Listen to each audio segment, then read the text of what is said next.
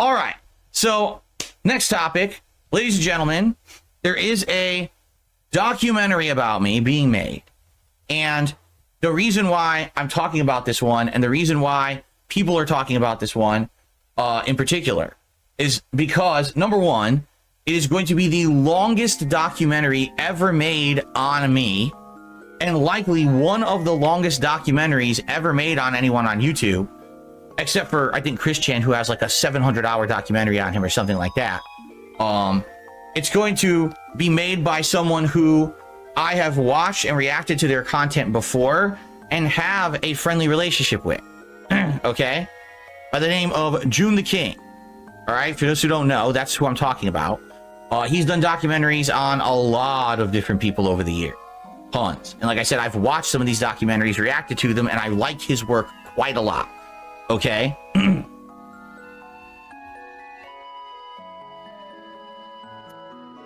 So everyone knows that he's been making this documentary because he's been talking about it for months, that he's researching, he's working on it. For the record, yes, I have spoken with him about the documentary several times, because sometimes he would be researching something or he'd be trying to get clarity on something, and there just isn't enough information out there, or maybe the information is unclear. So he would ask me, and I would try to give him my take or my side of the story or some guidance on where to get information about something.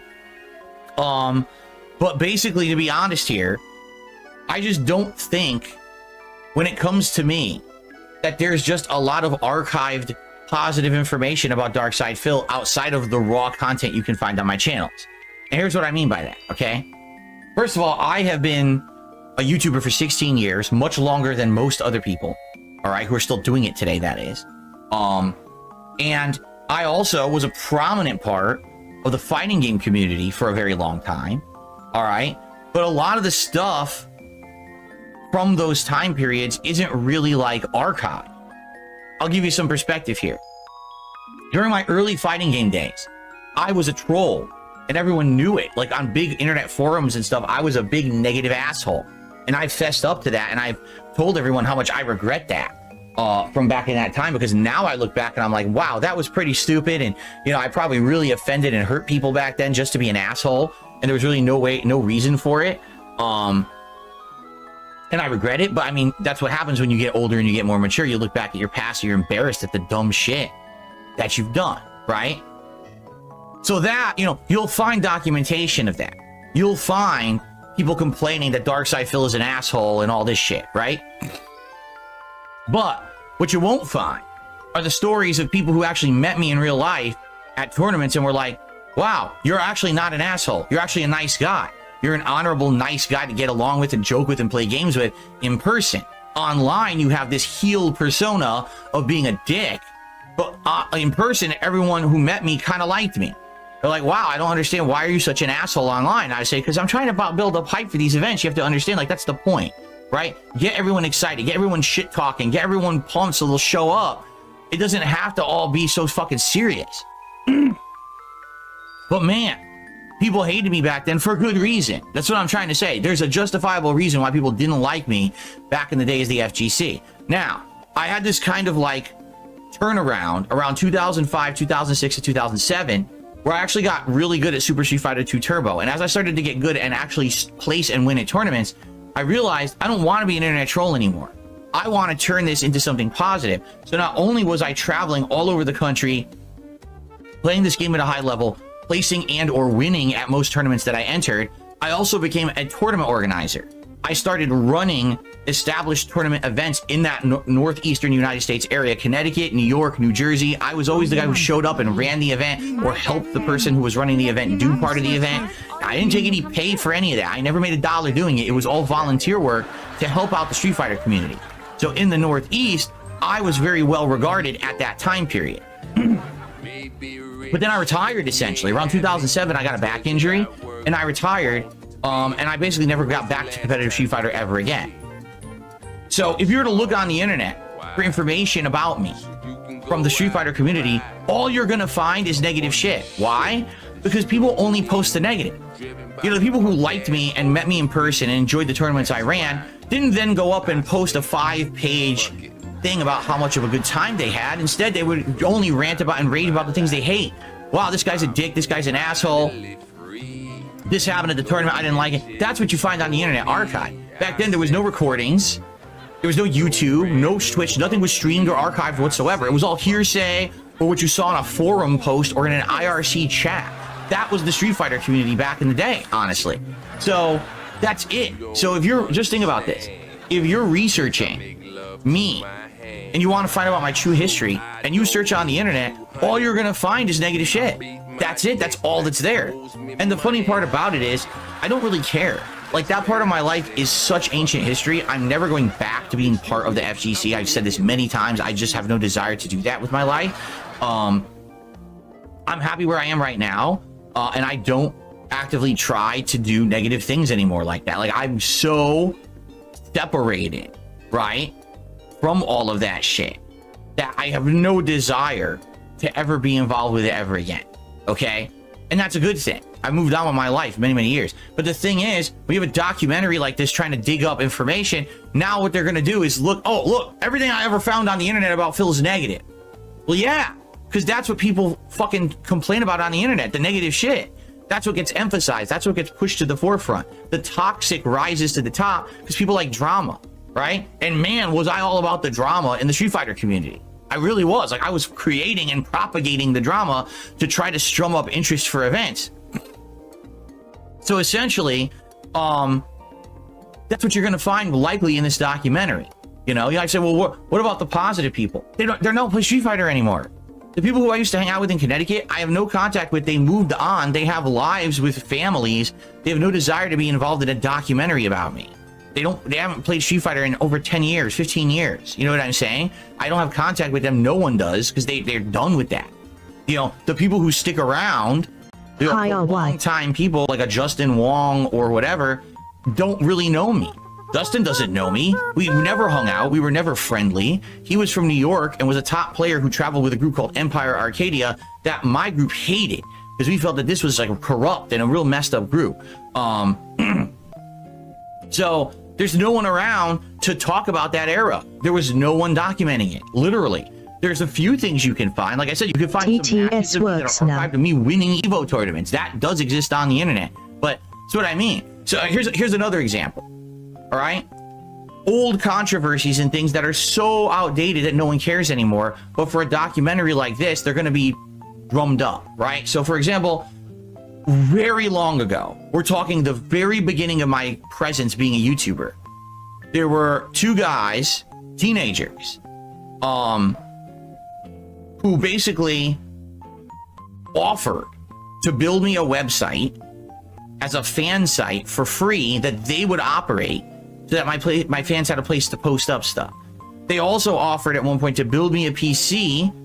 I would pay them for it, but they would build me a PC, and I guess it would somehow benefit them with some kind of, I don't know if it was a work project or a school project. I don't know what it was. But basically, this blew up into a giant controversy. Why? Because basically the PC showed up and had issues. It wasn't fully functional like they had promised. I felt like I didn't get out of it like what I had paid for. A lemon, essentially.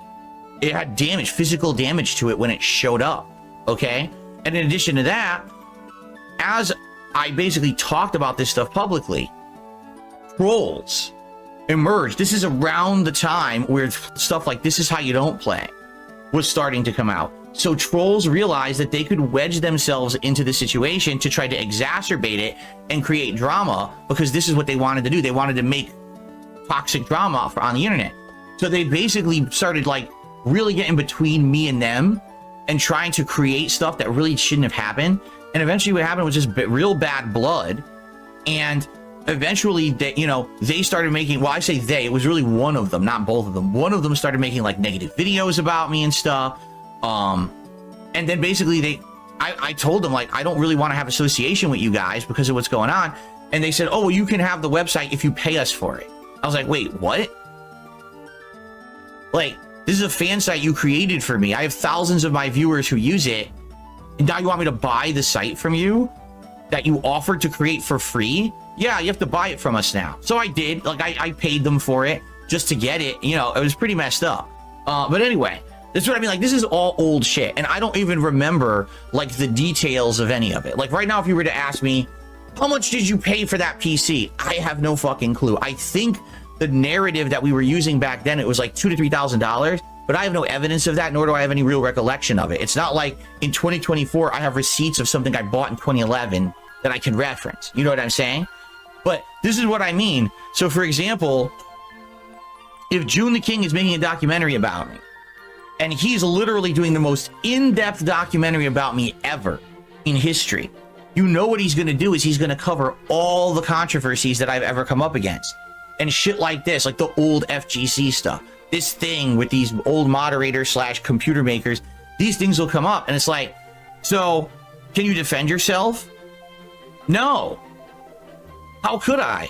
There's no evidence of anything. This is ancient history, right? Perhaps in 2011, when I was buying this PC, if I thought that 13 years later, someone on the internet who makes documentaries was going to strum it up and say, where's the evidence of what you're saying? Maybe I would have some.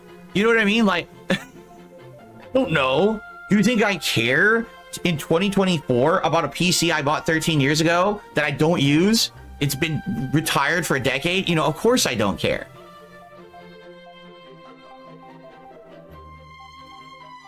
But that's the thing. That's what this documentary is essentially going to go through. It's going to go through like controversy after controversy after controversy, and you're going to have 5,000 people on one side being negative about me on the internet, and the only thing you're going to have is like a small defense of me of what I have to say about it.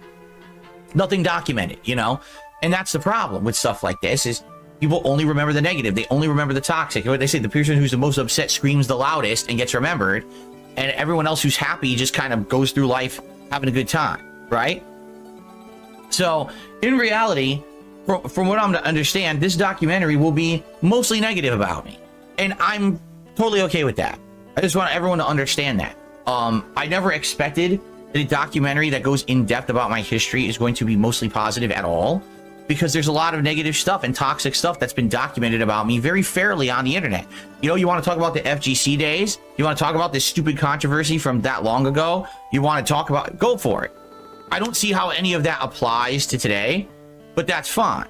You know, if anything, what we could show is that these are dumb controversies of the past where I made big mistakes, and I've hopefully learned from them, and I don't repeat them, right?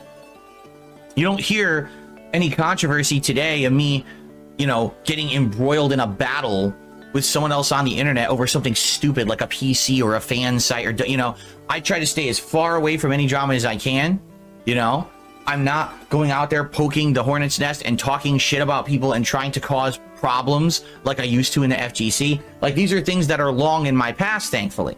All right. But that's the thing. Like, I feel like when you look at a documentary like this, it's going to be focusing on all those controversies, as opposed to, you know, what is it that people really enjoy about villainous content? Well, people don't want to watch that.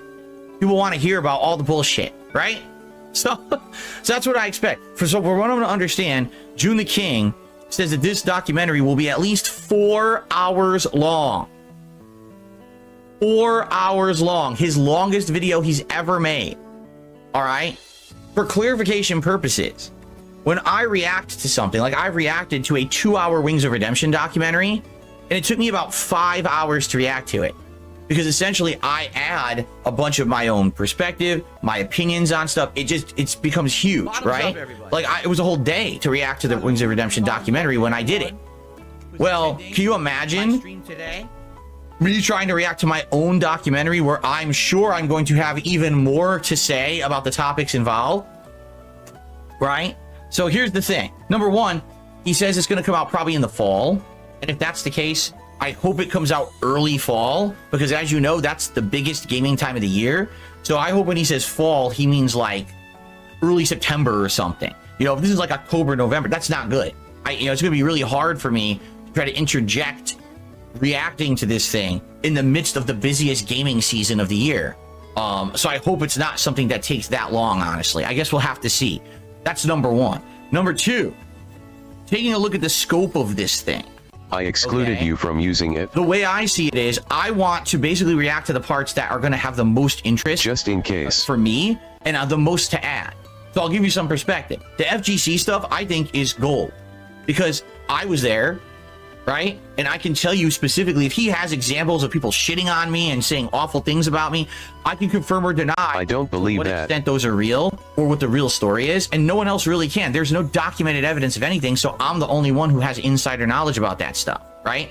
And again, I'll tell you right now, I was a piece of garbage from like the late 90s into the mid 2000s in the FGC. I was a real vile person online. I know I was, and I really regret that now. So I'll be able to attest to that and tell you how, you know, toxic I was or whatever. You don't need and talk about the full stories or whatever. You don't need a trigger. That, okay. On the flip side, it will read all messages. Bullshit. I'll tell you that too. All right. I'm very interested in his take on my earlier days as a YouTuber, when YouTube was, or at least it should, and, you know, really didn't have an established formula for success and stuff. Like what he thinks about the old days of YouTube and the content that I put out and stuff like that. I'm fascinated by that because again, I'm being dumb. LOL. I was doing. I didn't take it seriously. I was just being stupid and irreverent. And I know I made tons of mistakes back then. You know, by not taking it so seriously and not caring about what I said or did. You know, a lot of harmful stuff, a lot of dumb shit happened back then. I'm fascinated to go through that, right? But what I'm not really interested in is any of the bullshit that's happened in like the last 5 years. That's the same tired shit about finances, my bankruptcy, guy with two suck a dog off, mobile games, how I spend money, how I do this and that, which first of all is no one's fucking business at all. It never was. These are my attempts of my trolls to delve into my personal matters of my life and business that is no one's fucking business whatsoever, because they just basically want to hurt me, right? And I've already said my piece on this stuff a million times. You know, I said it in an interview last year. I said it in my own content. I've said it 100 times. You know what I'm saying? My opinions and or my answers to any of those issues are never going to change. So what's the point? If he has a whole hour of the documentary about the last 5 years where everyone's talking about my financials and shit, right? I'm probably not going to react to that. I don't see the point. I'll literally be sitting there and be saying, that's not true, that's not true, that's not true, but I'm not going to show you evidence of what's true because it's my business and not yours, and it's harmful if I show it to you, right? There's no point in, why do you want to see me react to something you know I'm not going to talk about? Just be like, nope, not talking about it, private stuff, fuck off, not your business, right? So this is what I mean. Like, I feel like a bunch of this documentary would be fascinating for me to react to and really good stuff. And then a whole chunk of it is basically going to be stuff that I would never even want to waste time on. Okay. So the other thing is, and I have absolutely no idea if he is going to do this or not. I want someone to analyze the actual people who stalk and hate on me on a constant basis to find out about them. That's what I think is even more fascinating, because as interesting it'll be to go through my history, right? I think to find the people who have become the biggest stalkers, haters, like what kind of people are they? Def Jam. Why Icon is a 3D fighting video game developed by AIR Chicago and published by Electronic Arts. Arts. Really weirdos. Maybe it was released for the PlayStation 3 and Xbox 360 in March 2007. But I don't think anyone's done that. You know, and I don't think June's doing that either. Just be clear, I don't think so. Maybe he is. I don't know. I'm not there looking at what he's doing, you know. So that would be more, if he ever has something like that, that would be super entertaining, I feel. And I would definitely react to that, but I don't know, right?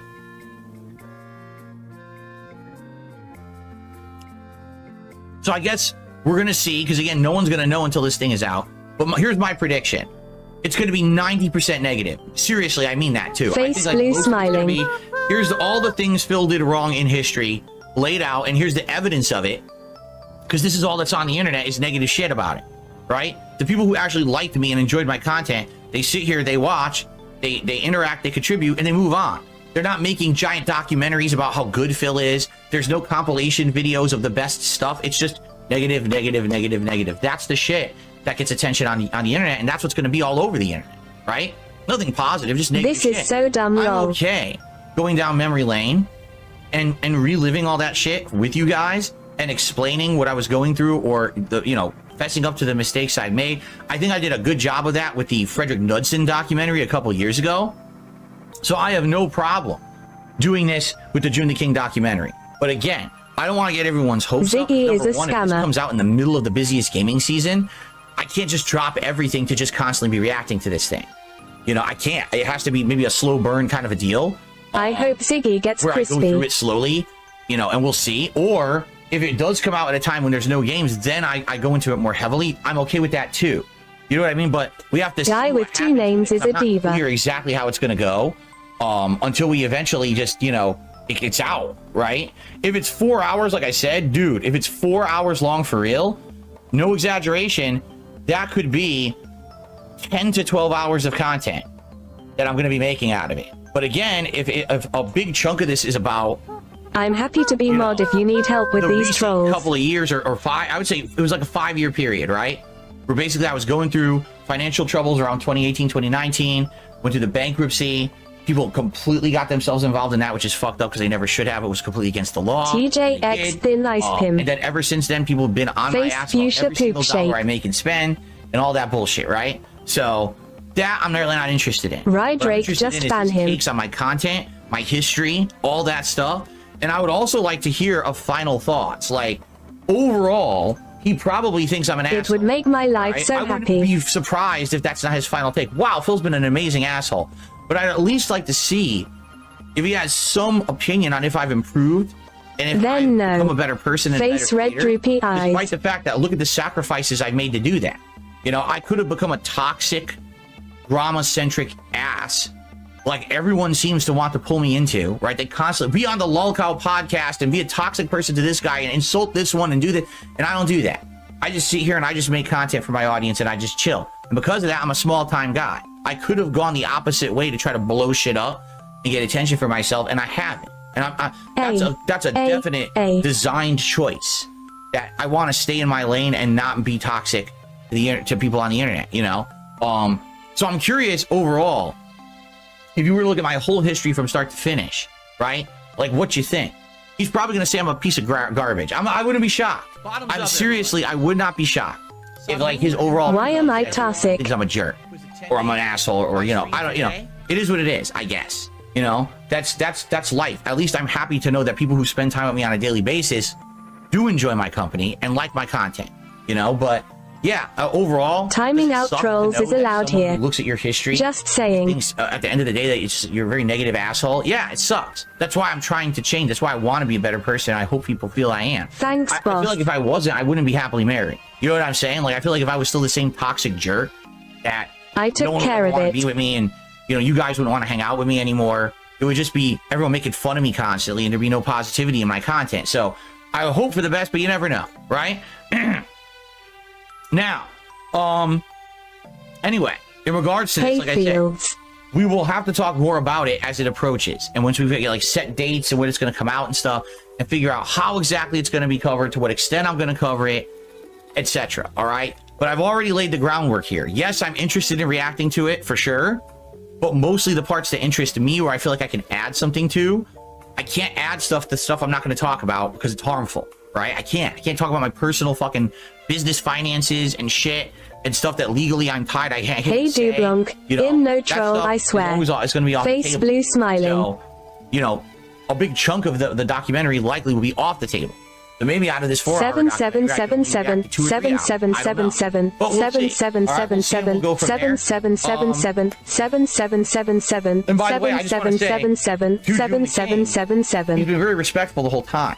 Like, he's reached out to me for clarification purposes on certain issues and for more elaboration and to get my takes. And I know he's going to probably have my takes on stuff in the documentary that he asked me.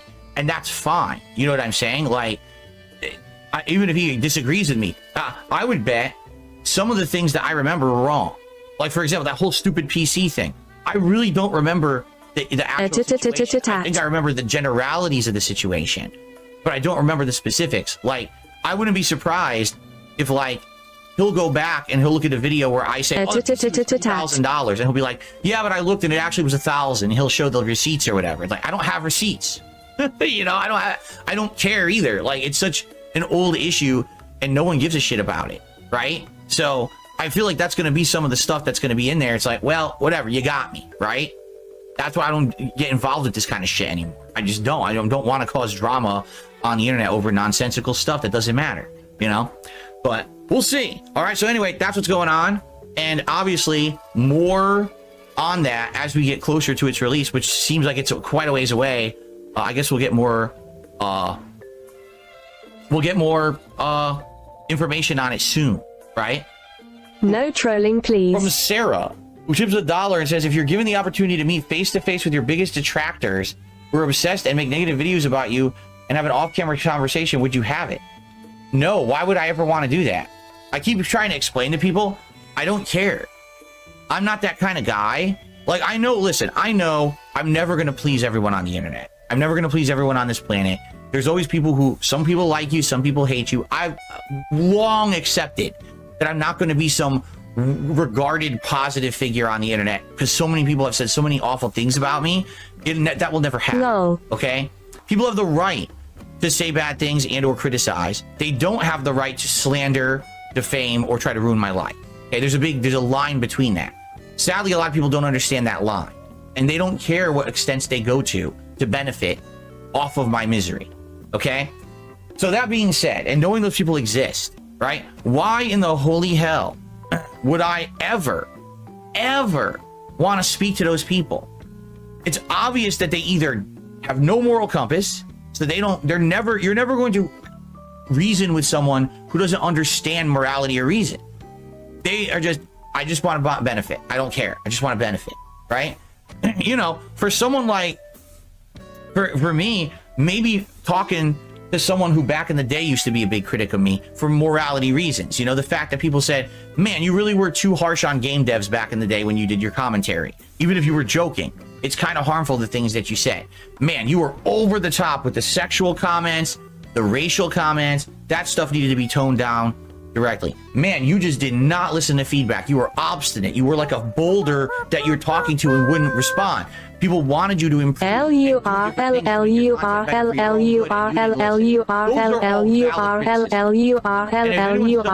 talk about something like that, especially someone from the past, that's more fascinating to me, right? Not these people today who, as we talked about yesterday, the only reason they're in for it is profit. They don't care if what they say or do is anything. Get back on the positive. Or excuse me, what I say or do is anything productive or positive, or all they care about is making money, right? So any way that they can make the money off of it. Why would I want to talk to someone like that? I already know that they're a scumbag. There's nothing fascinating to get out of talking to those people. If someone wanted to do a documentary on those people, you get the inside story of who they are, why they do what they do, how underhanded the shit they do is, how they think that they're like I said yesterday, these people have communities, and the communities criticize me for what I say. I will say someone in Street Fighter who literally just mashes a pattern with no thought is a mouth drooler, and they say that's very offensive. And then they go on to say things like people in my community. He just says things to get attention. To insanely offensive comments or terms about handicapped people that should never be said. And they just say it over and over like it's normalized in their community to say that. That's ignore fine. Him. They can say mouth that really Mohans. Rob on wheels. That I say something about someone's skill level in a fighting game, right? But that's what I mean. That's what should be looked at and analyzed. Not, oh, what did Phil Rob do has wheels. He raged. Like, what the fuck? That's not even interesting. It's not. The stuff going on over there, like, it's funny because they all like to say that Phil's the lol cow. No. Rob is wheel. Those communities Rob are way more interesting than me. Therefore, they're the lol cows. Go analyze them. Go make them act out and see how they react. Like with their infighting and their horse shit. That's the fascinating thing to study. Not me. I'm just a normal dude playing games and having fun with a few people online every day. There's nothing so dramatic or interesting here. You know what I'm saying? In the local. At all. It's just... nothing at all. It's them making the drama. That's the fascinating stuff. We are the lolcos. So go check them out. Go make them act out. Right? And leave me alone. And vice versa. I have no desire to talk to them or become involved with them at all. I don't care. I don't even know who most of them are. I only know about them because you come into my chat and you'll say a word about them. You know, I'll be like, oh, harass others. I don't even know. I don't know. I literally right now couldn't name, besides this duty streams guy, I couldn't even name milk me. Like another one of these modern detractors of mine. They're just the next generation of fucking loser who just does this over and over and over. Super blind man, you aren't seeing what I'm seeing. So whatever. Okay. Hold on a second here. Maybe later, three TJ, I tips. tired. The first tip is a $10 tip.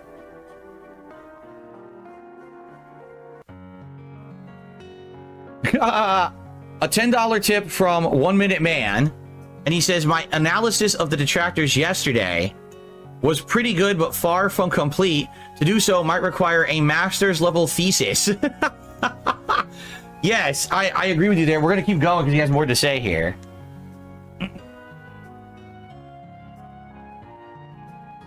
Up to $11 a tip so far. To do so, okay, your best shot at getting a fair analysis of your situation is by a YouTuber called Dr. Grande. He has analyzed a wide range of people, even Joe Rogan. All of his videos are in response to requests. In any case, you need to determine what you mean by detractors. Are re-streamers the same people who try to damage your livelihood? As you said, it doesn't make sense. If you're out of business, they're out of business. All my life, okay. All my life, they've been trying to keep me down all this time. Never thought I would make it out. Never thought I'd make it out. They couldn't break me. They couldn't break me. No, no. The animation here, add that.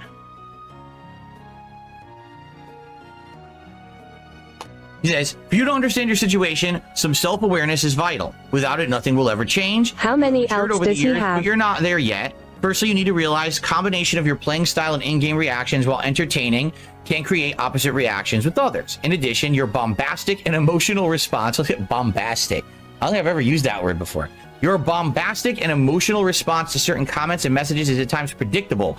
So people love to yank your chain. Sometimes you rise above it, sometimes you don't. Those moments are what streamers love. One of the main rules online is never lose your cool. If you do, you make yourself a target. Fair enough. I am waiting on my fave one. All right, that's just great. Bombastic. I love that word.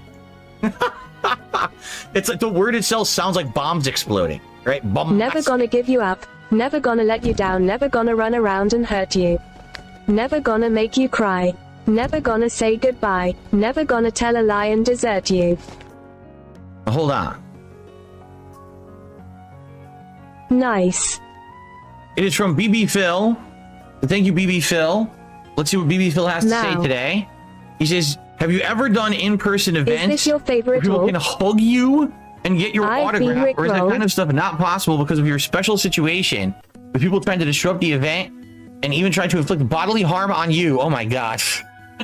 I think pictures of you hugging people and laughing with them sends a positive message to your haters and the world as a whole. Face red, droopy oh my God. eyes. All right. So I guess I gotta go through my history now. So, as you know, I've been a content creator for 16 years. All right? In my early days as a creator, I don't think anyone cared enough, or I didn't care enough, that I would ever think that anyone would want to come meet me in person. But what ended up happening was, I'd say probably around the year 2011. Well, I need to know which alt is your favorite. People started to say, hey, are you ever going to go out to a convention or a tournament or somewhere where we can meet you and interact with you? And I remember at one point, I went to a Street Fighter tournament. Because, you know, Street Fighter 4 was still quite big back then. And when I went, I mean, I had no intention of meeting with fans or anything like that. I was just there to play in the tournament and do some videos and have a good time. Some fans came up to me and were like, hey, you know, it's nice that we're meeting you here. We're here because we heard you were going to the tournament. We wanted to meet you. And they had me autograph a few things. Like, I think one of them had me sign their game. One of the games that I had played, and they loved my playthrough. Another one had me sign, like, a notebook. And they gave me, like, gifts. You know, like, no exaggeration. You may not be aware of this. Do you see this Sonic the Hedgehog figure behind me? I'm keeping this going to have a Scherzo rant, but you're going on viewer limited now, hey, lol. this is something, you know, I love your you did some Sonic content. Shape. And, you know, I wanted to give you a little thing, something. I was like, wow. And so here it is, arguably 12, 13 years later, and I have the Sonic figure here in my content, you know, because, hey, I remember, I keep that stuff. It means a lot to me. I mean, I still got a mug downstairs that looks like an E-Tank from Mega Man that was given to me by a fan over a decade ago, and I use it regularly. That's one of my coffee mugs that I use all the time, right? I love that kind of stuff, and I'm so appreciative of that over the years.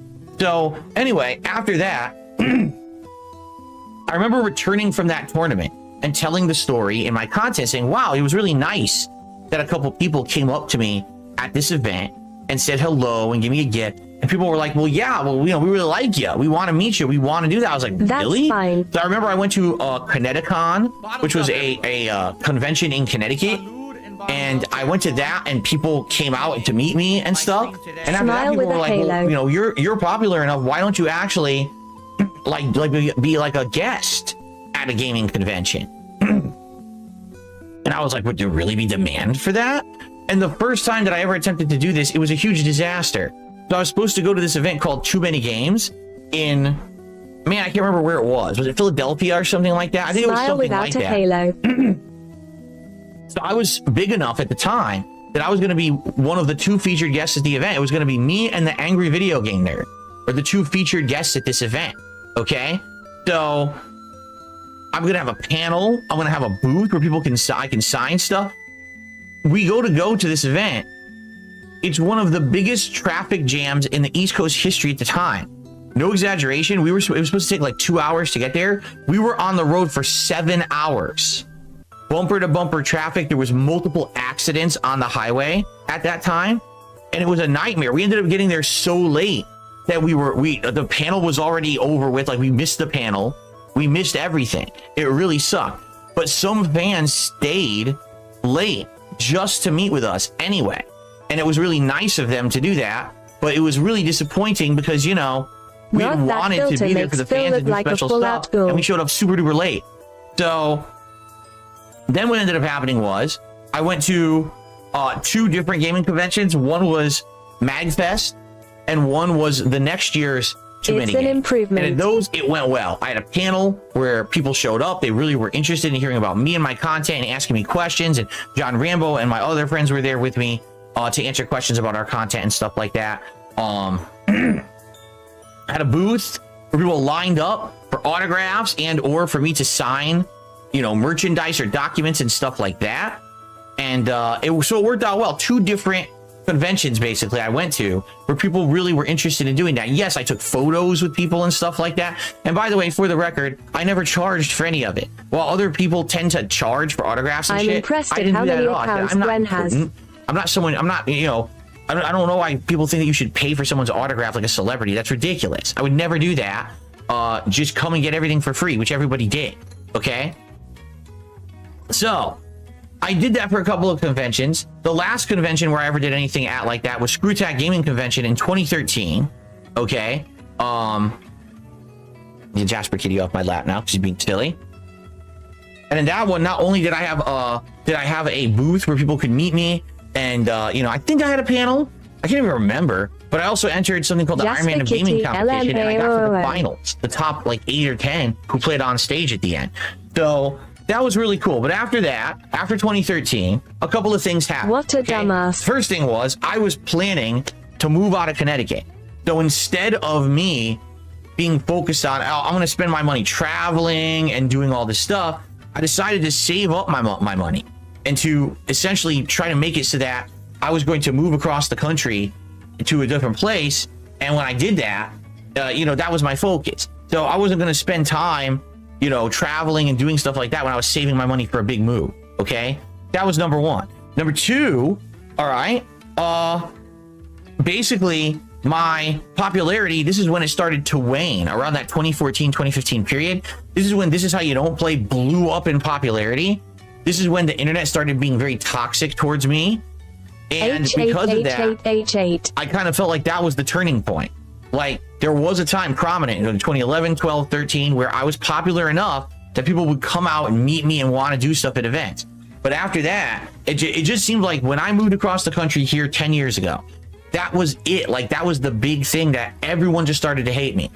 And I, you know, again, it was weird because it wasn't that I had changed my attitude, I had changed my content or anything like that. I was the same guy, but all of a sudden everyone hated me. Like, so let me get this straight. From 2008 to 2013, I could do the same thing and everyone loves me. All of a sudden, 2014 hits, now the whole internet hates me. But I haven't changed. So what did? Right? No, this is culture. The culture of the internet changed. And it made a lot of things change for the worse, in my opinion.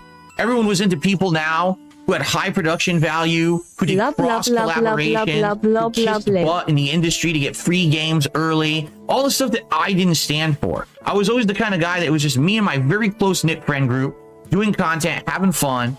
That's all it was about. It was about guys having fun with games. It wasn't about this is a product to be manufactured, polished, and pushed out on YouTube for popularity purposes or in any intention of blowing up in popularity and making money. It was just supposed to be for the love of the game. You know what I'm saying? Dear God, it's an actual I used to be somebody rant. And it just changed. It really did. The whole industry on YouTube changed. But I didn't. And because I stayed true to myself, I definitely became the laughing stock whipping boy meme of the internet. Oh, this guy who's a dinosaur and won't change and he sucks at games and he makes fun of game devs and he sucks and fuck him, you know? But again, I was exactly the same dude. Like I was literally the same guy. Nothing had changed. The things that made me popular for 5 years now were making me the butt of the joke of the internet. Okay?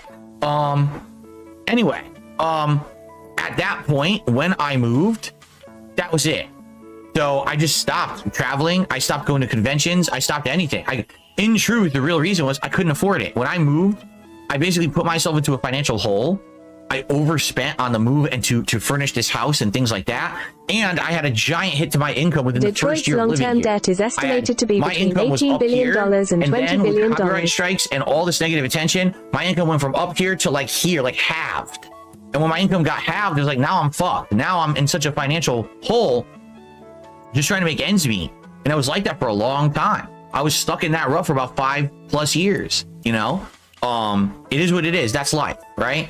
But that's water under the bridge at this point. But yeah, at that point, I stopped doing any kind of in-person events whatsoever, and I haven't done one since. In reality, today, if I were to try to do something like that, no convention would want me. 0 conventions would ever want me as a guest. I'm too small time. I'm too negative, right? Like, no one would want to be associated with a guy who gets constant stalked, harassed trolls on the internet, right? Detroit versus everybody. Back then, it was the opposite. Everyone liked me and my content, and now today, I have a small group of people who like my content and a large group of basically life losers who just want to crap on me constantly. And they would probably try to fuck with it. Like, honestly, even if are there lots of black people in Detroit? In a positive light, you'd probably have a bunch of toxic shitheads who would try to go and ruin it, say fucked up awful things, you know, ruin it for everyone who's trying to be a positive person. It's a mixed bag. Do I think that someone would try to attack me? No one's going to do that. These kind of people are anti-social losers. God. They sit in fucking their homes. Why should anyone care? They don't come out in person to do shit. All right, they don't. They're fucking idiots. So no, they're not gonna come out and try to murder me at a convention. That's the stupidest thing I've ever heard. Okay, but they absolutely would try to do dumb shit. So, you know, that's it. Like, what can I say? I won't know. I'm probably never going to have any event where I meet up with fans and we shake hands and take pictures and autographs ever again. I don't think so. To be honest, I'm just in a different place in my life. When I was younger and I was in those early days of YouTube, because he is crowdfunded, you know, I was free to kind of do whatever I wanted. I didn't have a family or anything, and I was like, well, I got all this time. What do I want to do? Let's go to a convention and vlog it, and let's do this and that. Today, I don't have enough time to spend with my family as it is. Like, I wish I had more time to spend with my wife and Jasper Kitty here and everyone. I don't. I'm in this office 6 days a week, full-time working, just to make ends meet. So I can't take days off to go to a convention and meet fans and do autographs and things like that. You know what I'm saying? There you go. All right. So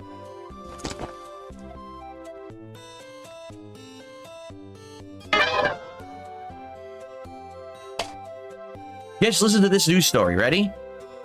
Sony wants to have game developers create an exclusive graphics mode for the PS5 Pro. So if you currently own an Xbox, wow, an Xbox Series S or X, you may have noticed that certain games have this icon. These rants are the equivalent of complaining like about your foot hurting because you shot it. And it'll say like, optimized for Xbox Series S and X. And what that means is supposedly the game developer tweaked that game to run as well as possible on that console. In some cases, that particular version of the game will run at higher frame rate or more stable frame rate. have added features and things that other versions of the game don't have. Okay? So what Sony is saying is, hey, on the PS5 Pro, we want this special graphics mode very similar to that to include 60 frames per second, upscaling to 4K using the PSSR technology, and ray tracing. The PS5 Pro will also have something that will be called an Ultra Boost mode for games that don't have these specific enhancements. And you're like, well, what is that? Well, basically pushing it as far as it can without having a specific mode just for PS5. So here's what's funny about that.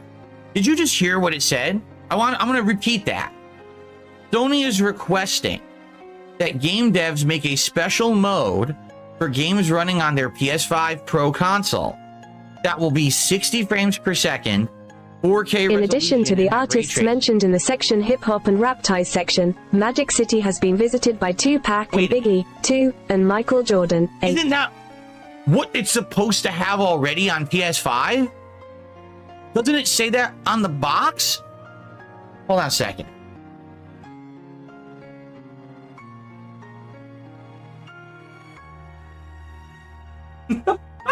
Hold on. Magic City is pretty based. Ah.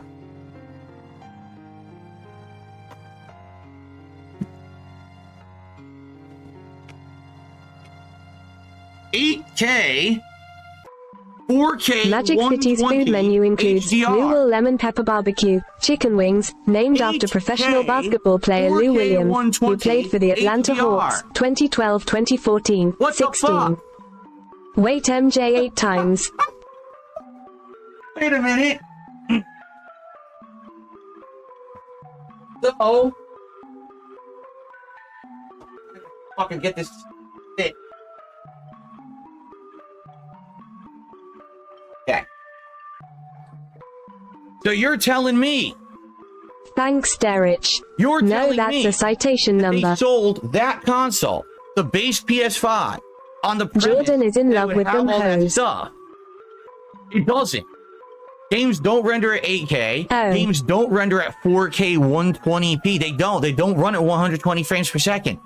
Is there a single game that runs at 120 frames per second on base PS5? It says it on the box. I just read it, and it doesn't have it, right? So essentially what they're saying is, we want you to buy another PS5 to get what we said was in the last PS5.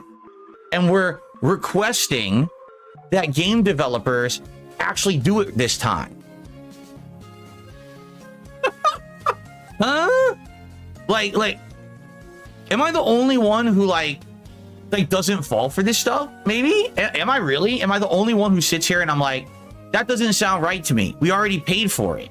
We already bought it. It says it on the fucking box. And if it's not in it, you know what I mean? Like, again, what's the saying? Fool me once, shame on you. Dooblanc is a village twice, in St. Peter Parish on the west coast of Dominica between the town of Portsmouth and the village of Bioche. He is already also lied. a bum and a scrub. You know what I mean? Wikipedia section lied. 15. So now, buy another console. Who's to say that these game developers, just because Sony's requesting it, that doesn't mean the game developers are going to do it. Derek with 2 names. Get their games to run 60 frames on a current console at 1080p resolution. I'm going to repeat that. Game developers cannot get their games to run at 60 frames per second at only 1080p resolution. Hey, now wait a minute. On current console. No slander, please. What makes you think because you give them better hardware giving to that John. they're going to do it? Like, I'm not a village. It's not the hardware. It is not the fucking hardware. It's the game developers now that are the bottleneck. Our technology is advanced too fast, too quickly, too far. And we have technology that's way above what we need. What we need is more talent in the game development pool. And we need to have management in the game development pool that cares about the games running well and performing rather than pumping out an unfinished product for quick profits. We don't have that yet. So why are we making another console? Who needs a new console? Nintendo. Why does Nintendo need Villages are pretty base though. Switching 2 generations behind tech-wise. That's who needs a new console. Sony does not need a new console. Xbox does not need a new console. There's The nothing wrong Dooblanc with family name was found in the USA between 1840 and 1920. So we have to stop The most Dooblanc families were found in USA in 1880. And if people freaking out, this is great. I can't wait to buy a PS5 Pro. I'm gonna get this. Like, are you stupid? You already have the box that does it, and it doesn't do it because the game devs didn't make it yet. Why the fuck do you want another console? I mean, what the fuck? What is wrong with people? What is with this? We absolutely must own every piece of technology, even if it doesn't do anything new. Every year I must go out and buy the new iPhone, despite the fact nothing new is added to it. I'm just an idiot. I gotta go buy the new console from fucking Nintendo. I gotta buy the new controller. I gotta buy the new... Stop. Your behaviors make this possible. Your behaviors of spending on shit that you don't need, that doesn't do anything, make these companies pump out all this bullshit. This console not only is not needed, it does absolutely nothing. Doesn't this contain every console? You're not going to see revolutionary. They all died due to the art they created. The village thought they were demonic. Wikipedia. Didn't you buy like 10 controllers? Stop buying more. Your stupid actions directly finance more stupid actions from these game companies. You will never see a good-looking Pokemon until you stop buying the Pokemon that looks like shit. All right? You will not see companies stop trying to take advantage of consumers until the consumers get wise and stop taking advantage of.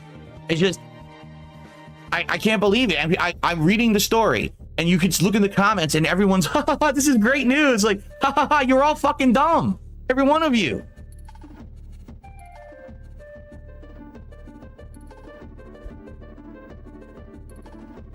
See, this is the problem. Steak Sandwich says, well, it's their choice. It's their money. Yes, it's their choice, but you have to understand something, Steak Sandwich. Their choice is ruining the game industry for everyone. There is a reason why it's taken so long to get GTA 6 and all the DLCs for GTA 5 were canceled. The people who sunk money into GTA Online for a decade. So you could say, this stream has been reported to YouTube. But when it hurts everybody else, that's when there's a problem. When the whole games industry gets pushed to a live service model and the only games we can get are $60 up front, and then you have to continuously do microtransactions to get anything out of the game. Oh, well, people can just do what they want with their money. Yeah, but you fucked everyone over. Now we all have to play those shit games. There's nothing left. You understand? That is what I'm saying. People need to wise the fuck up. They need to, or else this industry will continue to go down the slippery slope it's going. You will have more shit games. Snitches like the Junkie Man 7. You won't have the good games we used to have anymore. It's going to be all crap, man. It's just frustrating, you know? Anyway, that's my take. You can completely disagree with me, and that's fine. You know, that's totally fine. I'm getting tired of in this industry people who are just so ignorant. This should be bad news. Like, no exaggeration. This news story should be like a bad news story. Like, wow, that's really stupid. We already bought the console, and now they're asking that game devs do what was promised on the box of that console on another one that we have to buy for even more money, right? That's a bad news story. But no, it's not. Go look at the people reporting that story, and everyone's excited. Oh, this is great. I can't wait for it to buy my PS5 Pro. They're all morons. Ironic rant coming from the ultimate consumer. With money, and they spend it stupidly, and it skews the industry in a bad direction. What should happen is no one buys the PS5 Pro. It tanks. And then Sony says, oh, fuck. Maybe now we actually have to have people make good games instead of focusing on tons of hardware no one needs. But that's not what's going to happen. Damn it. PS5 Pro is going to be a bestseller. Everyone's going to want one. You're going to have to pre-order it. You're going to have to fucking buy it from scalpers on fucking eBay again. It's the whole rigmarole over again. It's going to be the same cycle, you know? It's frustrating, man. It is. It's frustrating. I've been around YouTube now for 16 years. I've seen this industry, how it evolves and how it changes and the things that happen. And it's like, people are getting so dumb in the way that they act. And then it's just going to keep getting worse. There is a very good reason right now why we are 5 months almost. We're 4.5 months into the gaming year.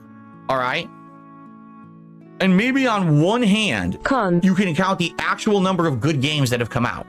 There have been a ton of games that have come out. But this year, what are the big, giant, interesting blockbusters that we liked that came out? And by the way, that's subjective too. It's not even like it used to be where everyone agrees there's this game and this game and this game was great. Some people will be like, oh, Final Fantasy VII Rebirth. Some people will be like, oh, Like a Dragon. Some people will be like, oh, this, that. You know, you just pick and choose, but it's not like it used to be. It used to be by now, a third into the year, we would have had a ton of amazing games that came out and everyone was blown away. Instead, we got fucking Suicide Squad, right? We got Rise of the Ronin, which is meh.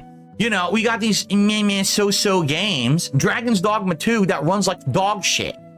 Everywhere. It runs like fucking dog shit. It's a piece of shit. Why? Because we have an industry where people over fucking spend on shit and don't demand better. So you will keep getting shit served to you until you stop spending your money on shit. It will continue. This vicious cycle will never end.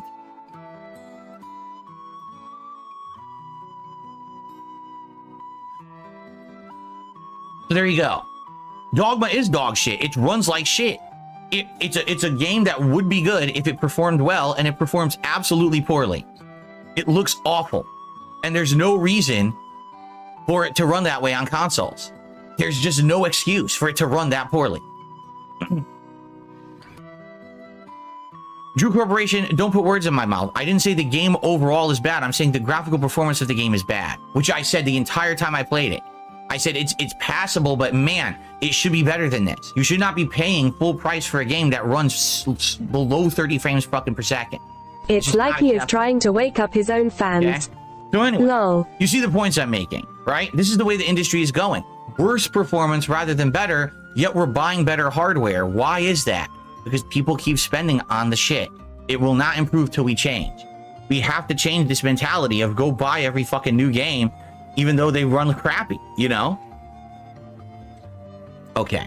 All right.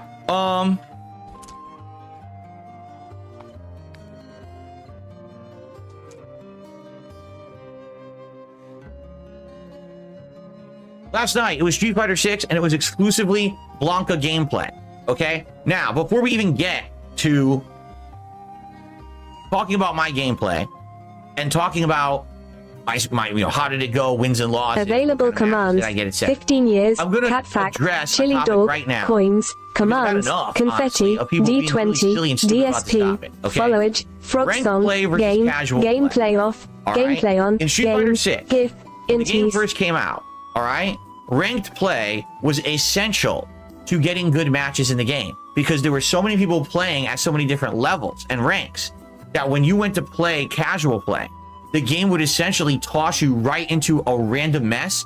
You would be playing people of the bronze level and then up to platinum level and then up to diamond level, master, but then back down to gold level, silver level. And there would be a strong discrepancy in the quality of match that you would receive, depending on if you were playing ranked versus casual. It seemed that if you really were trying to learn the game, trying to play your best and play against the better opponents, you absolutely had to play ranked play. Okay? That was when Street Fighter 6 started, and I would argue that probably persisted through the fall.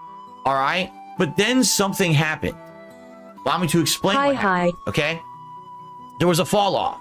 What does that mean? This happens inevitably with every single fighting game. You reach a point that's like a plateau, and then all of a sudden what happens is certain players realize, I'm never going to do any better. I'm not having fun playing this anymore, and they just fall right off, meaning they don't play anymore. Now, the people that stay in the game are now the people who are dedicated to getting better and playing way more than just on a casual level. Do you Gert understand? was going crazy last night, rolling on the floor, laughing, rolling on the floor, laughing. To study the meta, to look at videos online, to go to tournaments and watch tournament footage and streams. They are going to try to improve every single moment that they get, and most of them are only playing Street Fighter 6 as their fighting game. They're not juggling 3-4 fighters. They're not juggling other games. They just play Street Fighter 6. This is their thing. Okay? That's typical FGC behavior, fighting game community behavior. There's nothing wrong with it. All right? That's legit what happens when you get a vibrant and healthy fighting game. After about 6 months or so, you get a giant drop-off in player base, and then you get the consistent people who She's now in a relationship with some female, rolling on the floor, laughing, rolling on the floor, laughing. When that happens is, oh damn, you get Colin a turned her gay. change to the player base. For example, when I was playing casual play early on, I was getting such a wide gamut of skill level. Hello, Bronze, Tyrone. silver, gold, platinum, diamond, you know, and then into master. Like, this was common. You would see all those different levels represented in casual play. If you want to play, come and play today. Let's just get away. I will make you see all of the things that you can be. Believe in yourself and follow me. Yeah. And oh wait, get gay arc. Than this, I get to play master rank people that are basically higher ranked than me. All right, there you go. Hello, Tyrone. How are you? Rolling on the floor, laughing. Rolling on the floor, laughing. Good. That's a good thing. You know, I have not. For those who don't know, they hit the reset button on ranked matches about a month ago. So any rank you were at, it was hit reset and you start over. It was kind of like, okay. She was having a yelling match with her new GF. One from the beginning of ranked again. So for me, I would have started all of my characters. I'm fine at 6 a.m. here, and I'm fine, thanks. The 1500 point at master rank. Okay, so that's where I would start, just reset and then see how I do. If you win a match, you win points. You lose a match, you lose points. But when I'm playing casual play, I'm playing people who are at 1600 or more points. I wouldn't play them. If I was doing ranked right now, they would literally give me bottom of the barrel because I haven't played it all. Error. People at no category points. Found. You know, people who are barely. Error. No category found. These are the people who I like to call the tryhards. But what does that mean? These people are people who only got to master rank because they played so much that statistically they were going to gain enough points to get there. They're not good. They're scrubs. Okay, understand that. Now, Error. that's not shit. No category found. Factual. Error. These people no don't category understand found. Mechanics. They don't understand fundamentals. All they've learned is online patterns. Meaning, oh, I'm Ken, and if I do this flowchart over and over, 6 times out of 10 I might win a match. Unless I play someone Error. good, then I get no category found. Right? Error. No category found. Flowcharts work way better online, especially when their connections are bad. Well, guess what? These people's connections are bad. So you go to play them, and they're doing their flowchart, and you just can't do anything you want to do. Your inputs drop. You can't block. Like, what is this crap? This isn't really a competitive game, but this is how they play it. All right? Those are the people who are at the lower ranks of master right now. Okay? So if you hit ranked, and you just start off in ranked, you're going to end up playing tons of those people who just the game is no horrible. category It's not found. fun to play. You got to play it in a weird freaking way that's not competitive to try to get around their flowchart pattern bullshit because their connections suck shit. Okay? So Error. there you go. No category found. That's where ranked is right now. Now, if you can push your way through no category found. those lower ranks, Error. you get to say no category found. ranking points, Error. points. No Then you're category gonna play found. better players. I Kick. can confirm this because some of the players I've played at that level are very Low. good. I played an Ed who whooped my ass. Even last night there was a Jamie who was like 1600. Dude, he was good. And I was like, these are great matches. I'm having a really good time because I'm getting to learn. The problem is the only way you will consistently fight people at that level is to play the game constantly. I will repeat that. The only way to play people at that level in ranked is to play the game constantly, not play it for Friday night fights and one other night a week for 4 hours total. This would have to be, I'm playing it 3, 4, 5 times a week, 3 All hours pre-made mix it up chat commands can be found here. https://wiki.mixitapp.com/pre-made-chat-commands. I'd have to play the same The commands character specific over to and this over, stream, ask your nonstop, streamer. ad nauseum, repetition, on ranked to stay at that level. The vast majority of feedback that I've gotten is you don't want that. You want variety. You want me to be alternating between my characters. You want to see different gameplay rather than the same character nonstop. Correct? So, with all that being said, all right, the best way right now that it seems to play Street Fighter 6 is actually casual play. This is allowing me to play better players and a wider selection of players rather than the same scrubs who will play exactly the same laggy way and me just being stuck at the bottom rungs of master because I don't play enough to overcome the bullshit. Okay? But what's funny is this certain group of people keep coming in. Kinda did. Oh, he's still I not am playing testing ranked, so though. you realize He the casual mistake play you made. sucks. Did you watch the gameplay? You didn't. You're just a whining idiot who wants to come in and complain about everything. Okay? It's really fucking stupid. If you watch the matches, you'll see, no exaggeration, last night playing casual play for 2.5 hours, I think I played 3 people that weren't master. 3! And most people who I played at master were either 1500 points or way above.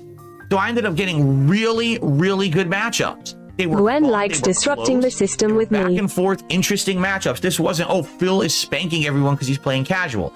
Admittedly, that's what it used to be like. But casual play has completely changed in this game. It's not what people think it was, okay? So, basically, if you're saying, I only like ranked is better, why? Justify what you're saying, because it makes no fucking sense. Right now, ranked is exactly what I just described. All of the tryhards who play the shit out of the game, you have to get Stream past title, this grouping of Dooblanc's lagging The Morning pattern Show, throws to get to good EP.16, players, which April would entail you have to 22nd, play the game a 24. ton to do that. Stream I title, don't do that. I play Dooblanc's twice a The week. Morning Show, So if you wanna see Street Fighter EP.16, 6, April You 22nd, gotta accept the 24. fact that there are better ways to play it now, and not be in this mentality of Stream title, Dooblanc's The Morning Show, EP.16, April 22nd, 24. For saying ranked is better. Stream Right now, it's title, not, unless Dooblanc's you're a The hardcore Morning player, Show, EP.16, April Okay? It's just 22nd, you're full of 24. shit. There's Stream no way to title, justify it, Dooblanc's okay? The Morning There's Show, nothing on the line when you're playing EP.16, ranked. April The ranks mean 22nd, nothing. 24. Everyone got to master Stream by title, playing, Dooblanc's mashing. The More- Morning more Show, people are in master than diamond. EP.16, Are you aware April of that? 22nd, More people are in 24. master than diamond. Rolling on Does the that make any floor sense? laughing. Error. It doesn't make any sense at all what you're Feels saying. good, You say man. that ranked is better. There's no difference. Besides, I actually play better players in casual. What's on the line? Nothing. Worthless ranking points that mean nothing. It doesn't. If I'm getting better matchups playing casual, why would I play ranked? Unless I'm an idiot who just wants to appease certain people who say, haha, when he loses points. Look how low his points are. Fuck you. No one cares. You're a loser. It's fucking stupid mentality. No one cares about that shit. I'm actually having a good time with what I'm doing right now with Street Fighter 6. Okay? I want to play more, and I think what I'm going to do is simply focus on the 5 characters who I use, and I'm going to keep Rolling on the floor laughing, rolling on the floor so I can get laughing. better. Stream title, Dooblanc's The Morning Show, EP.16, April 22nd, 24. But I'm actually getting Stream title, Dooblanc's The Morning Show, EP.16, April 22nd, 24. I'm playing people 1600, 700. I'm like, damn, those players. Stream title, Dooblanc's The Morning Show, EP.16, April 22nd, 24. Where they've learned Stream title, Dooblanc's The Morning Show, EP.16, April 22nd, 24. System. So they'll do Error 123,123,123. Low hit or a throw or Stream title, Dooblanc's The Morning Show, EP.16, April 22nd, 24. Fucking Ken and Stream title, Dooblanc's The Morning Show, EP.16, April 22nd, 24. It's gonna be Friday Night Fights with Blanca. Stream title, Dooblanc's The Morning Show, EP.16, April 22nd, 24. I would say Lily because if we're Stream title, Dooblanc's The Morning Show, EP.16, April 22nd, 24. But I don't know. It just seems to me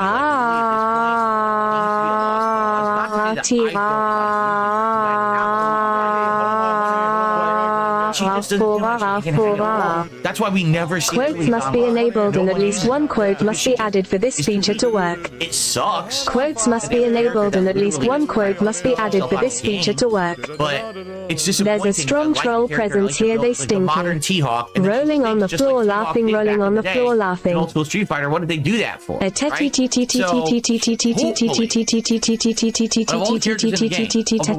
Needs a buff. It's got to be Lily. She's got to get buffs in season 2. If not, they might as well just remove her from the roster. Because it's just this is what Dooblanc gets for modding TJX. I don't know. I would like to, but I don't think I'm going to have much success. I think even playing, I'll be honest, playing with Zangief, I think I'll be more successful. And I think I want to play more with Zangief. Add cooldowns, boss. To try to get better with him. If anything, the one character I might consider playing ranked with is Zangief. Why? I never got Zangief to master, and if they hit the reset button, it means that I have something potentially that I can get to master. You know what I'm saying? Like I could play him and get him to master at least. So I might do that. I might actually play Zangief ranked at some point and try to get him to master. That could be a challenge. All right. But outside of that, I feel like once Guy with 2 names is streamer age, 13 years, 8 months, 17 days. And I think that's Guy with two names is streamer age, 13 years, 8 months, 17 days. Hits, but I didn't even know two these commands were on. Like, I never added them. We'll see. Question mark, question mark, question mark, question mark, question mark, question mark. 1 to 2 times a week. Okay? Cool. All right. I'll just time him out till next year. How did I do last night? Do you want to know the truth? I broke even. I had 26 wins and 25 losses. Now you can argue, well, that means you suck. But if you take a look at some of the matchups, they were incredibly close matchups. Like I said, most players were in Master. It's true those commands are built in. I got rid of them. I played a bronze JP Castle. that knew all the tactics of a top tier JP, including like a 60% punish combo. And I was like, yeah, this is a bronze JP. Next decade. This is obviously someone who's on someone else's account, right? Usage, and there was an Ed, link again, account less than platform greater than less than platform username greater than. Ed, and at this point, usage, I'm really stumped. link account less than platform greater than less than platform username greater than. Like literally every move gets stuffed. And I'm like, man, I'm not really sure how to stop him right now. But I played the Ed again, probably like 5 to 10 times, and I lost most of those matches. Are you ready? So you might say, oh, Boo. it's 26 I know you see me standing here. Do I look good, my dear? Do I look good today? Today? Ooh, I'm just another kind of girl. It's just that I'm getting better. Error. And I am. Like, the platform specified is not supported. Spotify. I am using things. Error. The platform specified is not supported. Spotify. Classic song. To basically get people trapped into patterns and then catching them with combos, and then I can cancel into stuff. I can cancel light kick into electricity, and I can do various things off of that, like level 3 or level 2. Last night, for the first time ever since the game came out, I started using level 2 super with Blanca, and I was doing it and comboing with it, and it was useful and it was working. I was like, what? I definitely am happy I finally learned the platform specified is not supported. Like, oh, Google. level 2 super is good. Error. The platform specified is not supported. Locking it down a bit, and it's being really neat. I'm happy that I'm starting to learn it now. It's giving me more options in my gameplay, and I'm sure the more I use it, the better it's going to get. So Blanca last night, even though I broke even, actually was a really good learning experience. I hope you'll check out the videos. More coming Friday. Okay? Cool.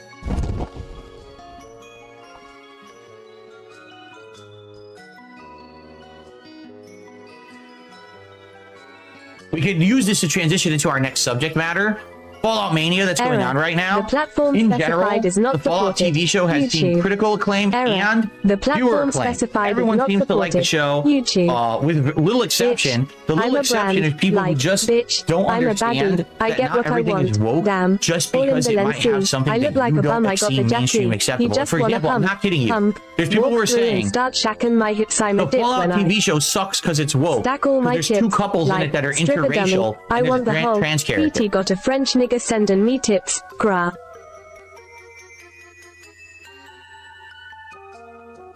It's an 8-hour show.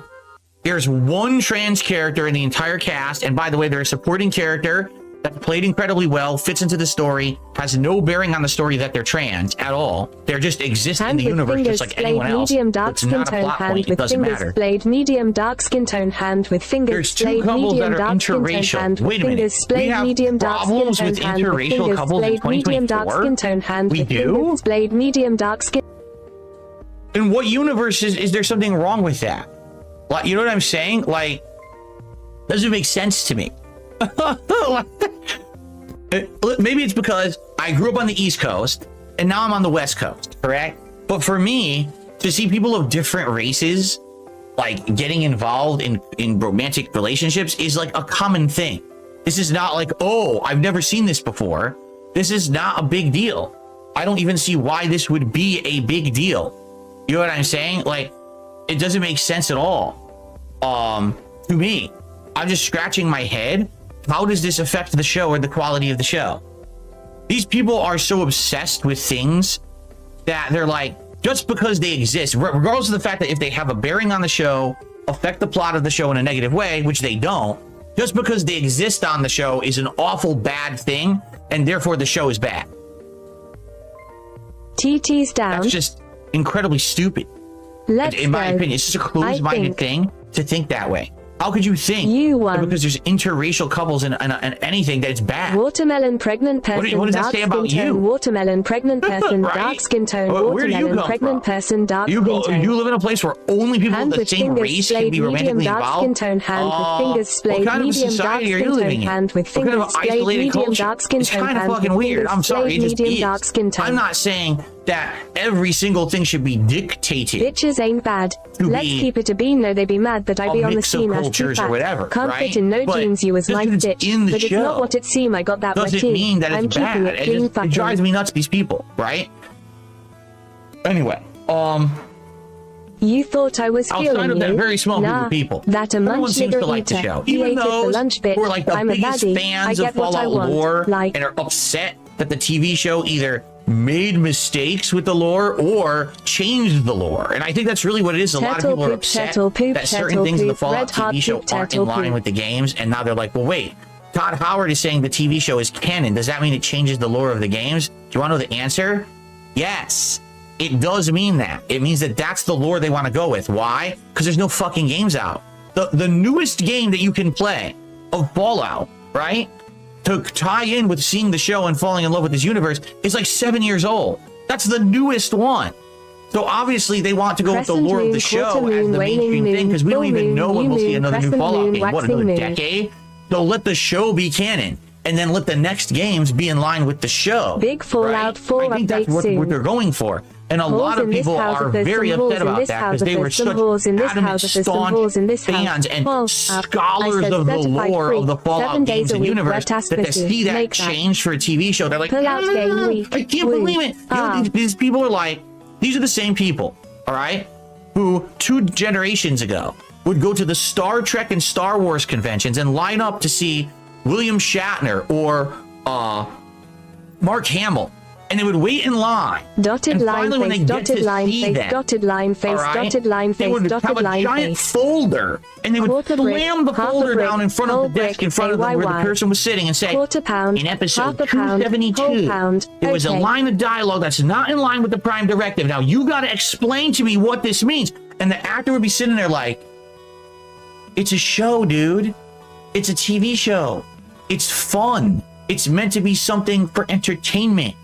It's not real. It doesn't have to be. It never was designed to be. What is wrong with you? You're not supposed to obsess over it. She's all right. The girl's all right with me. Okay? Yeah, That's and it goes back then. These people were dismissed as obsessive people. I can ride Today, it while it's you're like slipping and cool to sliding. be You like can that. do all them little Because now you tricks can and go keep on the it internet and join inside an it. online community like that. Smack You it. can completely You can obsess rip over it. something that's You can just go supposed down to and be a kiss part of pop ITAND culture every and time not you the leave whole me. obsession of No. your life You always where tell me every you little miss it. detail of the universe must be in line and make sense. There's going to be things that don't jive. There's going to be things that can't be explained or don't line up. No one cares that much about it, including the I love fucking how no one showrunners. gives a fuck about Do you DSP. really think Todd Howard cares? Thick folded hands, that there's dark a skin date tone, in the pregnant show on person, a dark skin tone, chalkboard pregnant that's person, not dark in skin tone, line pregnant person, dark with the skin dates tone. of the games? Do you think he Yeah, gives it's 2 great. flaming shits? He doesn't care. He cares about the money that's Rolling being on the printed floor, right laughing, now rolling because on the people like floor, the show. laughing, rolling on the floor, laughing.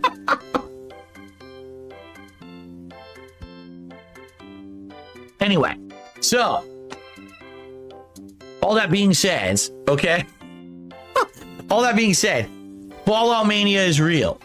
And absolutely everyone is going crazy right now for Fallout Mania. Everyone wants Fallout. In fact, Fallout 76 numbers on Steam typically gets around 16 to 18,000 players. Now has like over 40,000. So it's almost tripled in the amount of player base. Fallout 4, for the first time ever, had over 100,000 concurrent players on Day Steam. and night I toss and turn. I keep Okay. stress in my So, mind. Mindy there look you for go. peace. But And see, I that's don't pretty attain what I crazy. need for keeps. This silly game we To play. me, Play now, look at this madness. insane The amount magnet of key. popularity is now coming to Fallout. Attracting me. And isn't it May ironic? try to run, because but see, this is I'm not that probably, fast, right I now with think this I'm TV first, show, but no surely exaggeration, finish last. probably the biggest mainstream appeal Cause Fallout's day ever and had. night, the More lonely people stoner now are seems to free understanding his how mind at cool night and Fallout go is for the alone very through the first day time. and night. The And lonely there's loner literally seems to nothing free else his to mind at consume night. that's less than 7 years At old. night, day and night. You want to talk about a mismanagement 76 and a worst misstep? game ever. This is the direct definition of it. That Todd Howard completely mismanaged his studio to the point where now they can't even make a fucking video game. There's no Fallout games on the horizon. Shit, there's not even an Elder Scrolls game on the horizon. We have no information about the two biggest franchises from this studio. They're just lost in development hell. Meanwhile, Starfield came out last fall and it's an insane flop. No one likes it. No one talks about it. No one gives two fucks about it. So why, you gotta ask this question. What were they thinking? Pushing a Fallout show. I got 2 codes for 76 doing a giveaway at some absolutely point. nothing to offer anyone that's new. Nothing. Not a comic book, not a mobile game, not a mainstream video game, like nothing. We have nothing to offer you that's less than 7 years old. What kind of a strategy is that? It's moronic. And this is Todd Howard in charge. Do you really think Todd Howard knows what he's doing at this point? I don't. Much like Phil Spencer, much like all these guys who at one point people looked up to them as these big bastions of games and game development, and you know, they're doing an awful job. That's why we're 4 months into 2024, and can you say one game that's been the big game that everyone's been into this year? We're 3rd into the year, and there hasn't been one single big game. They're all kind of meh, and then they just die out and fizzle out. Want to know the big game? Hell of Divers 2, which no one heard of till it came out and became virally popular. That's the big game. This is what happened to these companies. They used to be able to make consistently good games that would be high profile, AAA. Everyone would be talking about them. The window shopper mad at me. I think I know why, nigga. Use a window shopper in the jewelry store. Looking at shit you can't buy, nigga. This is ridiculous. Use a window shopper in the Fallout dealership. TV show comes out, there should be fucking Fallout content to consume. To supplement Use a window that shopper desire. mad as fuck Now, when I you gotta see go me back ride and play by. Fallout 76, which is 7 years old, and it's an online MMO piece of shit. Or Fallout 4, which is 9 years old, and arguably people didn't like it as much as the previous two. We're gonna go back and play the 15, 16-year-old Fallout 3, which is the best of them all. But it's like, what a joke! Right? Really, what a joke! I don't know what they did here. Like, this is supposed to be, Todd Howard is supposed to fucking be the lead of the studio. I feel like he doesn't do anything anymore. Like, what the fuck is he really doing? He's lying about games and shit. He goes out and lies about Starfield constantly. The game comes out, and the game is terrible and not in line with anything he promised, right? He says the Fallout TV show is canon, but then it contradicts the lore of the games 20 times, so then what's really true, right? Anyway, in my opinion, I'm happy that this is happening. I'm sad that Fallout Mania is basically creating kind of a chaotic situation where no one really knows what to consume. Don't you stop, keep going. At least when the Witcher TV show came out, there was one piece of content to consume. 1.5 more hours of game work, you when the Halo underscore TV show came out, as bad as it was, the magic stick. people I'm went the and played love Halo doctor, Infinite. have your friends teasing you. Now, About how sprung I got you. you Wanna won't show play- me how what you am I work gonna it, play? baby. No problem, get on shitty top, then MMO, get to bouncing round or like a low a rider. not as shitty but not as good as the previous game that's already almost a decade old. Like, what do I play, right? So anyway, that being said, I like Fallout and I cannot wait, and I hope that you guys would want to see Fallout 4. I'm down for that. If it, you know, early May, that's what you guys want to do, is play some Fallout 4 and balance that with Elden Ring, balance that with other games and multiplayer games. That sounds like a plan, okay? So I hope that you guys will join me for that. And if not, well, then I would like to know what it is that you would like to see.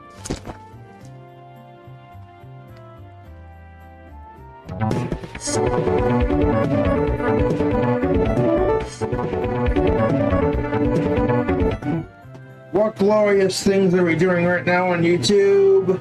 We got some snow crab legs that were sent to me by my YouTube fans. We're going to start by adding some butter to our pan, and then we're going to add a bunch of other ingredients. Cube of butter. And basically what we're going to do is we're going to cook up some delicious snow crab legs. It's going to be delicious. Now here's our butter. We're going to melt that in our pan, get it meltified real quick. I'm going to watch that like a hawk. Don't want to burn it. Stove's not turned on super hot, but it's hot enough. We're gonna boil these crab legs, snow crab legs in dank mess. But we're grilling up some crab legs, or boiling them, I should say. We're gonna crack them with a beer. And the beer we're gonna use for our recipe is Bud Light Platinum. I'm gonna melt the butter real quick before we add everything else. You're gonna dip your crab and lobster meat in butter, so why not cook it up in butter? That's what I'm saying, dudes. Dudettes. Look at that, excellent. Some garlic powder from McCormick Seasoning. Already got it open. And we're just going to add a little bit of garlic powder to it. It's perfect amount. Don't need any more of that. Right there, look at that, beautiful. Let us stir it around. Now we're going to add some lemon juice. Looks like half the bottle there, but that's plenty of that nonsense. Got that in there, nice. Now we're gonna add our snow crab. So let's just add the whole goddamn thing in there. This is our like crab legs you buy at like the grocery stores and like your meat slash seafood markets. Now we'll have to get a close look at that sexiness because we're not done adding liquids to it. Well, you already know what's gonna happen next. We're gonna need some beer. Crack open a Bud Light Platinum. I'm gonna pour it in there. Oh yeah, get in there, son of a bitch. And pour a whole goddamn bottle of that in there. Crab legs 2. Well, I'm feeling kind of fancy, YouTube, so we're gonna add some white wine right here. You can just use whatever white wine, Apothic white, whatever. I happen to grab this Roscato Italia cheap white wine. You know, it don't gotta be super fancy to be good. Crack that open. I'm gonna pour that white wine on top of our beer and our butter.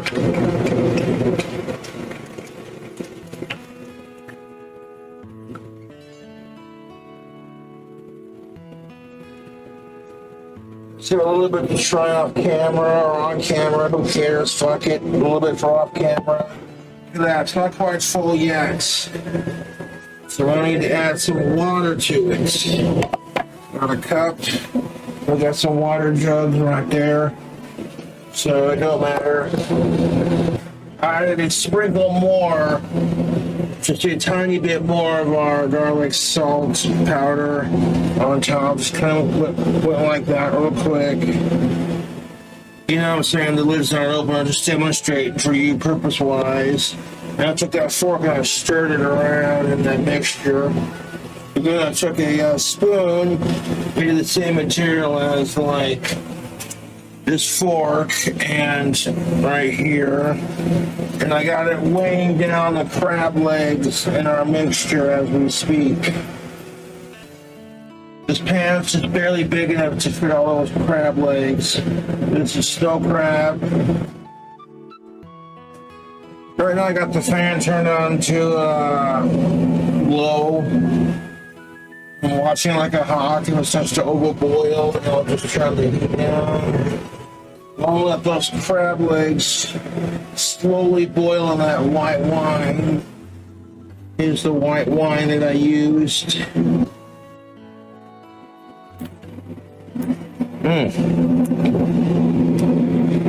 That's a really good white wine for 21 up. It has a really nice white wine consistency and a nice sweetness to it, which I think is going to balance out the saltiness of the garlic powder and the sour of the lemon.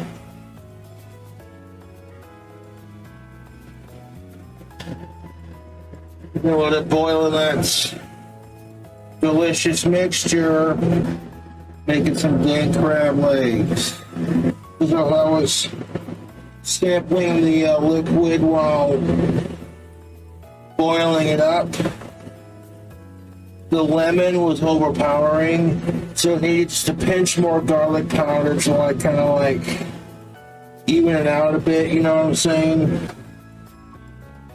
You can see the spoon right there holding it down, doing its job. This pan was just a little bit bigger. It could have been worse, but that's all good. It's all good. This ain't gonna hurt nothing. But check this out, YouTube.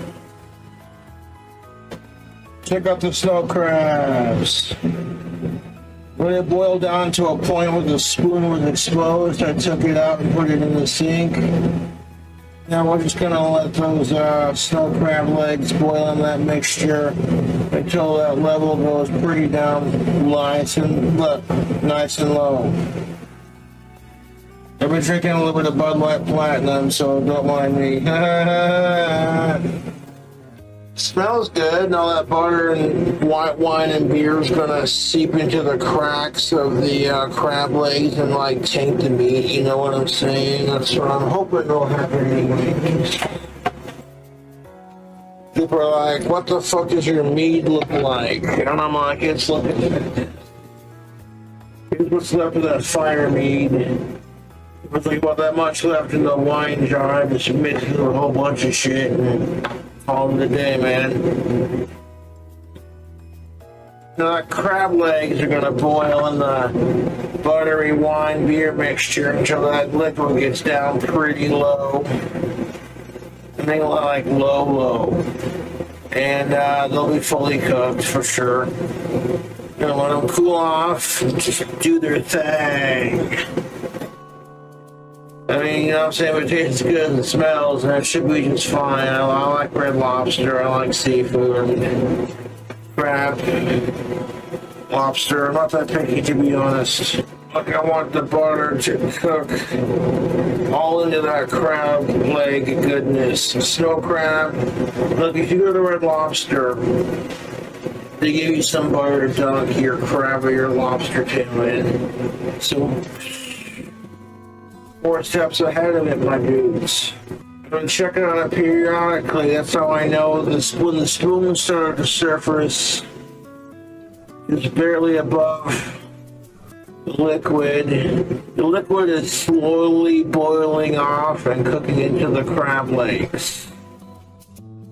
It's not going to overcook it, but it is going to soak those crab legs, snow crab legs, and the buttery white wine beer flavor. It's just rock star delicious, hopefully. And if it tastes good, cool. If it tastes like that, I'm not afraid to say it, because that fiery fish pizza was ridiculous. But right now it just smells like butter in my kitchen, like garlic butter and all kinds of goodness. And some of these recipes I come up with, if they're dank enough, I'd host them at my own personal cocktail party, if you know what I'm saying. Dankest drinks, the most delicious food, and good company. Cheers. Dude, if they made a fucking septic candle that smelled like the crab legs I'm cooking right now, dude. Red Lobster is delicious, in my opinion. Their cheddar bay biscuits are the shits. You know, you go in there and you see the lobster tanks, and you're like, I want to pet one. And you tickle the lobster, and it's ticklish. And you're like, I'm going to eat you now. This seems a bit excessive, but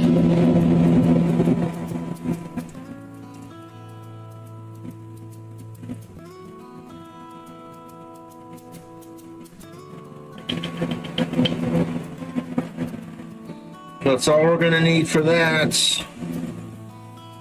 Don't let that boil in the beer and the buttery goodness. Oh, shit.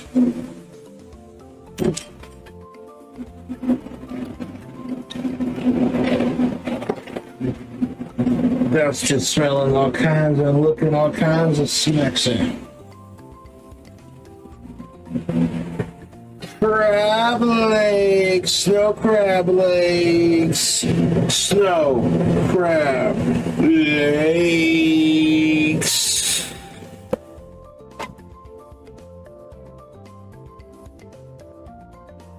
Cheers, YouTube. I just cracked this open a couple days ago to pour a little bit into my mead. This stuff, Facebook and social media, is Everclear. Grain alcohol. This stuff is no joke, son. You don't need a whole lot of this. One of my YouTube fans sent it to me, and I greatly appreciate it. I'm not going to drink the whole thing. The good majority of this will be saved, just like all the other bottles in my freezer that the fans sent. Just got done trying that delicious bastard. The Taco John's pizza is delicious, would recommend. Then we're going to do a drink combo, speaking of Taco John's. I need some ice. And Taco John's cup already got ice in it, so let's just do it.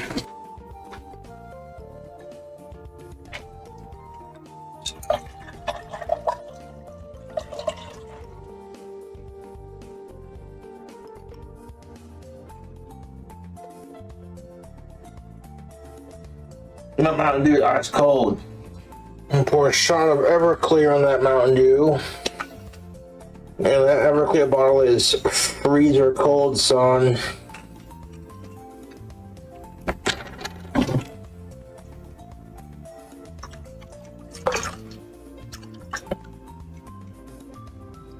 Trust me, you don't need a whole lot of this. This stuff is E strong.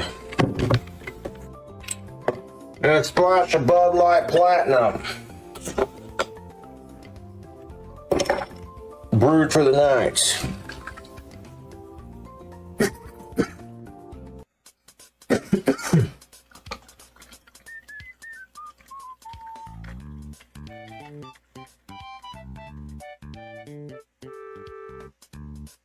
Watch the foam level, we're good. And it's filled to the top. Now to pour the rest of this in here.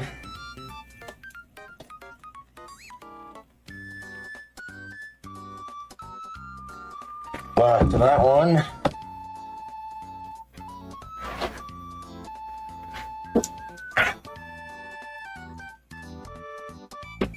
That's not how bad. You can definitely taste the Everclear, but I didn't pour too much in there. It's just the right amount. It's enough to give you a taster of it, but not like, you know what I'm saying?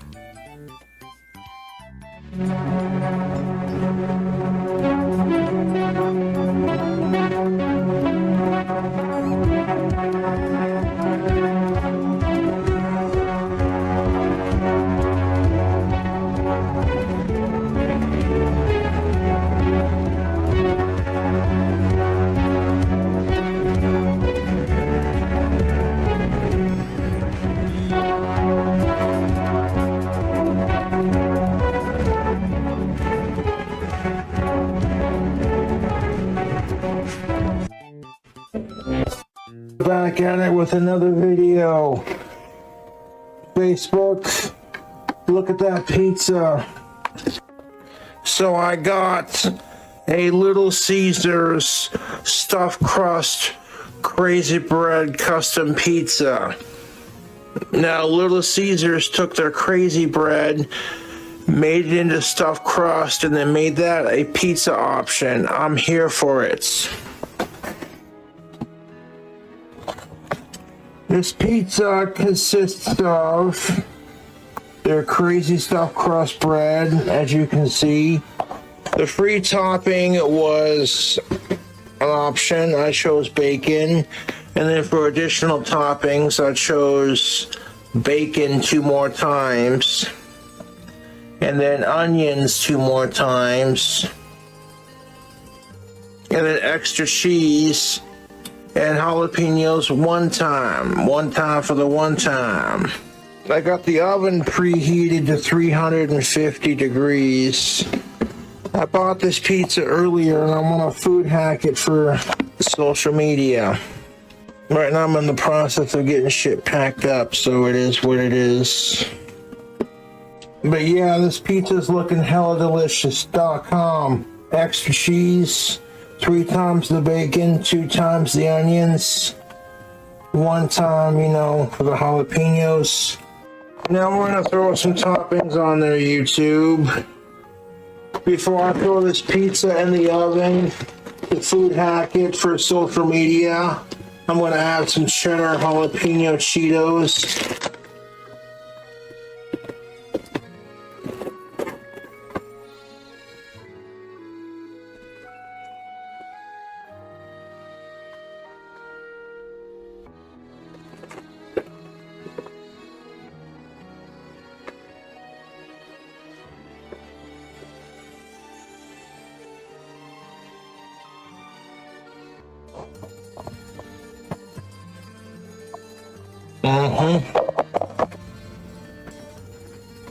Scooch chips over. Now we're gonna add some sauce that I ordered with it. I ordered 4 cups of sauce because that's how I roll. I mean, it's already got extra cheese on it. If you want to like double the toppings, whatever, you know what I'm saying. You can have all kinds of tasty things. Happy International Garlic Day, social media.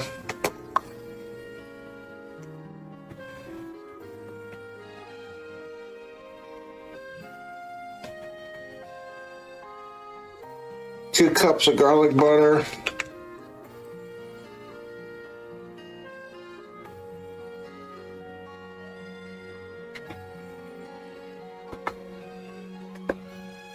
Now we're gonna add next to this social media is 2 cups of jalapeno cheddar cheese sauce.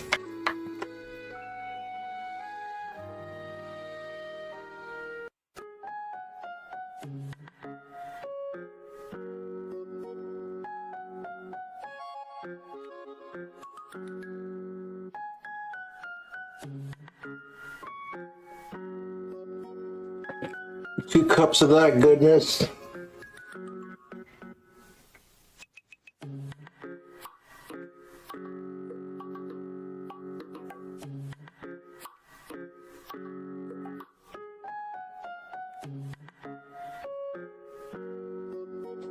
I ordered this pizza like for lunch. I wanted it to cool off.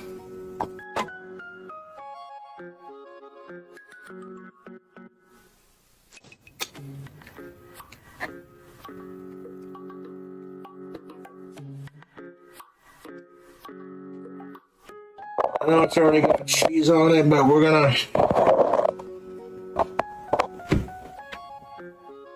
add some more cheese to it. It's already got extra cheese on it. Got some La Crème 4-style Mexican 4-cheese blend, finely shredded.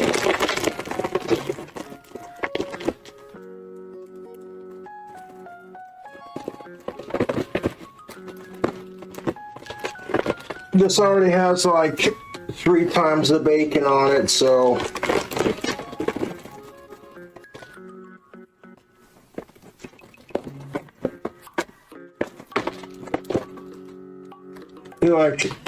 you get 1 free topping, and I'm like, let's go with bacon, and then add 2 times more of the bacon.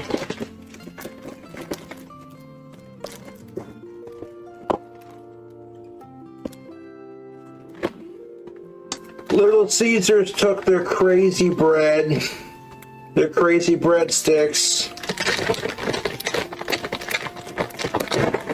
and then they added cheese in the middle for the crazy stuffed crust bread, and then they turned that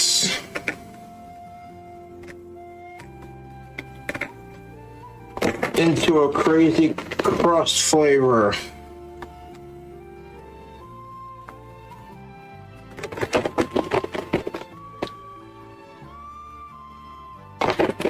I'm here for it.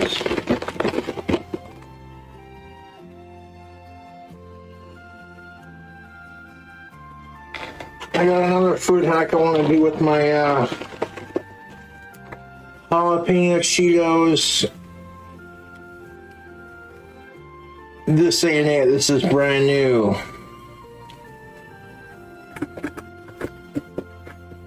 There's already bacon on it, but we're gonna add more bacon to it. Got these real bacon bits from Hormel. I wanted to order the regular versions, but they only gave me the version with like 50% less fats. So I'm like, what do you do?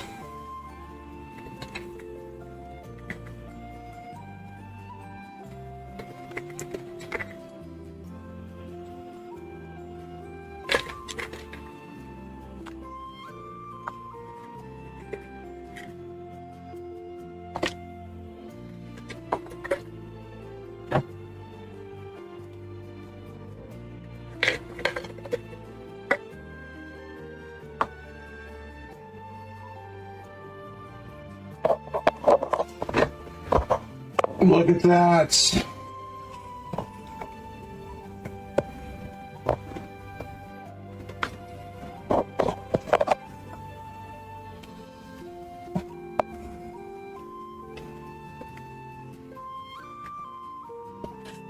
Before we bake it, let's add one more ingredient.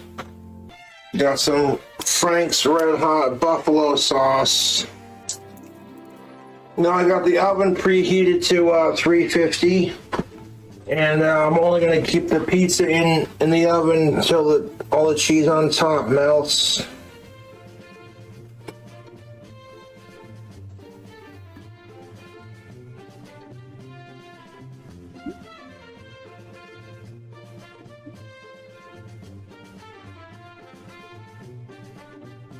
A little bit of this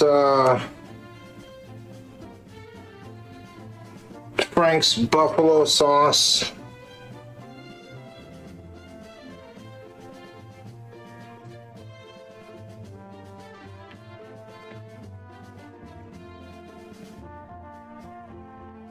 Favorite hot sauce at the moment, Frank's Red Hot Buffalo Wing Sauce. It's good hot sauce. Look at this fucking pizza. That's looking fucking delicious.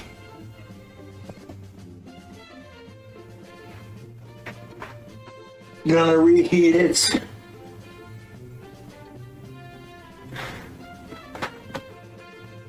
How are we gonna do that?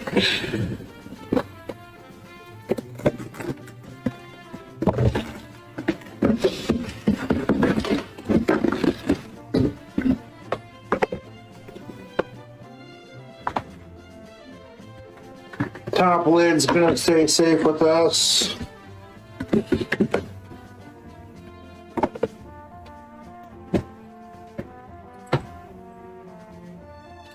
Take that preheated 350 degrees.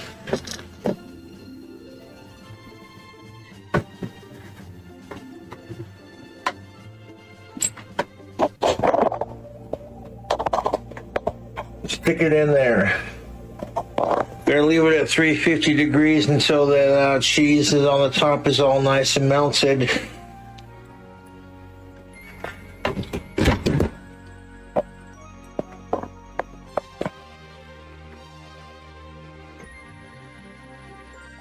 Pizza food hack.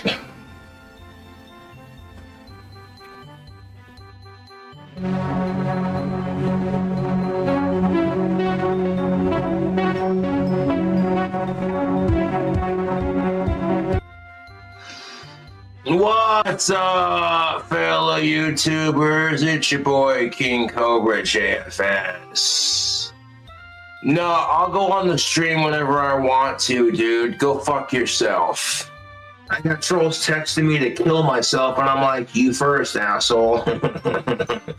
Fuck my trolls, they're miserable cunts.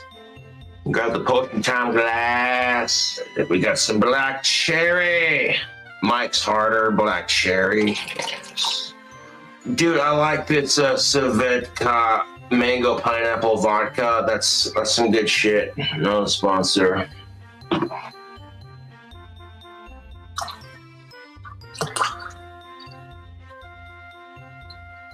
And the fucking scary thing is, it don't taste like vodka. Vodka normally has like a potatoey sort of taste, and it burns like fucking rubbing alcohol. But that don't even taste like vodka, dude. Fucking Cobra's gonna shred. That's hilarious.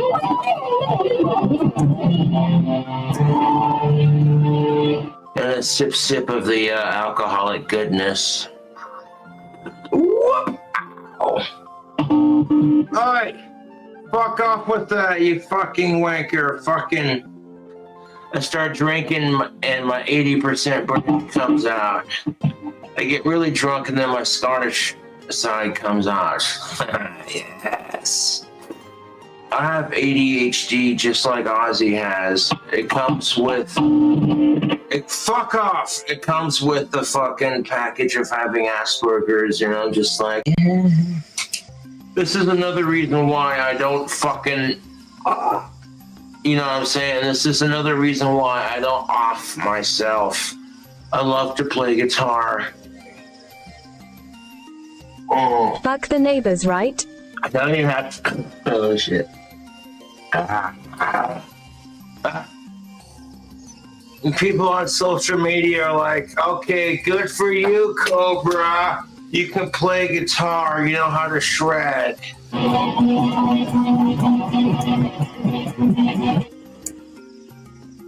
Yeah, look out, you two Cobra's flashy with this guitar. Oh, no. Excuse me, gorgeous. I'm sorry. Yay, fuck the neighbors. It's okay. It's okay. It's okay. My sexy BC Rich. It's okay. I'm sorry, I didn't mean to have a moment there with my guitar, but that's how it is. That's how it is.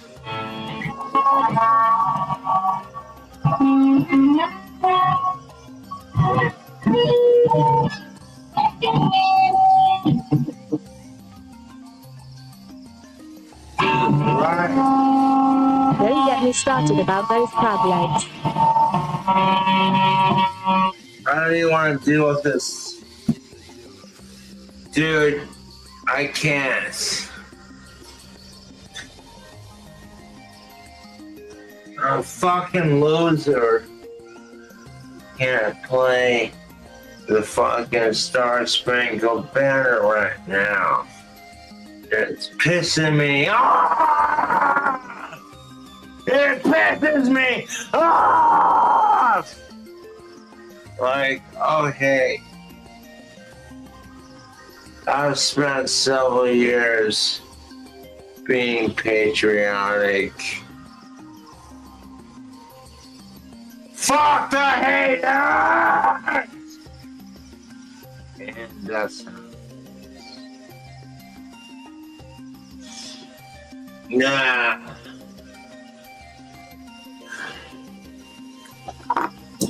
Stupid fucking liar. Fuck you! Stupid fucking liar. Hey, liar. Fuck you. Oh, you don't like being beat up? You don't like it? You don't like it? You don't fucking like it? Then maybe you shouldn't fucking go against the grain. Stupid fuck. Beat you up, you piece of shit.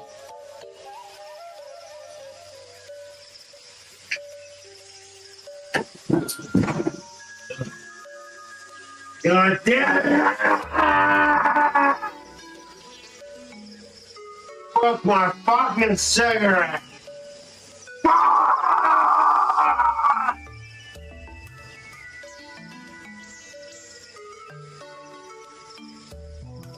Fucking social media doesn't give a shit! Fuck you!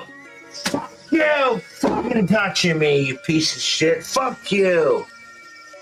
And fuck this!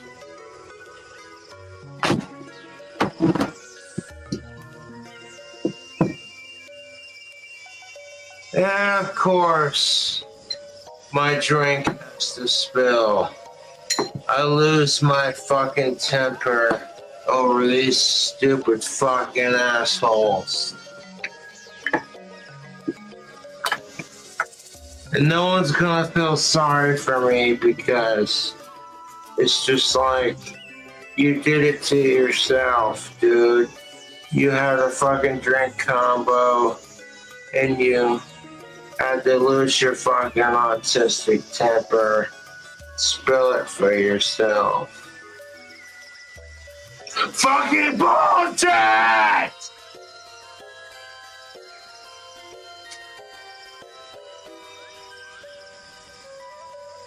The fuck out of my way, you stupid fucking ass!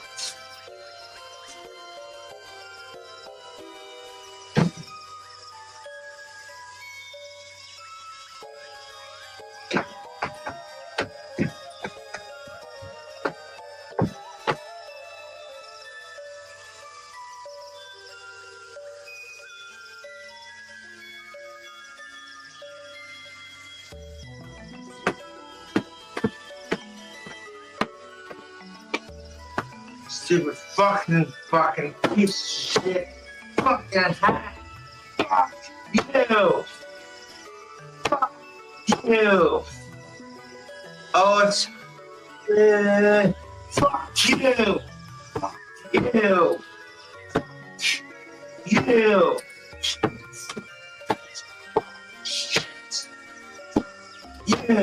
You fucking piece of fucking goddamn shit.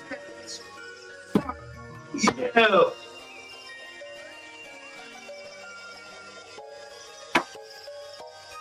You stupid fucking bottle! Stay on the fucking desk!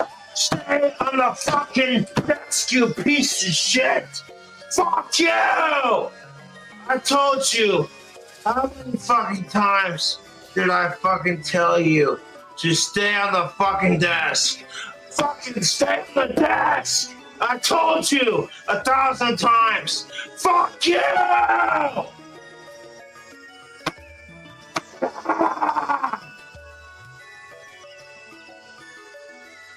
Fuck you! You stupid fuck. You want to fall off the desk to be cute and no one asked you to be cute. You piece of shit. Fuck you!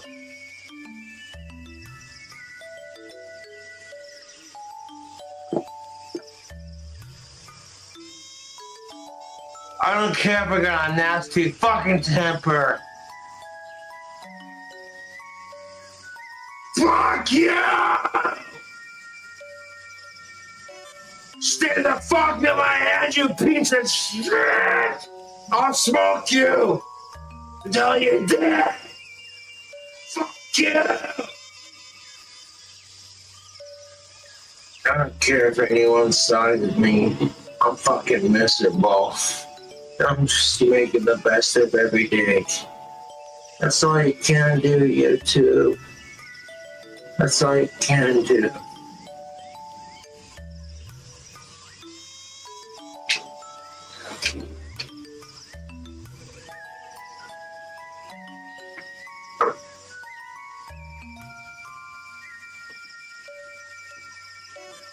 I'll come back to this video response. I'll be back.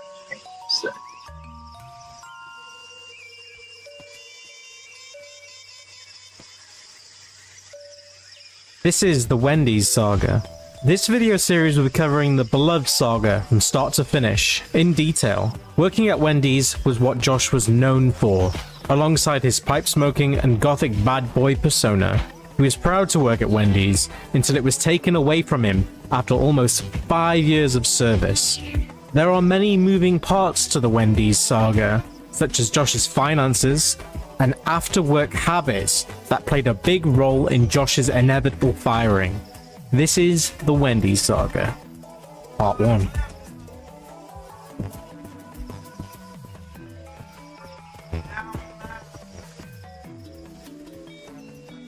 In late June, early July 2012, Josh was kicked out of Job Corps for getting caught smoking marijuana on campus by a jacket leader. Josh spent 4 days in a homeless shelter awaiting a Greyhound bus back to Casper, Wyoming.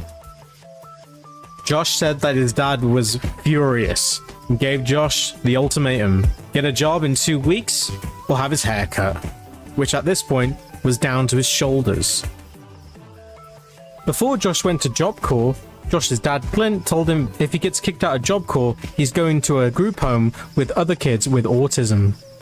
I can't tell you how many times my parents have said, you need to be in a home with people with Asperger's, or you need to get this or that, blah, blah, blah, whatever.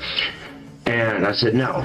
Okay, I told them, no, I want to be in a group home with people with Asperger's, and it's not a bad thing, Josh. I'm like, I know it's not a bad thing, but goddamn it, I want to be independent, make my own life happen, because I'm determined to prove to myself that I can be a functioning adult in society, despite the fact that I dress like this, and despite the fact that I have autism. It's overcoming obstacles. On June 27th, Josh posted the following on Facebook. Still job hunting. Can't wait to start working and get an apartment. The 2 interviews I had today went well. On July 11th, Josh posted on Facebook, I got a job working at Wendy's here in Casper. I start tomorrow at 10 in the morning. I had the interview yesterday at 3:30. Josh's position at Wendy's was a lobby assistant. He did not work with the food. Josh's hourly rate at Wendy's was $8.50. Josh began working mornings and enjoyed the convenience of only having to walk 20 minutes to work from his parents' house. Over the coming weeks, Josh regularly posted pictures on Facebook of alcohol, tobacco, and energy drinks that he purchased with his money working at Wendy's. I bought 3 packs of red Cuban cigar, Zippo flints, and fluid for my new Zippo because I lost my old one at Job Corps, and some Pinnacle cotton candy vodka. And that vodka was good. I bought it on the 18th of last week. Mix all these drinks together and you get swamp water. It's my newest drink combination and it's good. That very same day, Josh posted on Facebook. Cords are gone from my computer. Can't make videos until I get them back. Don't know when that will be, but I will make fucking videos. When I do, I miss making videos and music. Lol, why are the cords gone from your computer? Hair rinse. Holy shit, new video soon. Sometime in August, Josh uploaded a video to his YouTube channel using Couch Chris's dad's laptop and gave an update to his fans on what was going on in his life. Everyone, this is Gothic King Cobra with another video, and I just want to say a couple of things. Right now, I'm borrowing a friend of mine, Chris's dad's computer for this YouTube video. Now, I know a lot of fans of mine have been asking for a new video, like legitly asking. I mean, to the point of where it's pathetic. Like, I appreciate the fans I get, don't get me wrong, I really do. But some of these people when they ask are being very immature about it, and quite frankly, I don't care for the immaturity. Don't get me wrong, I love my fans like a brother and sister would, okay, you know, because they're family to me, alright? Lately, every time I get on Facebook with my shitty cell phone, I get people saying things like, make a video. Okay, this right here is my cell phone. This here does not do shit. I've tried countless of times to get videos to work on this phone. I can record them, I can't upload them, okay? The cords to my dad's computer, or the cords to my computer, gone. You wanna know why? Because my dad's like, if you're not paying for your electricity, you're part of the electricity, then you don't get to have them. Some people say, then why don't you just buy new cords? Well, see, if I did that, my dad would just take them away and then give me that same lecture. And even if I did pay my share of the electricity, if I didn't have the money, they'd be gone again. So, there'd be no point in getting the cords back because if I didn't have the money, I'd be gone off YouTube again. Okay? And you want a new video? So I'm giving you one. And a special shout out to Chris and his dad. Thank you very much for letting me borrow your computer for making this video. I don't know when I'll be back officially, but rest assured I will be back. Remember Christmas break at Job Corps? Before I left for Job Corps, I said I'll be back. I came back, didn't I? Because I'm a man of my word. Okay?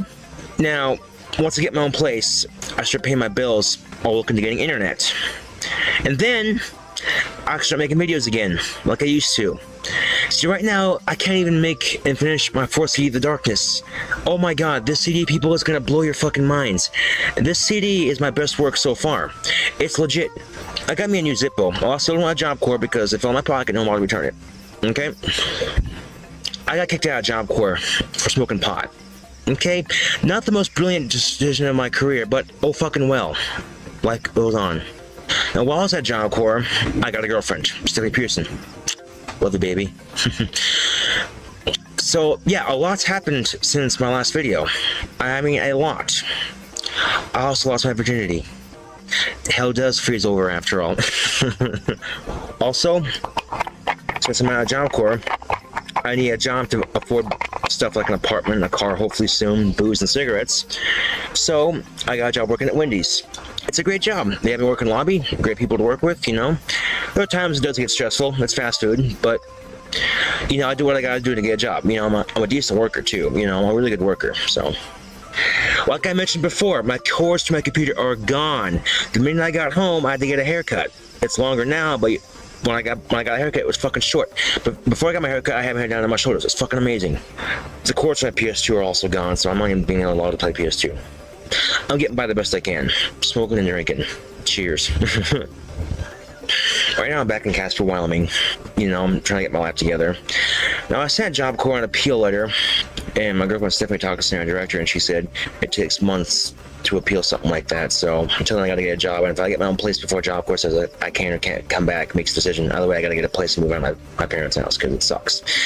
Don't get me wrong, I appreciate my parents for letting me stay there and all that, but I'm hardly ever home because I'm always hanging out with my friend Chris and getting wasted or doing nothing with my life. So, you know, whatever.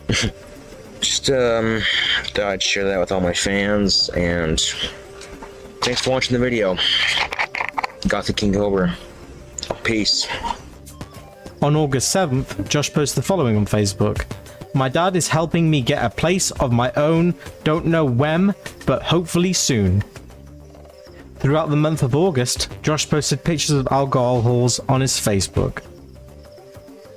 Drinking some Caramel Cobra. Fun, from 5 days ago, and it was my first time trying Captain Morgan, and I liked it and thought it was legit. Party time! Party time, that's Bacardi torched cherry and it's good. On August 9th, Josh expressed his frustration with his fans and posted the following on Facebook. What part of I can't make videos don't these dumb asses understand? I'll make them when I can, I promise. While on his lunch break, Josh posts pictures of his energy drinks and alcohol hauls in work at Wendy's. New energy drink I tried today, called Mon Avis. It's good. The amp is good and Monster Import is the shit. It's way good. Party time. Party time, the banana rum is good and the cherry cigars are excellent. Haven't tried the kind of American spirits yet. Bought it all after work today. For the rest of August, Josh continued his pattern of purchasing alcohol and tobacco with his work money. All these are good. Party time. Pipe tobacco. The C's pipe tobacco is perfect, and I've tried the crisscross black cherry before. It's good too. Party time. Party time. Tropical Cobra is what you get when you mix all these drinks. It's good. On September the 7th, Josh posted on Facebook that his old man took his cords again. As of right now, my computer cord got taken. Long story, don't know when I will get it back, but right now I'm suicidal and really depressed. No YouTube and no working on my fourth CD right now. I will try to hold on. On September the 16th, Josh posted the following on Facebook. Just figured out a way to upload videos from my iPod, which means more smoking videos. I'm uploading one right now to YouTube. Unfortunately, none of these videos are archived. Sometime in September, Josh's critically acclaimed documentary, Gothic King Cobra, was filmed by Trapped. Josh was still living at home with his parents and was working at Wendy's for a little over 2 months. Well, let's get to work at Wendy's, and then I'm usually out in the lobby all the time, so I work the lobby, and you know, when it comes to like customers coming for a rush, I'm stacked up with trays and all kinds of crap, so I'm working my ass out to make sure that lobby looks good. So by the time I leave, the next person in the lobby doesn't have too much of a job. Makes their job easier. On the 30th of September, Josh released his fourth album, The Darkness, on his TuneCore page.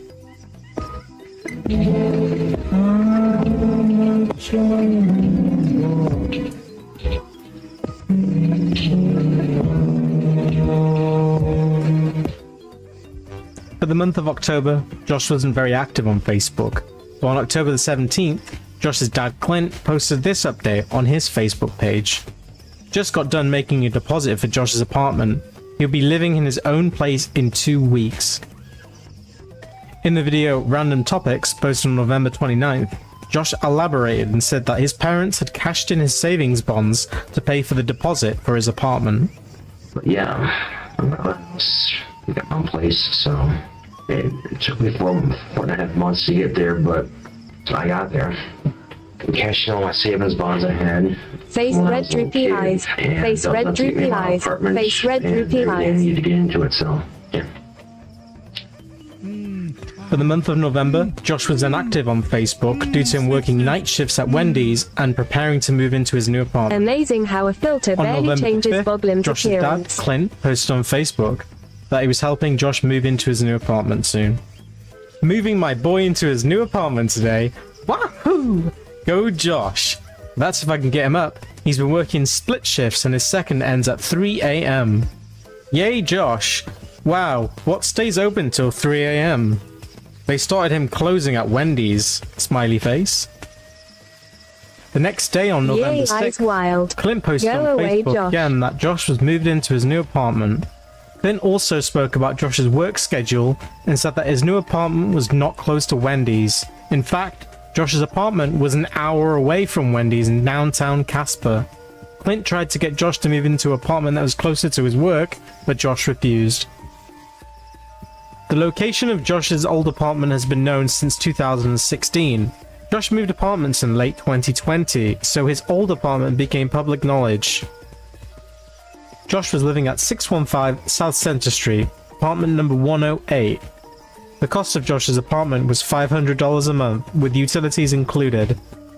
On November 9th, Josh posted on Facebook, "I've been in my apartment for a couple of days now, still waiting to get my internet on my computer." On November the 12th, Josh was connected to the internet using the service provider Spectrum for $40 a month. Josh uploaded a new video called "I'm Back" and then posted the link Face on orange Facebook. biting nails. Sadly, this Face video orange was not biting archived. nails. Face orange biting nails. The earliest Face video orange archived biting in nails. November Face 2012 orange was biting Stephanie's nails. birthday on November the 18th with a video called "Random Phone Calls." Stephanie was still at Job Corps, but came home to see Josh and her family for Christmas. In this video, Josh mentions that he was late to work because he missed the bus and had to walk 3 miles to work. Josh was glad that Wendy's was understanding and did not fire him. How This TF marked the is first of Joshi no many homeless. incidents to come. And I told my manager at Wendy's too, I'm like, look, if I walk in a little slower, I apologize. You know, walking to work's not exactly easy. Ironically enough, I had to walk to work yesterday, and I thought I'd make it to the bus in time. It turns out I didn't. And I thought, okay, so then I'll wait over by the next bus stop. It's closer to Wendy's, somewhat closer anyway. And I look at the sign, it says Saturday it stops at 3:30. I'm like, say what? I'm looking at my watch, it's like fucking 5 something. I'm like, god damn it, I'm late for work. So I have to get up and I have to walk to work, and I was ended up being an hour and a half late for work. Luckily I got a coworker or two who can give me a ride to work, so it's nice. I'm my friend Chris, so I'm not late for work. So I'm going to work at 4, I'll be like an hour early for work. That's a lot better than being an hour and a half late. I'm very grateful that Wendy's hasn't fired me because of my lateness. I really appreciate that they're being very generous and understanding with my situation here. Josh also showed some competence in paying for his internet and rent a month in advance. Sadly, this routine would only last a short period of time. On November 28th, Josh spoke about some issues that they are having at Wendy's. Josh said that there was a possibility of the restaurant being shut down by Wendy's corporate and that he was planning on looking to find a new job at a familiar location. 3:53 in the morning. Just got off work. I'm fucking tired. But I love working graveyard shifts at Wendy's What were because they there's less thinking? customers and less bullshit and less drama. It's just get in there, get your shit done, and get out. Of course, I'm riding my bike to work now. So, yeah. Yep, been cranking in them hours at Wendy's. Although I will say that the commute to work's kind of a bitch. Because I live all the way downtown right now. In the general area, I should say. Freaking, Wendy's is all the way on the other side of town. So, it's right up, and it's just right up one street, a couple hills, and then you're there. Yeah, corporate's coming into Wendy's sometime this week, and if we get another strike, everyone's out of a fucking job and they're shutting down the store and tearing it down and shit, so it's good that everyone's taking extra time in their shift to make sure they do a really good job cleaning, otherwise we lose a job completely. Now, I'm not saying it'll happen, but I'm thinking of going and applying at Wolf and Jug down the street. There's one that's really close to my apartment here, so I'll apply there just in case. And if they hire me and I still have a job at Wendy's, you know, I might work 2 jobs, I might not. We'll see. But I should say Wendy's has been very good to me, very patient. Well, back when he had a voice and sounded like a human rather than a weird orc. I'll follow the location. Phil should twist puddles on In Wolf and screen. Jug, I was talking Poor to Golem. one of the workers there who I knew from a previous job I'd worked in fast food, and he said they start up at $10 an hour with benefits. I'm like, I'm making like $8.50 an hour at Wendy's. That's 50 cents more plus benefits, and it's conveniently closer. You know, tomorrow's my day off, so tomorrow I'll shave, really rest of the nail polish, and you know, ride my bike down to the local Jug and see if I can apply there for and I'm not looking for a job right now because I have a job, but on the offhand chance that if corporate does shut down Wendy's and everyone's going, oh shit, what am I gonna do for a job? And you know what I'm saying? So it's always good to think ahead. Test. I know it's kind of negative thinking, but at the same time it's smart because it's like, okay, what if on the offhand chance Wendy's does get shut down, and you know what I'm saying? Everyone there would have a job, including me, so it's just smart thinking. On December 1st, Josh made a video addressing criticism from his trolls who were making fun of him, saying that he was claiming SSI to pay for his rent. This is from a Jupiter Nash. Sent me a message. Hey, please lose that spiked color. It makes you look like you want to submit. Also, start wearing big boy clothes. No brands, no skulls. Please, no more fucking skulla. Okay, 1, you're not my dad. 2, I live at my own apartment, make my own rules. 3, nope, nope, nope, nope, nope. You can't make me kiss my ass. This is kind of shit just amuses the fuck out of me. It's people trying to tell me that I'm not growing up because I'm wearing my own clothing. Yeah, grown-ups work a job, Big which boy. I do. Pay their own bills, which I do. Oh yeah, and live in my own apartment, which I do. Stop saying you pay your bills over SSI. No, actually I haven't even got my first SSI check yet. I've been paying my bills with my money I work my ass off for at Wendy's. So I understand if you're trying to help, but the thing is, it's just unnecessariness, like this video. So, yeah. On December 3rd, the Wendy's Josh was working at was not closed down, so he gave up on the idea of applying for another job. Instead, Josh was going to focus his efforts on getting a driver's license to make his commute to work a little bit easier. Bye. I decided not to go applying for other jobs. I'll stick with Wendy's. They've been really good to me, really patient, and I'm a hard worker there. I may be the fastest worker there, but I'm one of the hardest workers there. The only problem is the commute. Right now, I'm riding my bike to work, taking the bus, trying to hitch a ride from a friend or a co-worker. But to save time and hassle, let's just take the bike now. And I started looking at options, get an apartment, and I'm thinking, no, I like the apartment I'm in right now. It's comfortable, it's cozy, and it works for me just fine. And moving is a pain in the ass, so thinking about getting my driver's license. Definitely want to get that. And Bro, he is watching it. And I found a car I like. It's pretty fucking sweet. Like a hawk. 77 Lincoln Mark 5, and it's all green. Fucking gorgeous car. But by the time I get the money for it saved up, chances are it's car going to be sold. So if that's the case, then I can buy a car locally in Casper if I have the $4,000 saved up. You know what I'm saying? So. On December 5th, Josh was entitled to his SSI and went grocery shopping with his dad Clint. To head off the trolls, Josh made a video saying that he would only use his SSI when he was in dire need. It's also worth noting that Josh's dad Clint is Josh's payee, meaning that Josh does not have access to his SSI and only Clint does. Or so it would seem. And there's nothing wrong with getting SSI. Nothing wrong with it whatsoever. Now if you're abusing it, then you're a mooch, but I'm not. My SSI is for my rent if I ever need to pay it, and or for groceries. My dad came over 2 days ago and he's like, you got any groceries? I'm like, yeah, kind of. And he goes, do you have any money? I'm like, no, I don't get paid till Wednesday. So my dad took me out shopping for groceries, which was really nice of him, okay? Yeah, that's the only thing was just start saving up for a car. I don't have a car at launch, but all the time I get the money for it, it'll probably be gone, so my dad said if I get money saved up for a car, he'll take me out car shopping.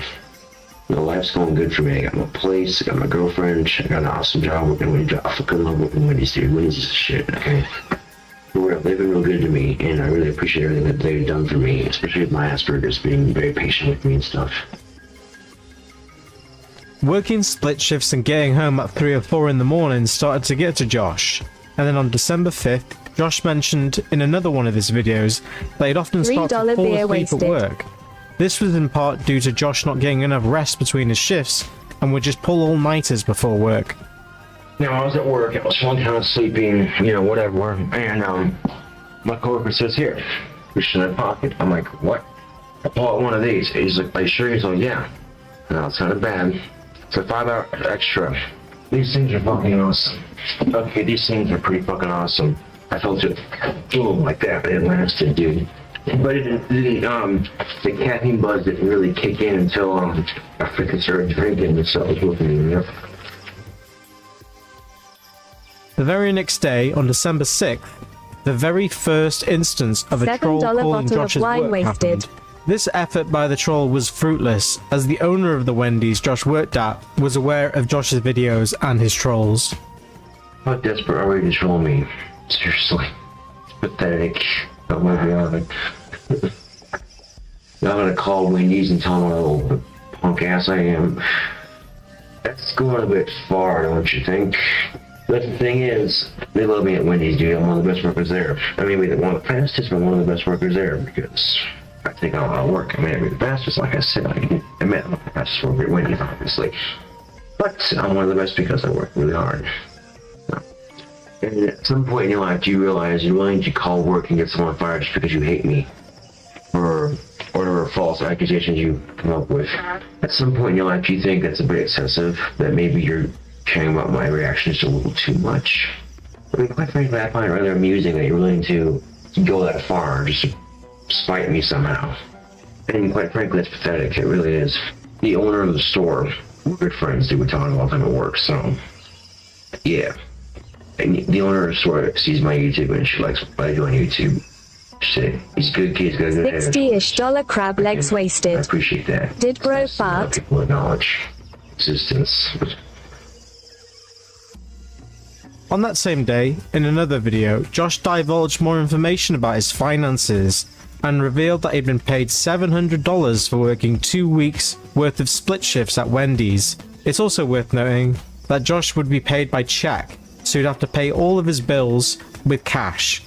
And let's see what money I have left. 100, 200.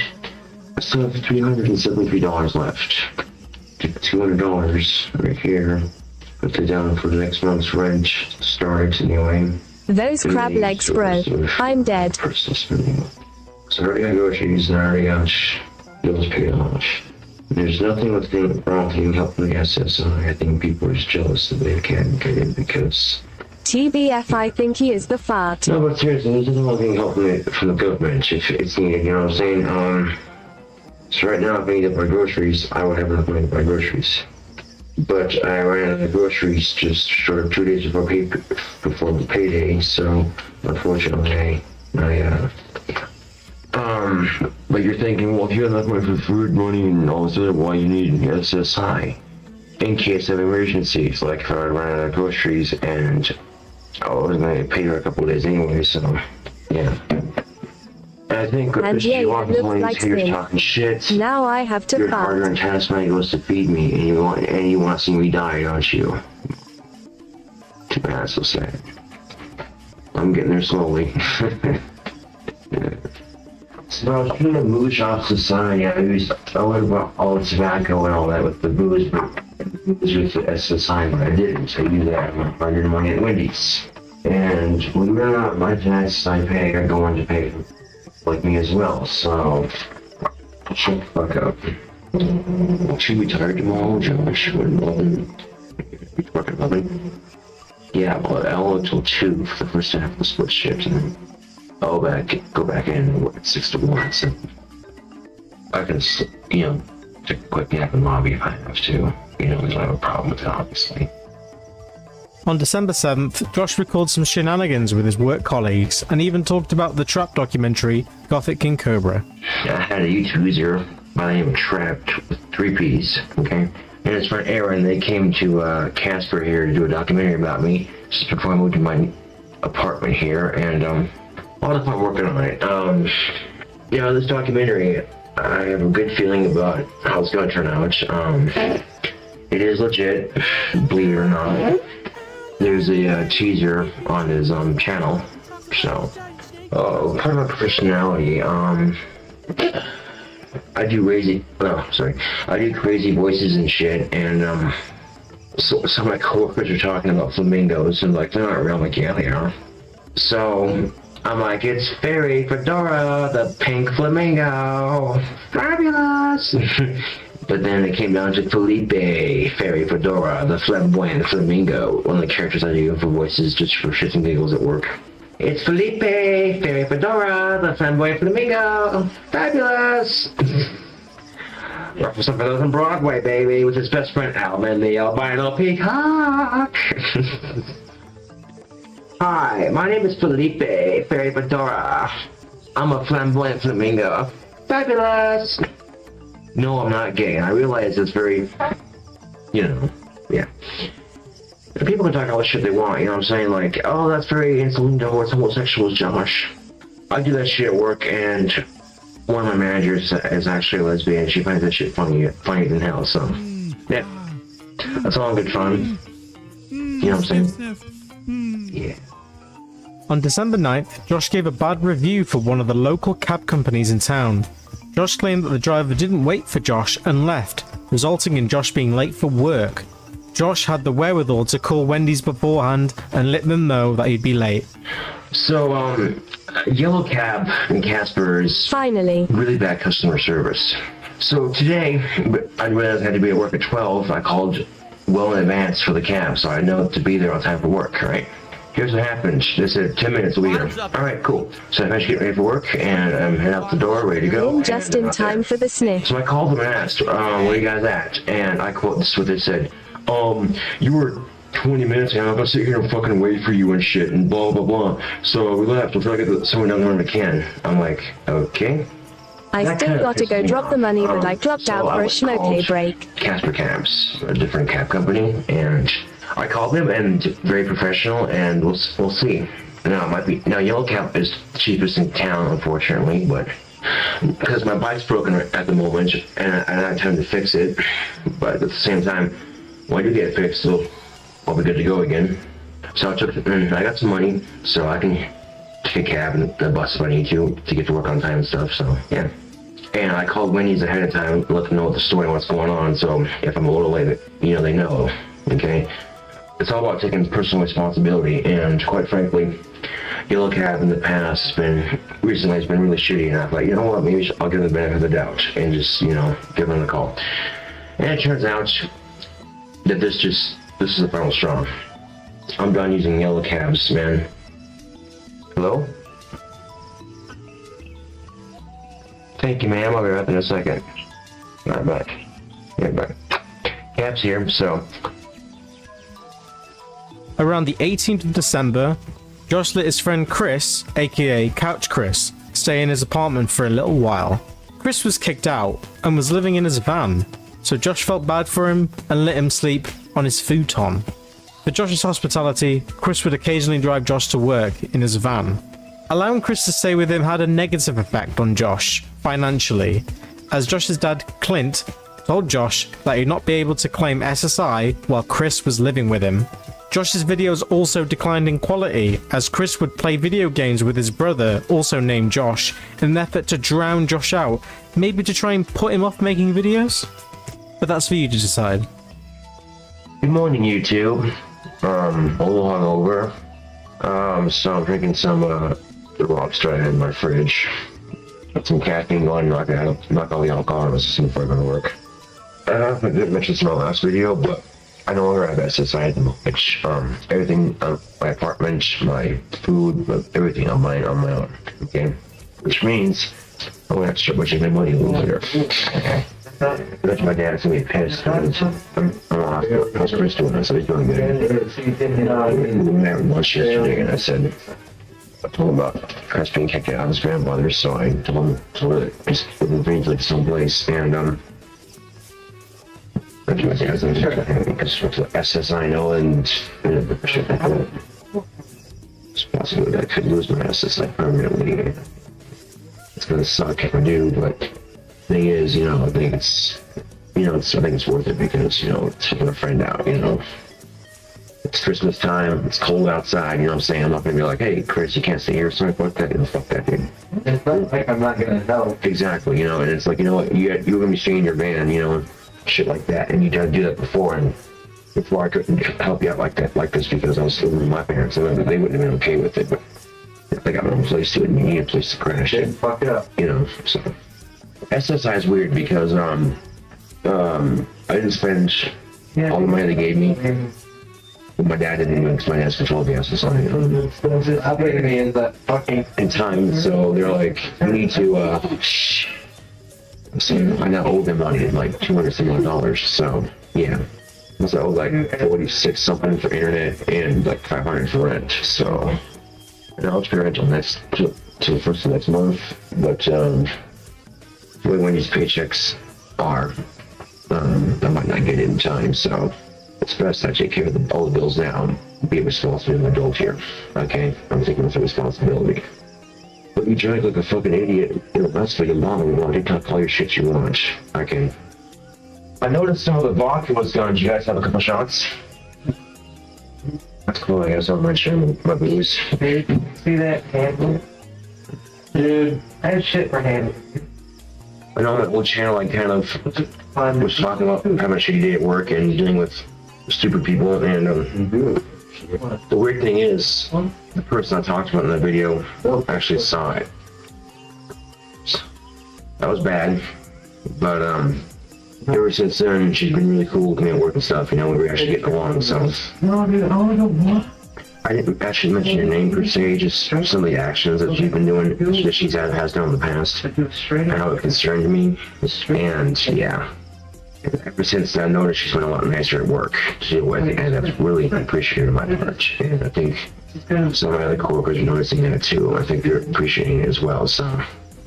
Okay, so when I go to work, when you come back, it'd be really awesome to clean up a little bit. You don't have to do it all if you don't want to, but I'll have it, that's by the time you get back. Okay, if you find my vampire things, dude, that'd be sick if you just, you know, find the cases and all that fun, put it back together, so.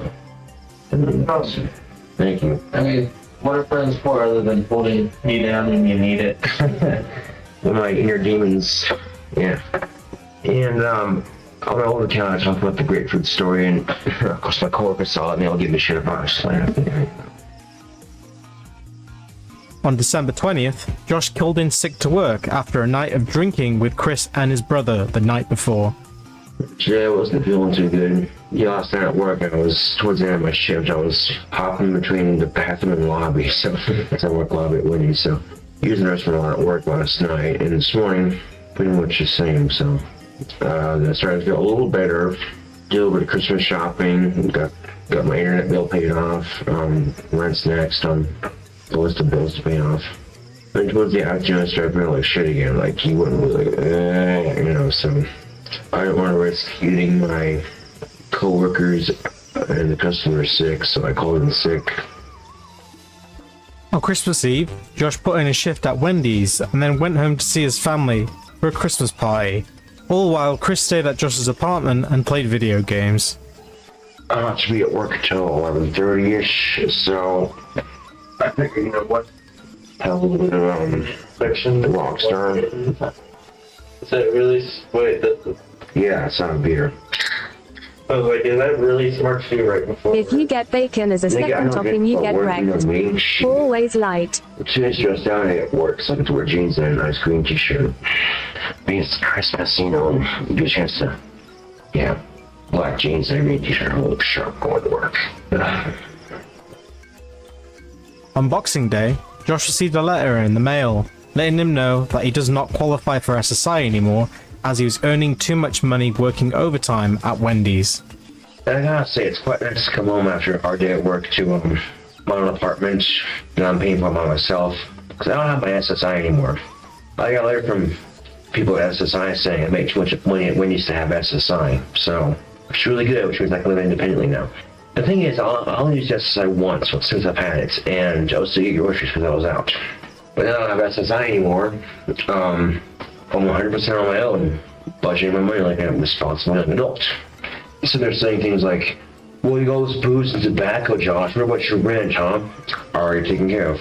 What about your internet bill, Josh? Already taken care of. What about your groceries, Josh? Already taken care of. And ironically enough, I haven't been hitting the booze too hard lately. I just didn't feel the need to, which is weird because I went through a couple of weeks. Wow, that looks foul. On YouTube where I was drinking like crazy and just didn't care. It's because I was depressed. On December 28th, Josh attempted to drive Couch Chris's van to pay rent and buy a stick of butter. Sadly, Josh only got as far as 5 minutes down the road before Casper PD's finest pulled him over and issued Josh a fine of roughly $120. Holy fuck, dude. We were out of butter and I went to go pay the rent, and we're doing laundry right now, and it would have been easier. I would have given you a shirt to wear and we could have just driven there yourself. True, but I wasn't thinking very much. No, you weren't. Well, basically what happened was we were doing laundry. Chris doesn't have a shirt to wear, and he's like, he needed to go pick up some butter and pay the rent. I'm like, all right, I'll do that. And you know what he does? The dumbass gives me the keys to his van. And I, the bigger dumbass, accepts the challenge. Guess what? I don't have a driver's license. Guess what? I don't see the cop car. Guess what? I got a fucking ticket. Joyous.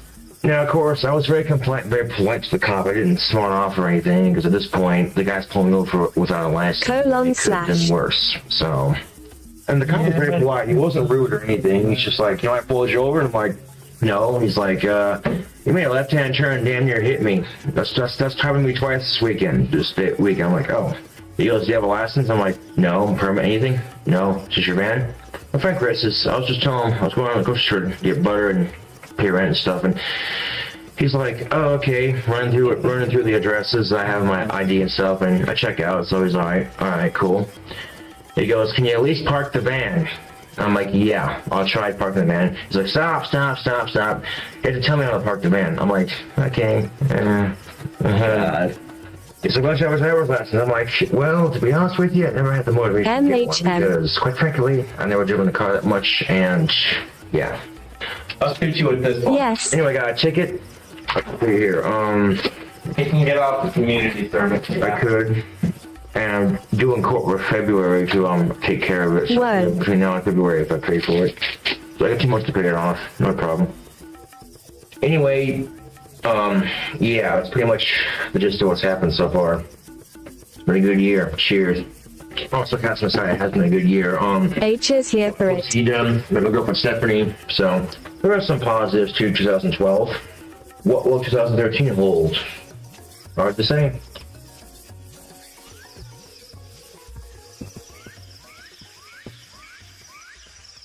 On January 2nd, Josh spoke about getting more hours at Wendy's and was happily making roughly $1,400 a month. Josh even thought about purchasing a Gibson SG for $400 from a pawn shop called Mr. Money. Oh, work today was really good, actually. I went there and got my shit done like I was supposed to. I was, speedy mood for work, so I think those energy drinks helped get my butt in gear because of all caffeine and sugar. Although I did see a Gibson SG, a red one, in the Mr. Money for like $400. I'm like, oh my god. It's a pretty awesome guitar. A new guitar always sounds nice, but then it's like, I got 2 guitars, you know what I'm saying? So, I don't know. I might get a new guitar tomorrow, I might not. Yeah, but I got groceries and the internet and taken care of and all that, so I have to have a little fun with my next paycheck here. My paycheck here, I just got my paycheck today, like $709 and some odd cents. So, between, I make about $700 something a month with each paycheck, like every 2 paychecks I get. Every month I get like $700 some odd dollars, so make a little over $1,400. It's enough to get by, you know. I don't make too much out of SSI, so before that I wasn't making enough money at Wendy's, but now they increased my hours and all that, so I'm making enough to support myself.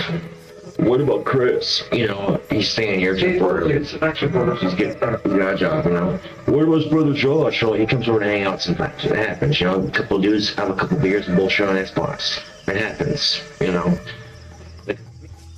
On January 8th, Josh's dad Clint's ears were burning and called Josh to lecture him about saving money. Josh wasn't very thrilled, as you can imagine. I got Wednesday and Thursday off this week, and then I work Friday through Sunday, so I've been getting lots of hours at Wendy's. I really do appreciate that. You know, it's helping me keep my apartment and stuff, so I got a system down to where my bills are always paid, you know what I'm saying? For about 3 months now. It feels like 4 months, but it should be the third month I've been living in the apartment. And I'm doing alright, you know? And granted, my dad worries about me, lectures me and stuff, and I think he doesn't give me the benefit of the doubt. But he's a parent, and you know, parents are always just concerned that, you know, I might not make it, but I'm doing alright. On January 24th, sadly, Josh didn't handle his finances properly and overspent his money on alcohol and groceries. Josh said that he couldn't afford his rent and had to dip into his savings account to pay his rent, which was $500. Chris was still jobless and at this point was not contributing anything. Good news is I got paid. Bad news is luckily enough though, I have money in my savings account to take care of rent, take care of the restaurant rent, because I can't spend time on my paycheck on anything but rent. So rent's taken care of. Internet, on the other hand, might not be. I had $200 at the beginning of the month. I would have saved that paycheck and working on tobacco and alcohol, like, you know what I'm saying? Or just not spend it all period and saved up, you know what I'm saying? I saved $100 for my paycheck, at least in the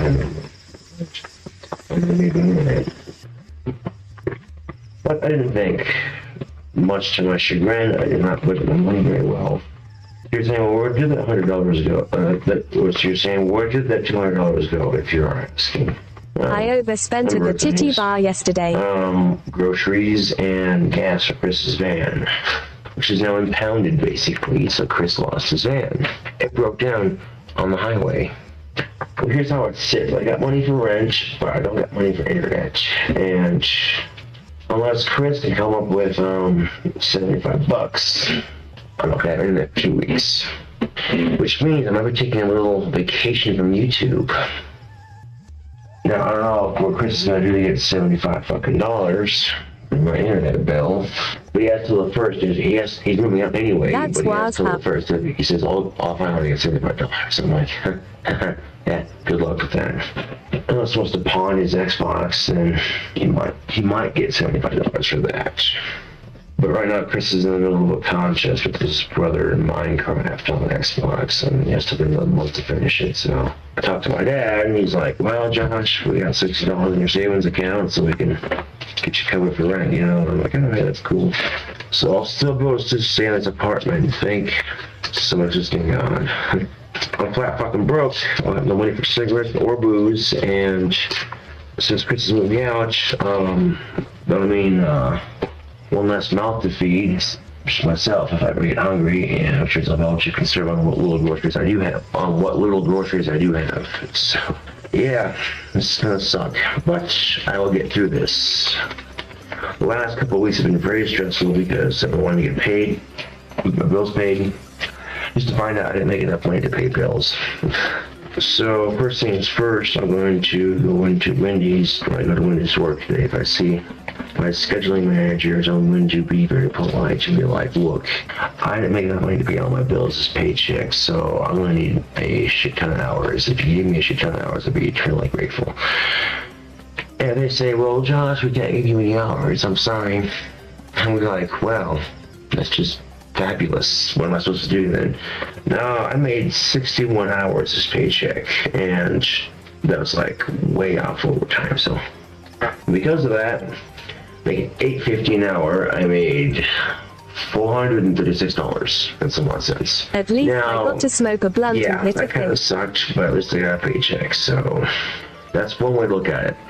And so right now I'm in a really tough spot where I'm going to be out of cigarettes and possibly out of the internet. So yeah, but my W-2 is coming at the end of the month, which would be nice. If I get any money back from that, I might be able to use that to pay off some bills and stuff. So yeah, the thing is, I don't know how to file taxes, and if I do it wrong, I might not get any money back. Sorry. But yeah, so that's why I'm having it sent to my dad's old residence, and yeah. On January 27th, Chris was Big up arrested, TN. and Josh had finally had enough and unloaded on Chris and buried him. Chris got arrested. He had a warrant out for his arrest, and he'll be in jail till Monday. And Monday he has court. So Chris now has no job, no car, and he's in jail. Yeah. And get some tits and ass in my face. Sincerity and hope is that Chris is doing some serious thinking right now if he's awake about what he wants to do with his life. Because right now he's not in a good direction. Not going in a good direction.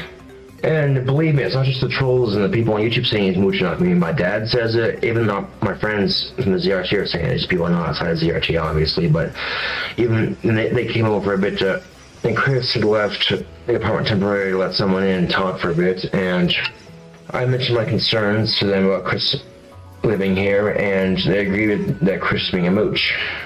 He has helped out on occasion, I will admit this. He has cleaned up once in a while. Once in a while he cooks, and once in a while he gets me a ride to work. But his van's impounded as far as I know. Now, there's a couple of things I've seen Chris actually seemingly care about in his life.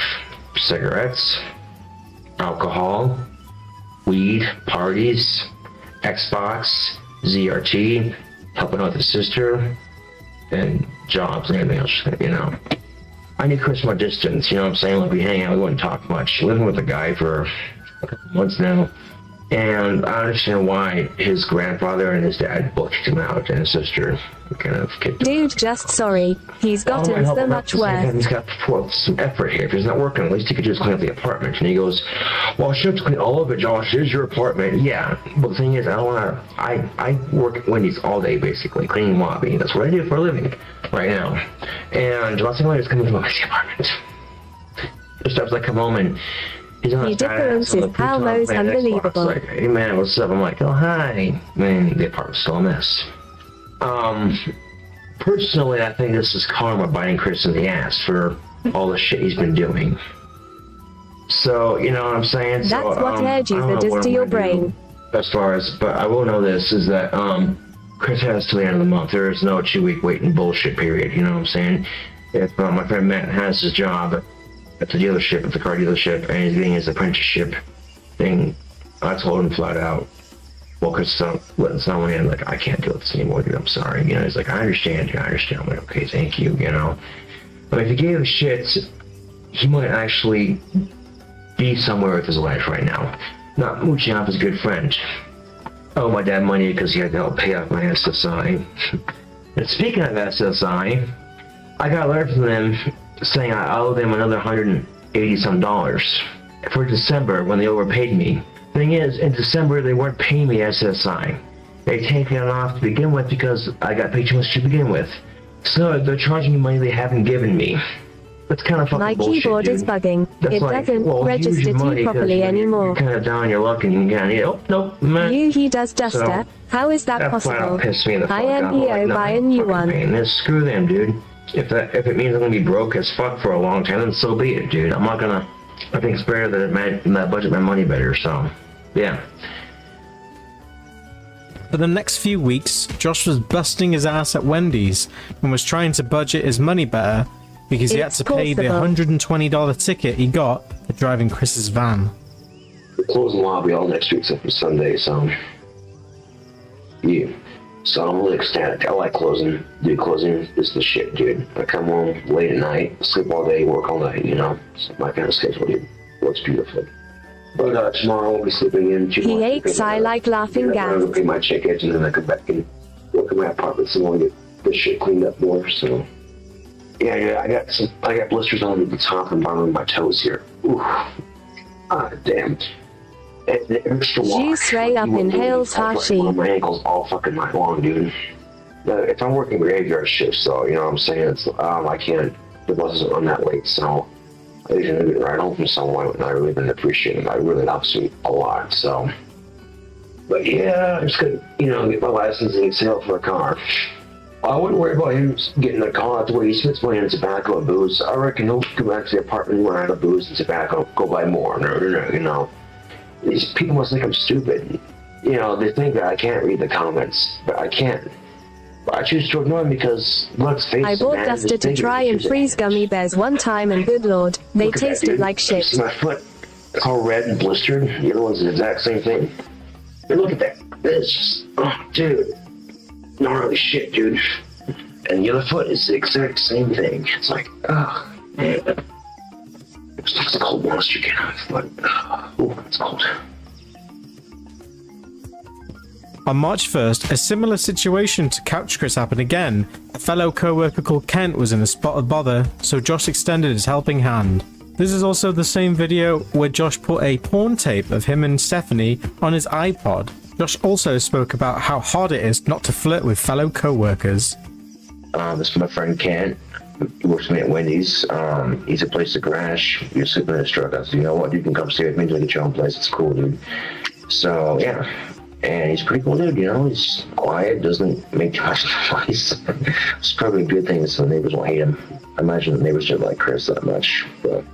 And what's ironic as fuck is that I work with women all day at Wendy's, and I got no problems with that, but when you're single, it kind of sucks. Because, just saying, I do my best to keep my mouth shut and, work, because it's not my place to flirt in the office. It's just sexual harassment policy, and I just don't want to escape that. And you think to yourself, well, and here's the ironic fuck of it all, is that 98% of people I work with are female. There's about 2% male population, so we're outnumbered, man.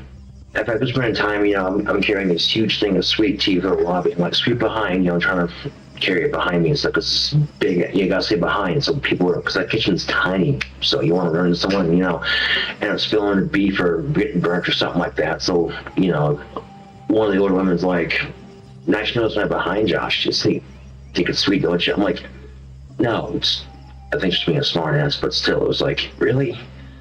Oh, come on now, that's just creepy, come on. But, it's, work humor, I guess, so, you don't let it get to you, so. The thing of it is, too, man, is that with iPod Touch, I can watch video on it, so I can actually put pornos me and Stephanie made on my computer on my iPod and watch it on my convenience when I'm at home. Fuck. And then I go and see the pictures of me and Stephanie on Facebook, all happy together and shit, and I go, couldn't get that taste out of my mouth for an hour. On March 3rd, Josh uploaded the much loved and arguably the best video Josh has ever made, Payday, or as you know it, the hair dye video. As you all know, Josh mixed up his dates and got a call from his manager to let him know that he was late for work.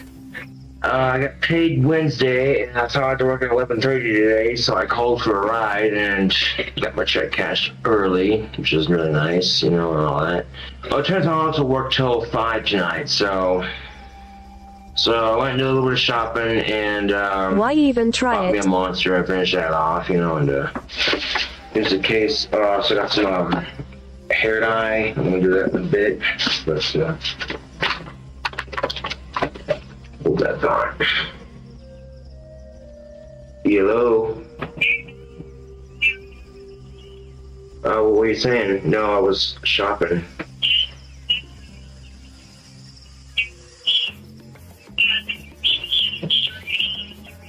Oh, Jesus Christ.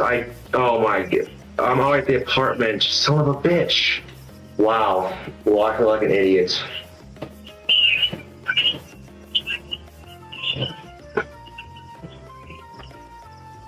Alright.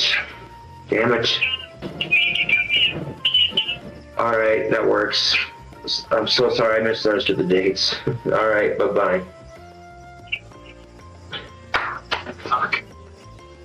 Well, I feel like an idiot. I misread the days, and it's Thursday, not Friday. I was supposed to come at 11:30 to 7, but they said I can come in at 4. So, what time is it? All right, I got plenty of time. So, yikes! I misread the dates. So, I'll go in at 4. You know, I can do that. I feel like an idiot. Yeah, that was a major mistake. I thought it was Friday, not Thursday. Fuck. But thankfully enough, Wendy's is very patient, very understanding, so they said I can come back and work at 4, so. If they ask, why is your skin blue, Josh? I thought I come because of Avatar. I'm part Avatar, you know. On March 12th, Josh officially announced that Couch Chris was out of his apartment for good. We would never see a Couch Chris appearance on Josh's channel ever again. I had for a reason, I swear.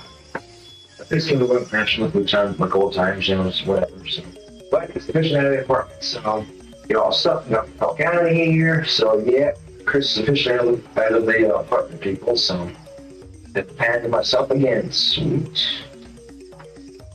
There we go. On May 3rd, Josh was hit with a bombshell. His dad Clint called and let him know that the money he used in his savings account to pay for his rent was actually his SSI money. In case you don't know, SSI money needs to be accounted for, so receipts are needed. We also learned that Josh may have been dipping into this money a little bit more than we originally thought. Well, it turns out my savings account money is SSI money given to me. Yeah. I thought I was off of it. I don't know if I am or not. I hope I am off of it because SSI is a pain in the ass. Well, here's the thing. If they overpay you, they don't blame themselves for it. They make you pay them because it's your fault they overpaid you. Ridiculous. But that's life, I guess. So, yeah. That shit sucks, too. Especially when, you know, your dad goes and goes, oh my god, I just checked your savings account. You spent $770 in the last 2 months. What were you spending it on? I spent on rent for this month. I got rent covered last month already. Internet was like over $100 because there was some cancellation fees and all that other shit I had to deal with. The bike needed to be fixed. I needed groceries. So, yeah. This shit adds up quickly. It really does. Especially I'm supposed to be off SSI. Yeah, I've come to find out that my savings account money is actually SSI money. Really? And considering too that I was told by my dad that, well, it's your money, you know, it's your money. So I'm like, well, okay, if it's my money, then what the fuck, you know? Ridiculous. But anyway, okay, so my dad sends a message back, says, $500 in the account was from your tax refunds, but the other $278 you took was SSI money, so it needs to be accounted for. Don't take any more money out of that account. If you need money, let me know. We'll figure out some fun safe to spend. What are you spending the money on? And here's the thing, man. My dad thinks he's perfect, but he's not. And I can launch like I'm not perfect. So sometimes I want to become a bigger man than my dad. But the thing is, I'm not. My dad has the house, the cars, more money than me. So whatever, dude. I got my own apartment at least. So at least I'm trying. Take it or leave it, I guess. I mean, my opinion, I would have, you know, if I had a savings account with SSI, I would have kept that separate for emergencies only and kept the one savings account for money I make, you know, that way I can spend it whenever I need to, you know, it's convenient. But no, having all my savings account is so much more convenient. Well, it's money either way, so, and I didn't know my SSI money was being put into that account. I wasn't told anything. Also, you got $100 for transportation. I'm like, okay, where'd it come from? Didn't even know, because I thought, oh, I'm off my SSI, so I didn't know where it, you know. Grr, this shit's frustrating. And it's lack of communication or lack of words said that create misunderstandings like that, and because of that, I thought I was being creative freezing food with it by holding it upside down. So I never tried that yeah. shit. And I can admit, I got budgeting problems with my money. I need to get better at budgeting my money. but Sadly, this is the end of the Wendy's saga, part 1. Part 2 about soon. I'd like to give a big thank you to Geist Overdrive for making the song for this video. Check him out. Also, I see all the YouTube members in the chat. Spam rest in peace homeboy Scotty for me. You know, keep it coming. I'll wait. Keep it going. Alright, that's enough. Here's a little sneak peek of what's coming up in part 2 of the Wendy's saga.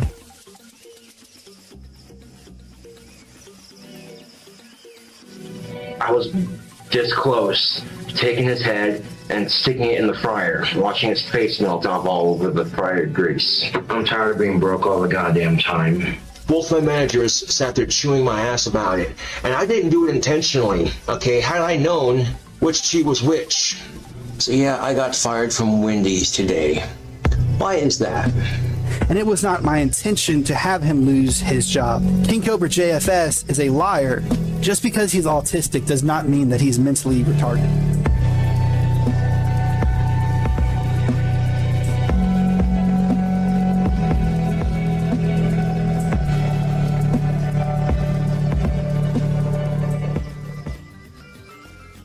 But yeah, so that's basically what's going on right now. But I mean, if I was gonna, you know what I'm saying, wife somebody, you guys already know what it is. I mean, you see my streams, you know how I get out.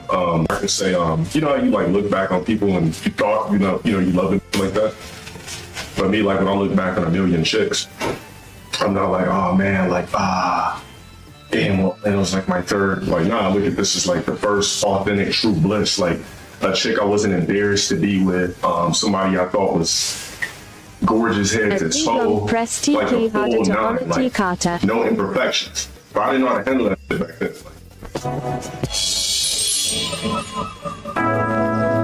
Greetings, people of Earthrealm. It is I, Shang Tsung. In my previous video, I showed undeniable proof that the Lancaster loser known as Low Tier God, real name Dale Wilson, is a 39-year-old man-child that can't accept the truth about his age and consistently lies about it. Near the end of the video, I outlined the reasons why he would want to lie about it, and I alluded to one other reason that I didn't elaborate on. Well, it's time to elaborate. I want to mention up front that the tone of this video is going to be much more serious than my previous videos. While Low Tier God usually acts like a clown, and his childish antics are typically amusing, recent events have made me realize that the topic of this video is much more serious and urgent than I originally thought. And I wanted to treat this subject with the tone that it deserves. With all that out of the way, let's get into this.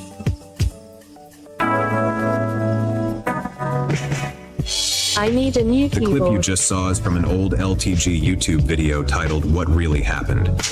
This video featured LTG and his ex-girlfriend Elisa doing a mukbang and discussing some of the details of their past relationship. For those that don't know, a mukbang is a style of video that features people eating.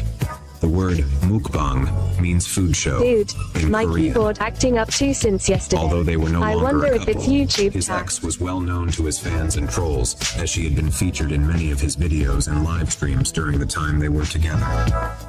In fact, the videos that featured her were some of the most well-known and most infamous LTG moments up to that point.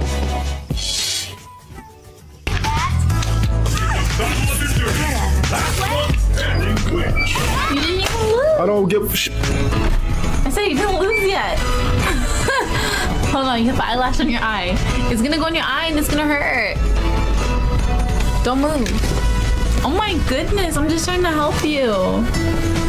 Fine, I hope your eye starts crying. I tell you, I ever find out who you are at a tournament, I'ma beat the living dog shit out of you, motherfucker. I swear to God. You're not putting hands on no one. Mine has eaten Tell me many that years again, and dude. survived What you barely. gonna do? Tell me what the fuck I'ma do. I'm not fucking around. You're not putting hands on no one. Dude, get the fuck off my stream, dude. Seriously. Who will walk away victorious? I'm not playing. Stop you. Play your game. Relax. Get the hell up. Don't tell me what the fuck I'ma do. In my case, no.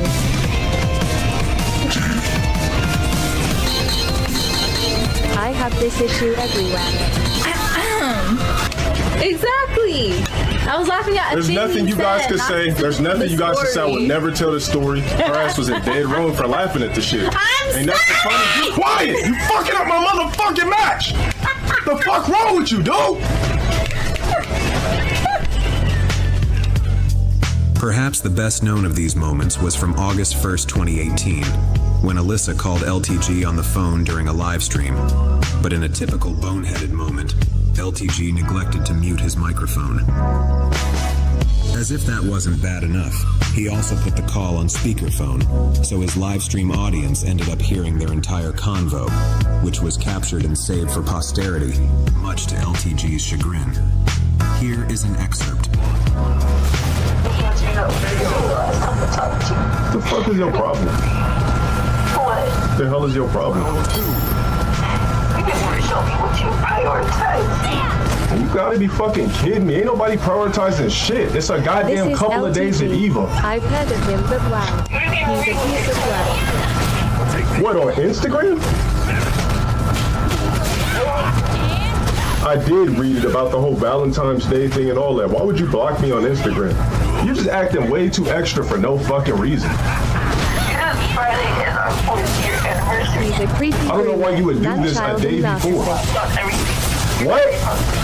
What? You're fucking inconsiderate ass fucking child?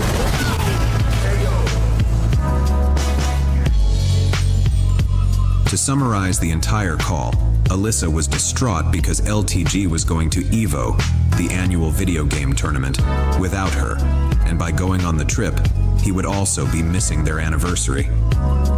As I said before, this clip became rather infamous, and it gave birth to the meme that LTG chose EVO over his girlfriend and their anniversary, ultimately resulting in their breakup. In fact, this incident is one of the primary things addressed in the mukbang video, and presumably it was what they were referencing in the video's title. They would claim it was not the central reason they broke up, it was but one of many reasons. This failed to stomp out the rumor, however, and even today people still say they broke up over the EVO incident. Anyhow, not long after LTG posted the video to YouTube, Alyssa would begin a new relationship with someone else. This information came from her social media posts, which were seen by both LTG's fans and trolls who had been following her from the time she was with LTG. Her new relationship, along with her social media posts about it, would become a popular topic amongst LTG's trolls, as it was clear to them LTG still had strong feelings for her, something he even admitted to in the clip at the beginning of this video. In fact, it wasn't only trolls that were talking about it. LTG's real fans were also curious, because the two were supposedly on good terms, with Alyssa even stating they were friends, so people weren't tiptoeing around it. They were eager to hear what LTG had to say about her new relationship. Well, it soon became apparent that his warm feelings about her had changed. Where before he was praising her as the only woman he thought was gorgeous from head to toe, the only woman he was proud to be seen in public with, and the only woman that he would consider marrying, now he was referring to her as just another bitch from his past and trying to avoid discussing her entirely. He began saying things like, he doesn't believe in love anymore. Love is just a Hollywood fantasy that isn't real. He even went on a bizarre rant where he claimed men shouldn't call girls their exes because they don't deserve a title, claiming that instead of ex, they should refer to them as bitch I used to fuck with. Okay, so first off, let me go ahead and break down why I don't consider any bitch my ex. So the reason why I would never consider any bitch that I used to fuck with an ex, because an ex, somebody used to fuck with doesn't deserve a title, period. It's just that simple. We talked about this before. If you used to fuck with somebody, if you're a woman and you used to fuck with a nigga, that's not your ex-boyfriend. That's a nigga that you used to fuck with. If you're a man and you used to fuck a woman that you were in a quote-unquote relationship with, that's not your ex-girlfriend. That's a bitch that you used to fuck with. It's just that simple. Why give people titles that are not in your life anymore? Period. Ignore Ignoring how ridiculous and inefficient this was, and ignoring the fact that this is still a title, it was clear he was not handling her new relationship well, and was quite bitter about it. Over time, he also took to insulting her new boyfriend. This led to a back-and-forth situation. Alyssa wasn't talking about LTG or trying to upset him. She was just posting things about her life and her relationship to social media the same as millions of other people do every day. But those things would make their way back to LTG, who would respond in his usual hostile and insulting ways. And it became clear that the things he was saying were making their way back to her as well. During this period when LTG was insulting them, one of the things he said about her new boyfriend was that he was old. Eventually, the drama got to a point where Alyssa and her new boyfriend addressed the situation live on Instagram, directly responding to LTG's comment about her boyfriend's age. This is when things started getting interesting. You can't keep talking. I keep calling you old ass dude. You guys are the same age. You guys are the same age. In the clip, Alyssa dropped the info that LTG and her new boyfriend were the same age, and only a few months apart in terms of their birth dates. While she didn't come right out and say exactly what his age was, she had dropped a major hint, and as far as I'm aware, this was the first time any reliable insider info regarding his age had leaked out. As I discussed in my previous video, LTG has always been weird and evasive regarding his birthday and age, so when she made this comment, it definitely got people's attention. It didn't take long before people went online and figured out how old her boyfriend was, and one enterprising young troll named Trevor Belmont compiled all the evidence into a video that would show how old LTG should be. Despite all this, Dale would continue lying about his age, even bringing up Alyssa's comment when speaking to the political streamer Destiny in 2022, claiming it wasn't true, and effectively accusing her of lying. What, do you mind me asking how old are you? Or I don't know if you're private about that, you don't have to say. Well, everybody thinks I'm 40 because I had an ex-girlfriend that tried to say I was a particular age, but that's not true. Regardless of what people think, that's not true. If I tell you personally, then everybody's gonna, I want to keep some things mystique. How about I just DM you? Yeah, oh no, you know what? You don't even have to tell me. I was just curious. But if everybody thinks I'm 40, then hey, we'll just say, fuck it, I'm 40. Sure, gotcha. The problem is these dudes show their emotions to people. Just as a quick side note, his continued lies and denial about his age is the main reason why I made my previous video. For all the people that ever doubted her or believed him when he said she was lying, I figured, why not just show something official that couldn't be denied? But silly me. Of course, some idiots still deny it. That just goes to show you that some people are so brainwashed that nothing will ever convince them. Even when the proof is right there staring them in the face, they'll still invent some reason why they won't believe it. Anyway, along with the info about LTG's age, Alyssa would soon make another post on social media that would end up reframing almost everything people knew about them and casting LTG into a completely new light. It was a birthday post that mentioned how old she was, and if you took that info along with their anniversary date from the mukbang video, you could figure out how old they were when they got together. Credit to Simp Felon, who put all the evidence together and realized that based on their anniversary date, LTG would have been 29, and she would have been only 17 years old when they started their relationship. This is where the claims that LTG groomed a 17-year-old originate from, but we've only scratched the surface. Here's where things get strange. If we go back to the mukbang video, there's a part where Alyssa was very careful to state that the day that they call their anniversary wasn't their actual anniversary. It was the day they met. The time is coming around, and it was 17 the day we met. It wasn't our anniversary, it was the day we met. Every time that day comes around, we kind of do something a little bit special. Of course, she neglected to mention that he was 29, and she was only 17 years old at the time. Or did she? Did you notice anything about that clip? You probably won't if it's your first time seeing the video, and I suspect even people that have seen it before probably won't catch it, so look again. It wasn't our anniversary, it was the day we met. Every time that day comes around, I kind of... Did you notice the edit? There's a jump cut right after she says the day we met. And it's not from me, it was in the original video. Okay, so what? It's an edit. Who cares? Well, let me explain. If you haven't seen the entire mukbang video before, it is about 25 minutes long. And it's basically an unedited vlog style, push record and take whatever you get type of video. Aside from some text at the very end that explains the camera battery died, it's just a long single take for 25 minutes, with the exception of 2 edits. 2 edits in a 25-minute video. They're virtually unnoticeable unless you are looking for them. So, why is this a big deal? Because I am 99.9% certain that edit was not there the first time the video was released. In fact, I have a very clear memory of Alyssa stating in this video that she was only 17 when they met. Now, the first time I saw it, I didn't know anything about how old they were or when they got together.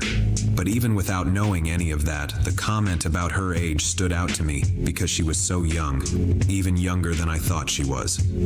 Now, much later, and knowing how old he was and how large of an age gap there was between them, imagine my surprise when I track down the video and go to the exact part where I remember it being.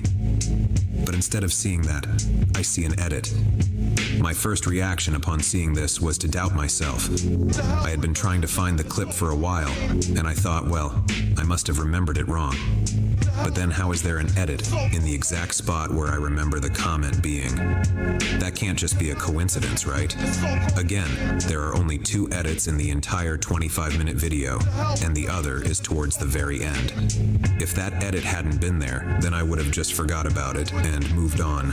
But obviously there was something there, and it's something he didn't want in the video. Otherwise, there wouldn't be any edit there at all. So what happened to the original clip? I think that LTG realized her comment wasn't a good look, or that it might end up being a problem for his career at some point. There were a lot of Me Too accusations and people getting canceled at the time, so my guess is he went into YouTube Studio, which allows content creators to edit a video that is already live on the platform, and now instead of the part I remember, there's a tiny edit that few, if any, would ever notice. Of course, it's not any huge revelation that she was 17 when they met. The aforementioned simp felon had already figured that out in his video, so if that's the case, why is it a big deal if she also said it and he edited it out? The answer is because it shows he's trying to hide something, and that shows consciousness of guilt. This is a term that you might hear in court or in a legal context, and it means something that shows a suspect knows they are guilty. For example, destroying evidence, or leaving the country right after a crime was committed. Sometimes when the authorities have a suspect but they aren't sure about them, they will monitor them to see if they do anything that shows consciousness of guilt. Because if they're behaving like they're guilty or like they have something to hide, it's usually because they are guilty and they do have something to hide. On a related note, now seems like a good time to remind everyone just how much he lies about his age. Now, as I mentioned, there was one other edit in the video. Here it is. Like, you guys think you guys hate him? The people who hate him? Y'all think you hate him? Ooh, that is nothing compared to how I felt. Yeah. I wanted to destroy this man. Yeah. But almost did too, but when? Please. And how he would tell me, like, on stream, how people would be like, he told her to shut the f*** up. Well, that's interesting. So she wanted to destroy him. Then he says, you almost did too. And after making some kookily faces at the camera, there's a cut. Again, this isn't a heavily edited video. Clearly, LTG doesn't want whatever they said in those 2 moments to be known to the public. However, unlike the first edit, I have no recollection of this part of the video, and whether this edit was always there, or if it was added later. So, let's talk about this. First, just to get it out of the way, the age of consent in California is 18, and there aren't any Romeo and Juliet laws, which even if there were, they wouldn't apply because Romeo and Juliet laws only cover people a few years apart in age, not 12 years apart. But does this even matter? In the clip that I remember, Alyssa only said that she was 17 when they met. She didn't say they were dating or in a relationship when she was 17. But then why do they use the date they met as the date of their anniversary? That's not what people usually do. Wow. To be fair, anniversaries don't have to be exact, and some people aren't always sure when to say a relationship officially started. Sometimes relationships just evolve over time, and a couple may choose a date to celebrate as their anniversary, even though they're unsure of when it truly was. But even when that happens, the date isn't going to be arbitrary. It's going to be relatively accurate. They're not just going to pick a random date. They will have an idea of approximately when it was, so it will be a reasonable guess within a range of maybe a week or 2 max. The only time I've known someone to use the day they met as the day of their anniversary is when both happened on the same date. If the relationship doesn't start until later on, who is even going to remember what day you met? So that's a little strange, but it gets even stranger. As I showed before, this info about how their anniversary wasn't really their anniversary comes from the mukbang video, and it takes place right around the same time that I remember her saying she was 17 when they met. In fact, my recollection is that it was part of the same comment. She said something like, "It's not really our anniversary, it was the day we met, because we actually met when I was still 17, which hinted at the idea that they couldn't be together then because she was still too young. At least, that was how I took it. Does that really make sense, though? I thought it did at first. It seems like it provides some explanation for why they'd use the date they met as their anniversary. But the more I thought about it, the more I thought it doesn't make any sense at all. Why not just use the date when they did get together as their anniversary? Is that really so hard or confusing? If they waited until she was legal age to officially start their relationship or start dating, then their anniversary would have been on her birthday.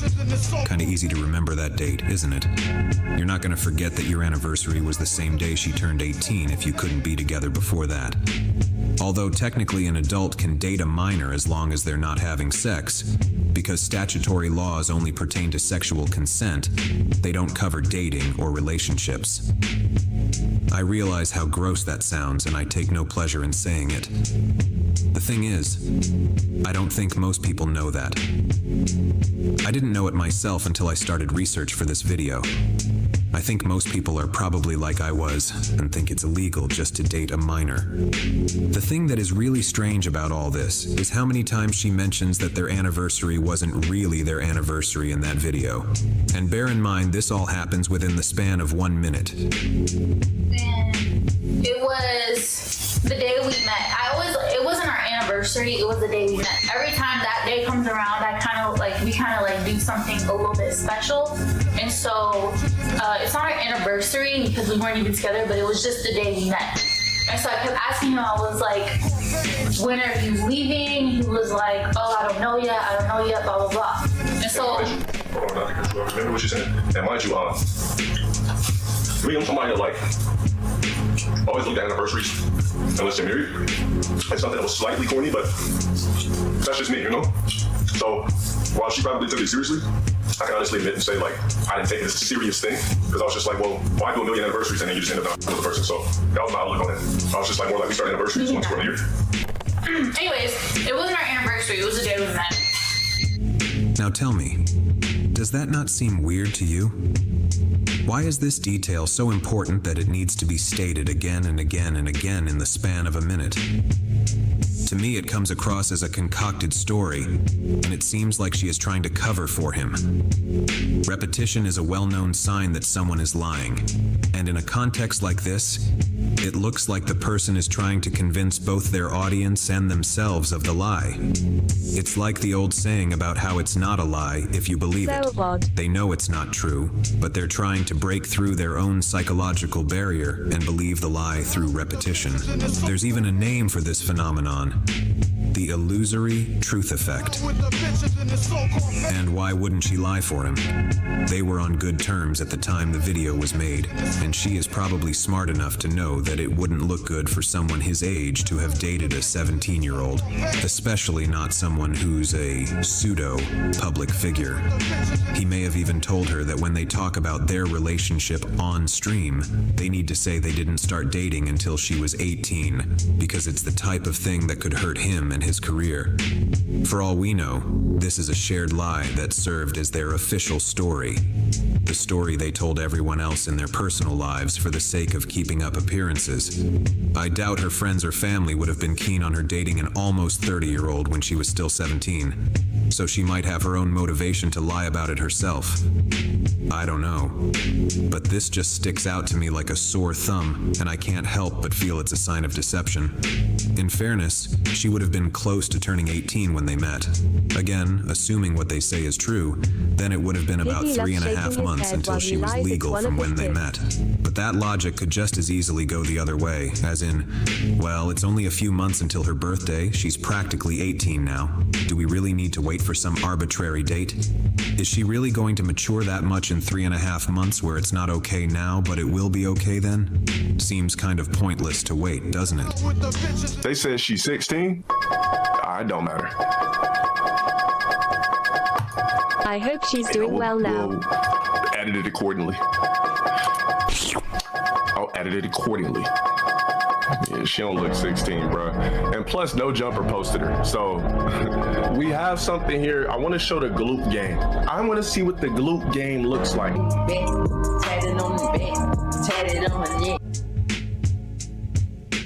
To state the obvious, I think the fact that he would pursue a relationship with someone that young when he was about to turn 30 is both creepy and inappropriate, and a strong sign that he lacks an understanding of what age-appropriate behavior is. They are 12 years apart in age, and she would have just graduated high school while he was about to turn 30. Even though they were both attending college at the same time, they should have been at very different places in their lives, and I could never fathom dating someone that young at 29. Going by the traditional formula of taking half your age and adding 7, his low end for appropriate dating would have been 22, and she was 4 years younger than that. The fact that he wasn't instantly bothered by it is creepy enough, but how the hell could you be in a long-term relationship with someone that young? This wasn't just a one-night stand or a booty call relationship. How can you relate to someone that's 12 years younger than you and literally fresh out of high school? That just shows a severe lack of development and immaturity on his part. And if my research is correct, he is actually closer to her mother's age. Of course, extreme immaturity is basically LTG's claim to fame, so dating a woman that's almost half his age is perfectly in line with what we know of him as a person. LTG is a lolcow, and one of the defining characteristics of lolcows is a total lack of self-awareness and maturity. Although LTG may set the record as the lolcow that's oldest in age, but youngest in terms of maturity. For years we have seen him act like an absolute man-child on stream, primarily when it comes to video games, which is itself a relatively immature and childish hobby. I'm not saying an older person can't play or enjoy video games, they absolutely can, but most see them for what they are, something that's supposed to be fun. They're not supposed to get you upset or make you lose your temper. Even people much younger than LTG understand this and can play games without having a literal breakdown when they lose. But somehow LTG is unable to do this, even now that he's on the threshold of turning 40. Video games are still very important to who he is as a person, and he takes them very seriously, despite his claims to the contrary. LTG predominantly plays competitive games, games where there's a clear winner and a clear loser, and much like a typical child, he is usually fine as long as he's winning. It's when he loses that he shows a severe lack of maturity and self-control. And being at best an average talent, losses occur quite frequently. He is the textbook definition of a sore loser, without any hint of good sportsmanship or etiquette, and he treats what should be a fun way to pass the time like it's a matter of life and death, acting like it has some tangible impact on his life. What's even more amusing is how he will constantly project onto others and criticize them for taking a game too seriously, when he's the 39-year-old adult, ranting and raging every time he loses. He even takes it a step farther and claims he doesn't take games seriously, and then postures like he's so above it and so aloof, like video games are childish things that are so beneath him. But his cheap talk is betrayed by his actions, which plainly show that he's the one taking it too seriously. He is stuck in this bizarre performance where he is clearly upset and frustrated, yet he keeps insisting that he's not, both to save face with his audience and to cope with his own shortcomings and feelings of insecurity. A big problem appears to be the gap between how talented he sees himself compared to how talented he actually is, and when the two conflicting ideas collide, he suffers from extreme cognitive dissonance, which you can actually see happening in real time. Apparently, he can't accept or admit that he just isn't very good at video games, which again is pretty damn funny considering how much he claims he doesn't take them seriously or care about them. If you don't take them seriously, then why is it so hard to just admit you're not that good, and that's why you lost? We have heard endless excuses for why a loss wasn't his fault, and countless rationalizations to explain how he's still the better player, despite losing. We've heard all these excuses over the years and more, all except for the most obvious excuse, that he just isn't that good. It would be one thing if he were a professional gamer, competing at the top levels and earning money from his talents, similar to a professional athlete. You expect people like that to take games seriously and to take losing really hard, because to them it is more than just a game. But LTG isn't a pro. He's not even a high-level competitor, and people don't watch him to witness his skills or talents in a game the way they do with most gamer streamers. In fact, it's the complete opposite. People watch him to see him lose and to see him rage like an angry toddler, to see a 39-year-old who doesn't look like a typical gamer, behaving like a crybaby that isn't getting his way. To put it another way, people watch to see an asshole that deserves to lose get exactly what's coming to them, and then not handle it well. So, there's gonna come a point when you forget about what happened, and you're gonna want to come back at me, and you're gonna want to wash the taste of my dick out of your mouth.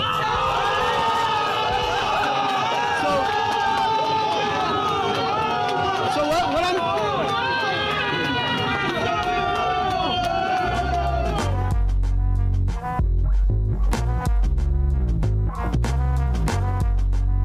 Now, I know things like raging over video games wouldn't really seem to matter in the context of an adult man potentially grooming a minor.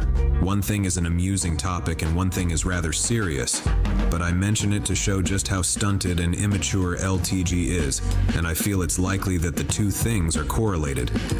When you look at it in aggregate, it's not that surprising that he would think it's appropriate to be in a relationship with someone so young. 17 years old is probably about where he is himself in terms of intelligence and maturity. That might even be giving him too much credit, honestly. It's also because that's the only kind of woman that would ever give him a chance. Someone too naive and inexperienced to know better. Normal women don't like immature men, not at any age, but definitely not in your 30s. They also don't like men that can't keep their composure, especially over silly crap like video games. A woman his own age would instantly see through him and know what a chronic man-child he is. But someone young and naive would lack the experience to know how a grown man is supposed to act and would be more forgiving about his juvenile behavior because that's all they know. Maybe he could find an age-appropriate woman for a hookup where they don't need to be around you much or be seen with you in public, but a relationship? Yeah, right. Just like how men sometimes have someone they booty call when they're horny, but would never bring around their friends or family, LTG is the male equivalent of that. Can you imagine a woman introducing someone like him to their family and then trying to explain what he does for a living? That he spends his evenings playing video games with teens online, screaming and raging at them all night long while trying to get them to send him donations. Or better yet, imagine a girl having to answer to their friends and family's concerns once they've gone online and seen some of the videos about him. Talk about an awkward situation. They'd probably tie her up and never let her talk to him ever again. That is, if she didn't already block his ass and tell him to delete her number. LTG is not any man or woman's idea of a suitable mate for their daughter, and I think he knows it, despite all his boastful talk about what an amazing guy he is. I said, that's why your box was always foul. I said, your shit was foul every time we around. That was a different me though. Like me personally, if the relationship end now, I don't give two flying capital fucks. Like, you're at a disadvantage by not fucking with me in the first place. Like, you're not gonna find another guy like me, period. You're gonna have to fuck with an NBA player to get somebody like me even come close in the first place. There's not too many 6'5" attractive niggas like myself. So like, you're literally gonna have to get lucky to even touch this gene pool again. So any chick that I ever fuck with is always they always fuck with a downgrade after me in the first place, which is why most of the time they always come back, because I'm one of a kind in the first place. These comments are like the IRL equivalent of the way he copes with video games, the way he insists he's the better player despite losing convincingly. Yeah, what a catch. A guy that is widely seen as a total clown who lives in a low-income area with an unstable income and very limited career potential that could be taken away from him in an instant if he slips up and says the wrong thing on stream, who doesn't have good relationships with his family or his former girlfriends, red flag, and who has endless videos of him in some of the most embarrassing moments all over the internet available for anyone to see. And this isn't even getting into his racist, homophobic, transphobic, and misogynistic comments. Yeah, I'd be thrilled if my daughter brought a guy like that home. Anyway, I think what this really boils down to is this.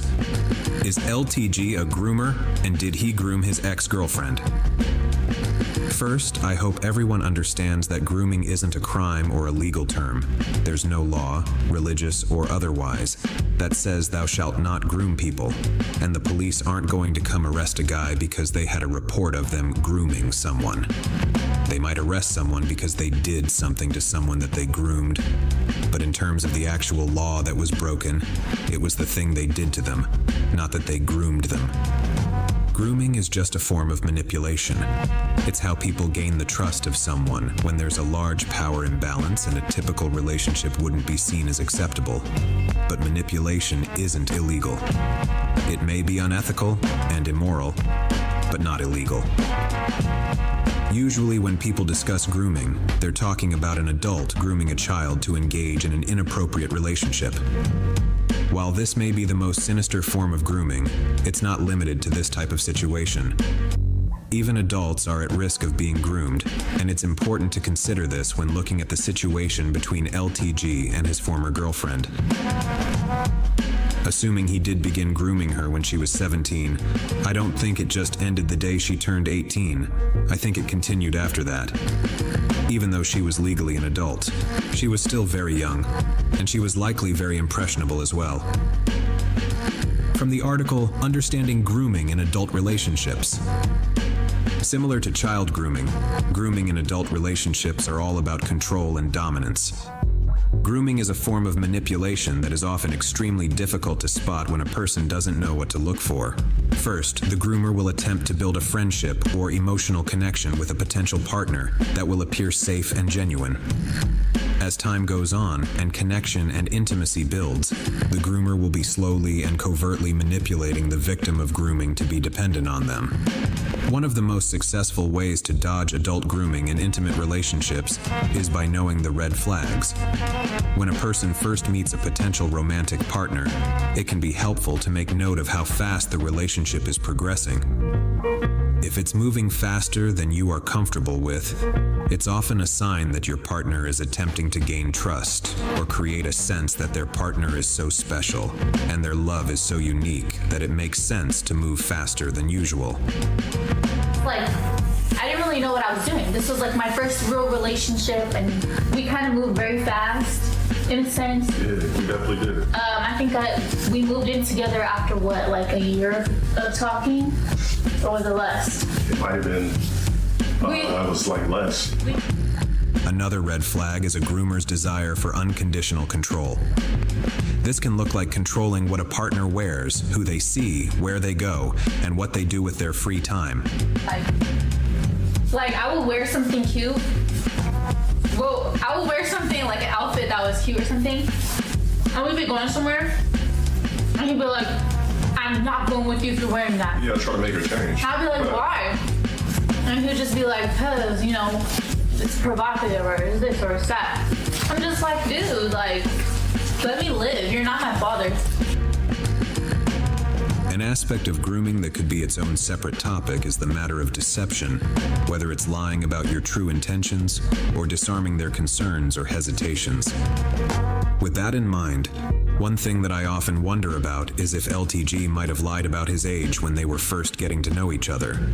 She obviously knows now. She's the one that first talked about it in public while he was still trying to hide it. But was he always upfront with her about it?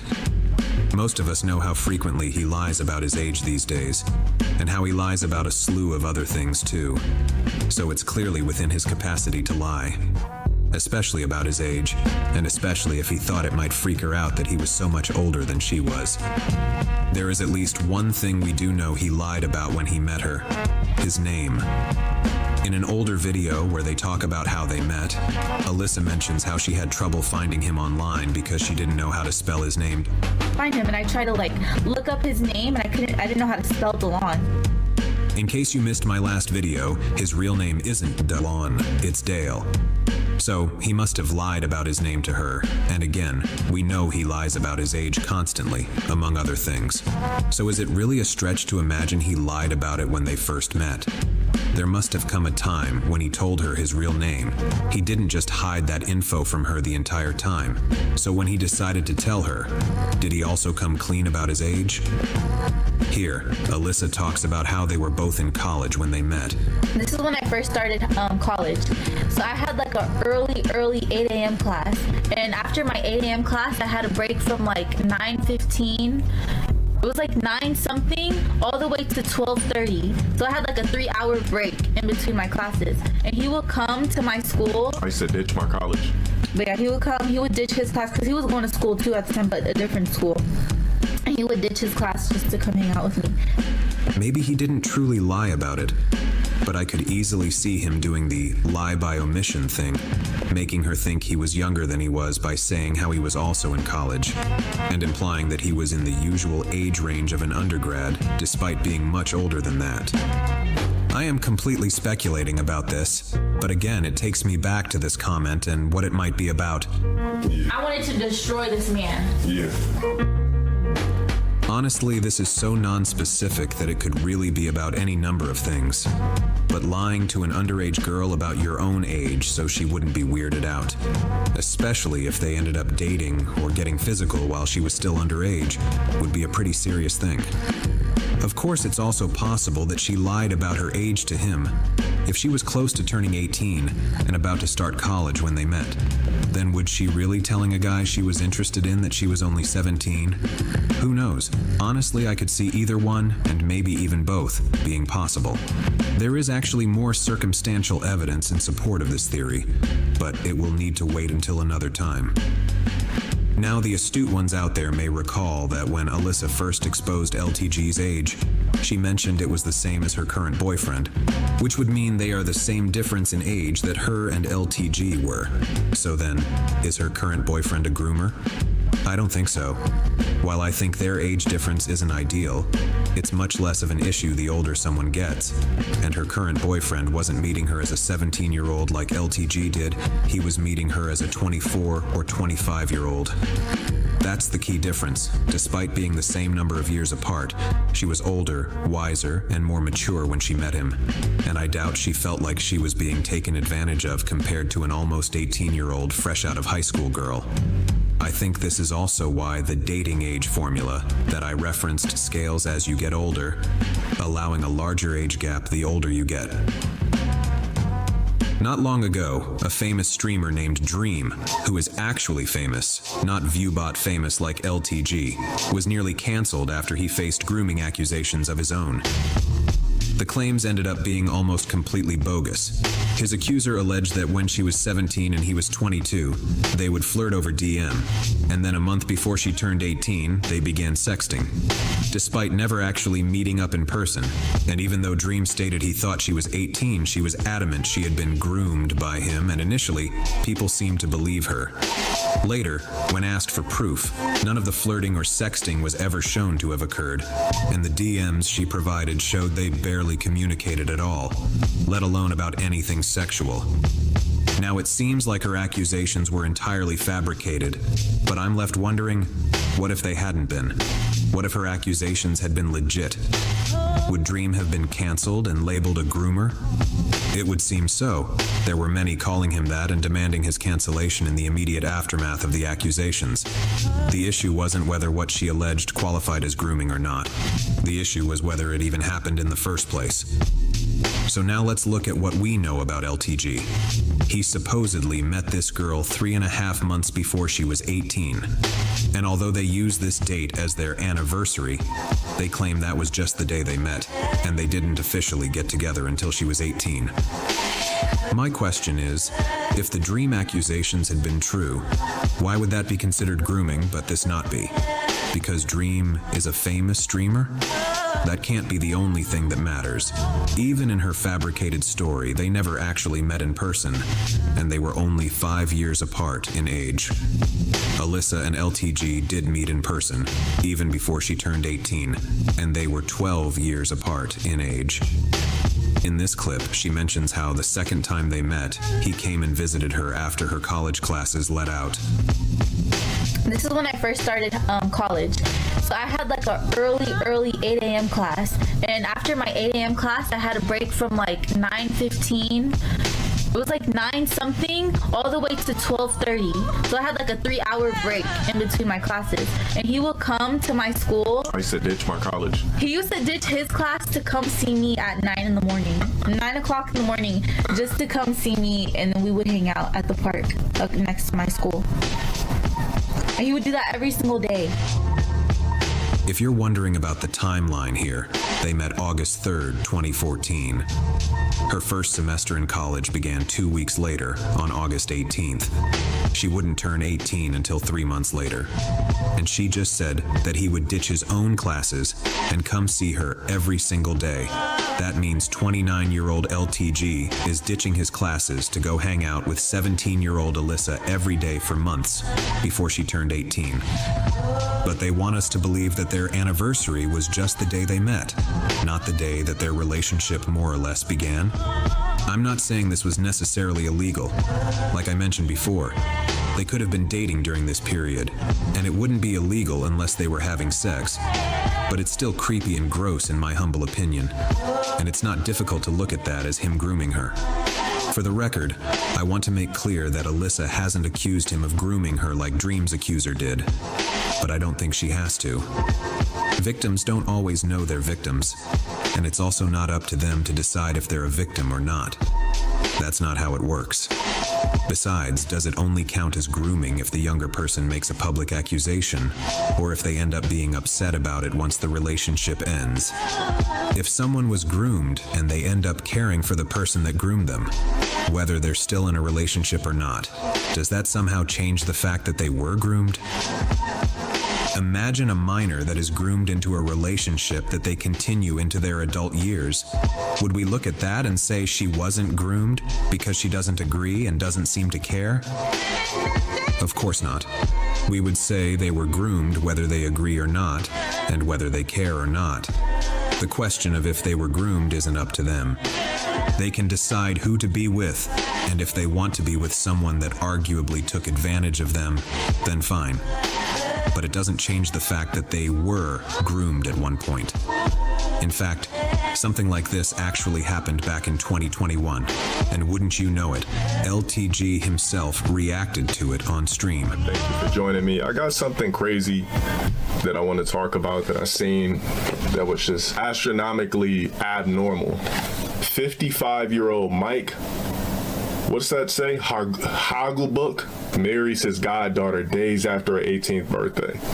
And there's a picture with him holding her as a kid and then marrying her as an adult.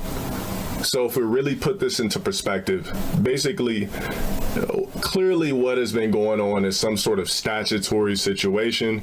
There had to have been some illegal and nasty shit going on that you can't really investigate, because once somebody is legally 18, they can do what they want to do. I mean, look at this. You look at this pic. You're looking at somebody who groomed a little girl from who knows when, of adolescent ages to... Exactly. That's what I'm saying. It's grooming. Groomed her from a age that is completely unacceptable to an 18-year-old literally being happy and ready and glorifying this marriage. You said one is hers? Yeah, this is crazy, man. Yeah, it's just, yeah, I can't imagine this. So it's saying that many on social media are claiming what we already just talked about. So Mike has not explained the timing of the relationship, nor has he explained his followers that the newlywed relationship changed from parental to romantic. Yeah, that's just a real nasty situation. I think there's a video of her like cussing. See, he says himself that the girl was groomed, even though she disagrees. Keep in mind that as far as we know, nothing illegal took place in that story. Even though we would all speculate otherwise, as far as we know, and as far as the couple is claiming, it was all above board. I'm not saying this is on par with what LTG did. Obviously, there's a lot of differences in that story. That guy was the godfather of the girl and had known her much longer than LTG knew Alyssa. He was also much, much older than she was, and they went straight to marriage, not a relationship. The point is, it doesn't matter if someone is happy in their relationship, and it doesn't matter if someone agrees whether they were groomed or not. Everyone else is looking at it from the outside and saying, yes, he groomed that girl, no matter what she thinks or says about it. Now, I may be wrong, but it seems like Alyssa doesn't want to blow up LTG's life or throw any high-profile accusations at him. At least, not anymore. Yeah. I wanted to destroy this man. Yeah. Maybe she still cares about him deep down and doesn't want to damage his life or his career. Maybe she doesn't want the drama and attention that comes with making those kinds of accusations publicly. Maybe she just wants to move on with her life and let sleeping dogs lie. Then again, maybe she doesn't. Back when Simp Felon made his video that showed LTG and Alyssa met when she was 17, he ended it with a screenshot of a post from her Instagram. In the post, she was resharing a comment from another user that said, I don't know what high school girl under 18 needs to hear this, but that grown man doesn't think you're mature for your age. Women his age just see the bum in him, and he's a predator. Tell on him. Below that, Alyssa added on her own comment, which said, Wish I knew this earlier. Frowny face emoji. Gee, I wonder who she's referring to. So maybe she does feel differently about things now, and maybe she did want to make at least a subtle comment about it. Looking back at everything in context, I think it all makes perfect sense. When she first met LTG, she was a young, inexperienced, naive girl fresh out of high school. And like most young girls, she was probably flattered that an older guy gave her attention, thought she was pretty, thought she was worthy of being in a relationship with, or that she was mature for her age, or whatever dumb compliments older men use on girls when they're hitting on them. Now that she is older and wiser to the kinds of things men do to take advantage of younger women, or just women in general, she probably feels embarrassed or even disgusted that she fell for that crap, and whatever her feelings may be about how she was treated during their relationship, she probably resents that a guy his age preyed on someone as young as she was and took advantage of her youthful ignorance. I don't know if she would call it grooming, but I sure would, and I think I've shown that most people would as well. But hey, don't just take my word for it. In researching this video, I ended up finding a true authority on this subject, someone with relentless experience and expertise in the field. You might even call this person a scholar when it comes to the subject of grooming. And I managed to find a clip of them describing a scenario that is eerily like the situation between LTG and Alyssa. In the following clip, this grooming scholar is talking about the music artist Drake, who in 2018 was being accused of creepy and potentially inappropriate relationships with underage girls, including his latest girlfriend who had just turned 18. And just a quick note that Drake was 31 at the time. So what I think Drake is doing, right? How it's going around that he's grooming women. 100% true, King Tut. What he's doing is he's going around grooming young women or young girls that are going to evolve into women at a certain point in time in their life. Drake is a man that has had sex with numerous, maybe even thousands of women. So it has to come to a point at, or it has had come to a point. It's just where we're at now. Drake has got tired of fucking adult women who are ran through. Promiscuous adult women, I would like to say. Drake has fucked or fornicated, had sex, whatever you guys would like to call it, with numerous women. When does it give when you run into tarnished pennies over and over and over and over again, to the point where it intrigues you, where you groom something that's a little younger, you groom something, you coach, you develop a woman into your liking without engaging in any type of sexual contact, but sort of mentally grooming that woman who is untouched and untainted into the world, a non-tarnished penny. You ever just took a dirty penny and tossed it away? And then you see a shiny penny and you want to keep it and you want to save it? That's how Drake feels about women that are tarnished. Most women that you run into are going to be tarnished pennies. It is very rare to find. It is very rare to see in general a penny that is brand new. Most pennies you see are dirty, ugly, disgusting. You see them on the floor, you kick them.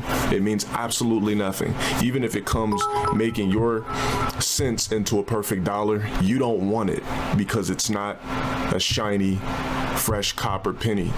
You're dealing with a tarnished penny.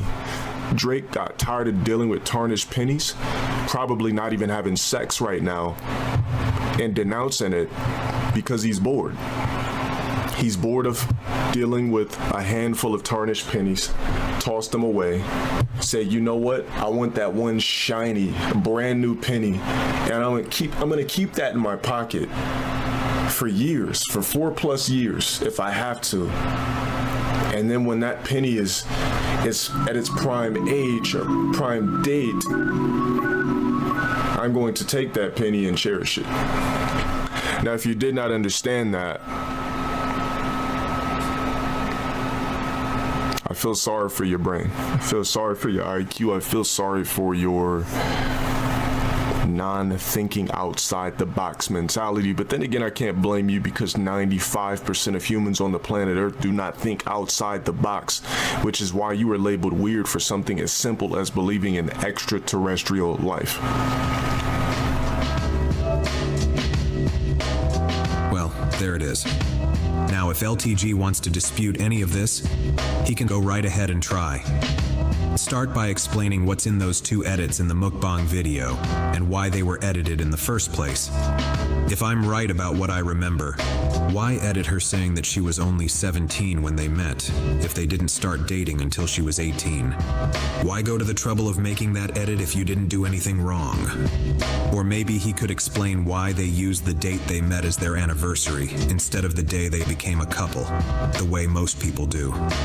If that wasn't their true anniversary, then when was it? Was it the day she turned 18? Was it later than that? Set the record straight. Then again, if my memory about what she said is wrong, then I'll gladly eat crow about it. But I need to see the actual footage, because Dale's word means absolute bupkiss to me. Through each of my videos, I've shown how often he lies, and I fully expect him to lie about this too. The thing is, even if I was wrong and she never said she was 17 in the mukbang video, it wouldn't change much because it's already been established by Simp Felon. Her mention of it in the mukbang video would just be further corroboration. Of course, Dale would still need to explain why he edited it out in the first place, and I don't think he will ever do that. Obviously, there is something there because otherwise there wouldn't be any edits. I won't hold my breath though. Dale doesn't have a great track record when it comes to telling the truth.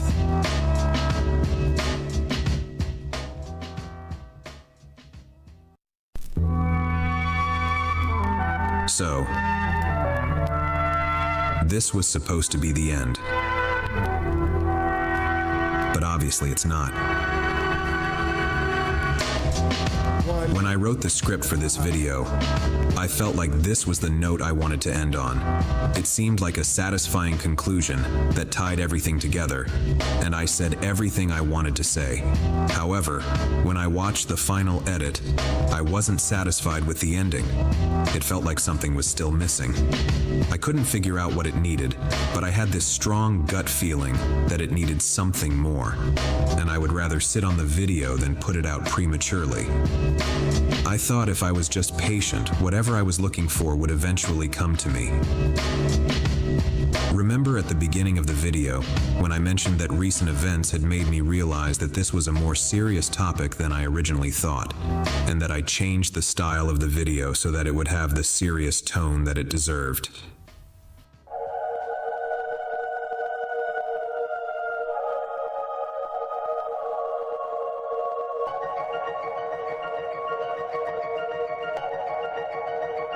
At one point, I showed this clip on screen, which was a subtle hint of what I was talking about. The girl in this video is a Twitch streamer that goes by the name Connie Rosie. I really don't know much about her other than that at some point around the middle of last year, she began popping into LTG's stream when she wasn't streaming herself. Since Dale is a tremendous simp, anytime there's a woman in his chat, he gives them special attention. But being a streamer that he can clout chase off of just took it to a whole other level. So for the last few months, Connie has been a frequent member of his chat, and Dale has been constantly simping for her and letting her get away with anything when other people get banned just for laughing. Some LTG trolls actually like her because she will occasionally talk back to Dale, and as I said, she's the only one that can get away with it. Anyone else gets banned instantly. But from what I've seen, it seems like she really likes him and only talks back to him in a flirty, friendly way. So one day I'm just browsing YouTube as I often do, and I get recommended a video called Low Tier God Lies to Connie Rosie about his age.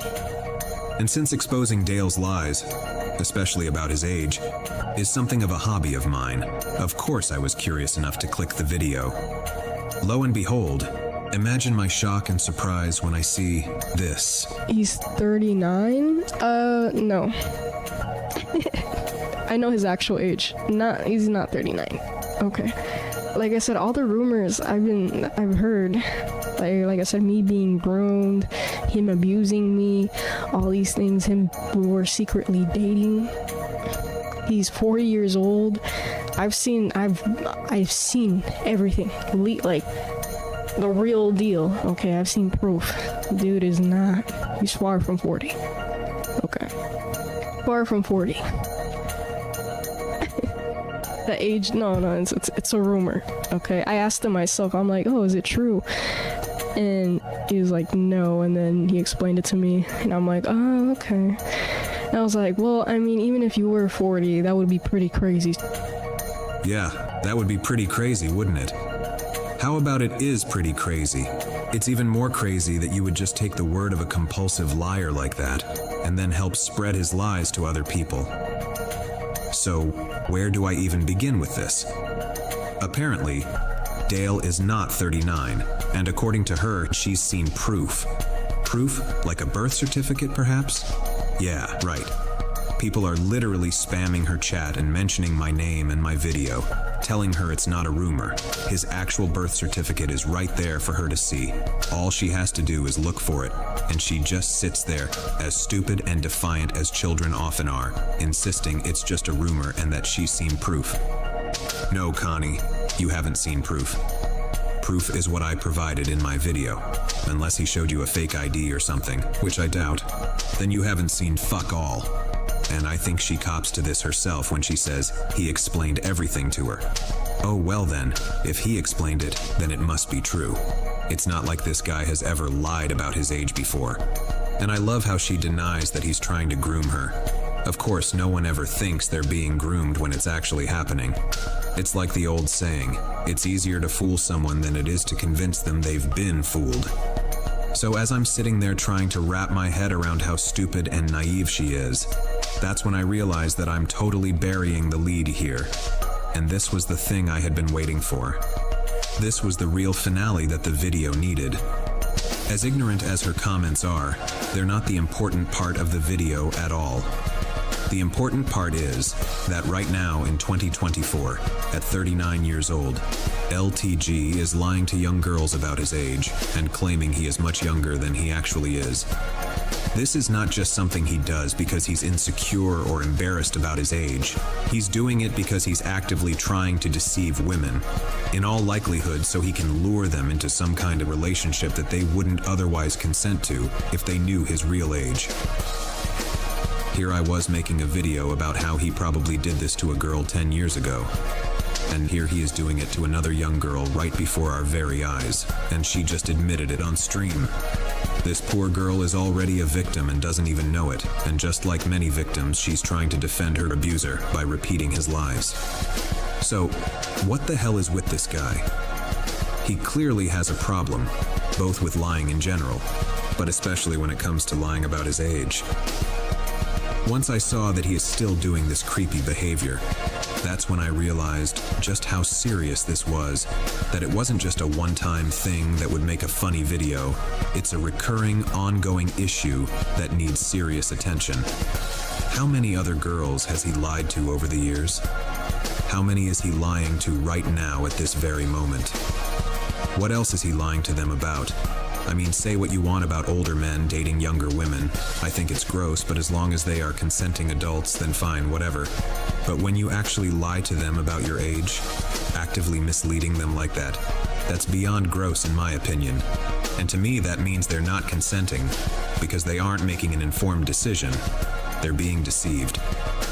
I want to remind everyone that this is coming from the same guy that preaches how confident and arrogant he is, and what an amazing catch he is, how after dating him, every other guy is a downgrade.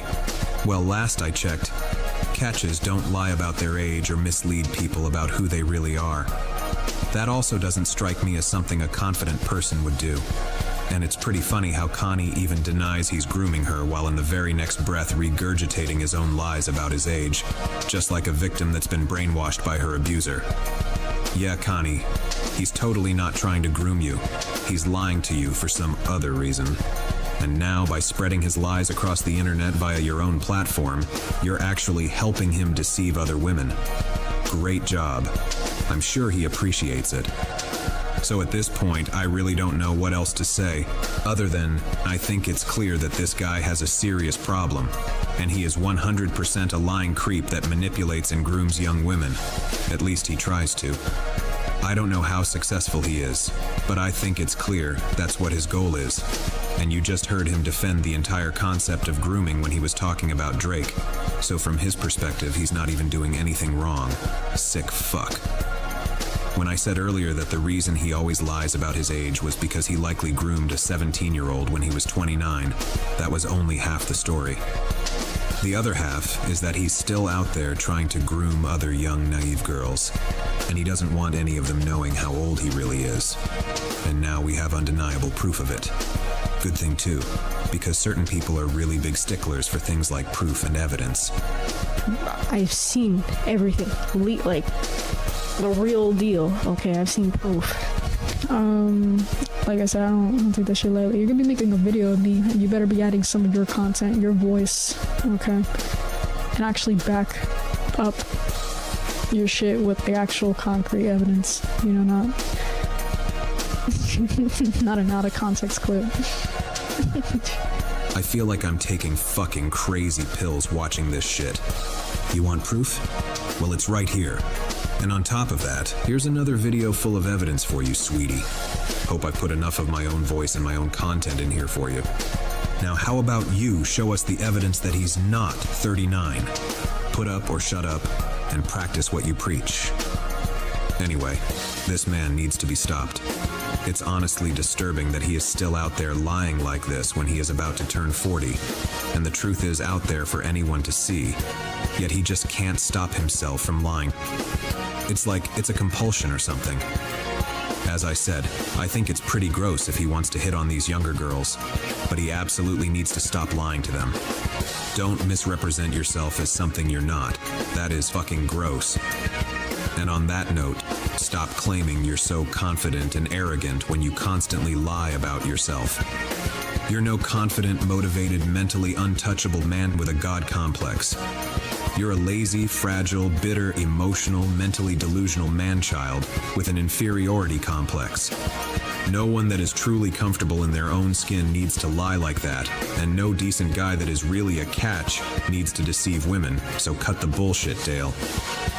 You're obviously insecure and trying to cover it with all this talk about how confident you are, and it's pathetic. You talk about it because you can't be about it. But talk is cheap, and actions speak louder than words. Don't deny the truth that's right in front of you.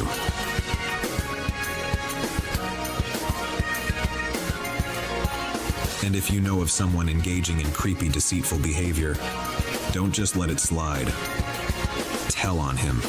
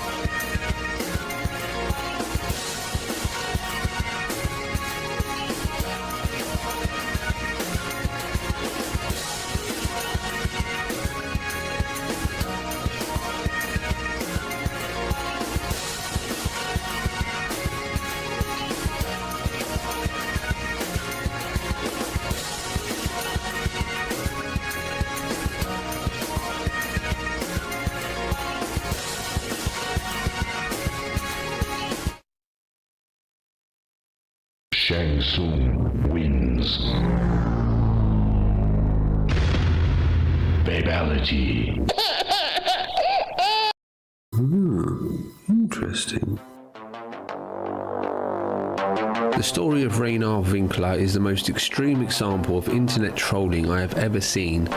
Years of constant harassment both online and in real life have led to riots, news headlines all over the world, violence, the torment of an entire village, people going to prison, one man on the brink of complete mental collapse, and this is the insane story of Germany's biggest lolcow, Dragon Lord.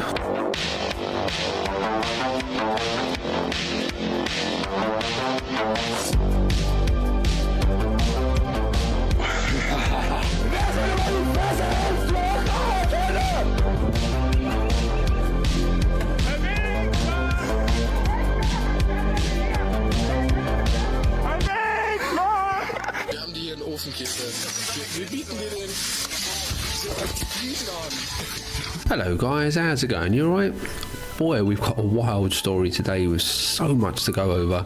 But before we get into the details, let's meet the protagonist of today's episode.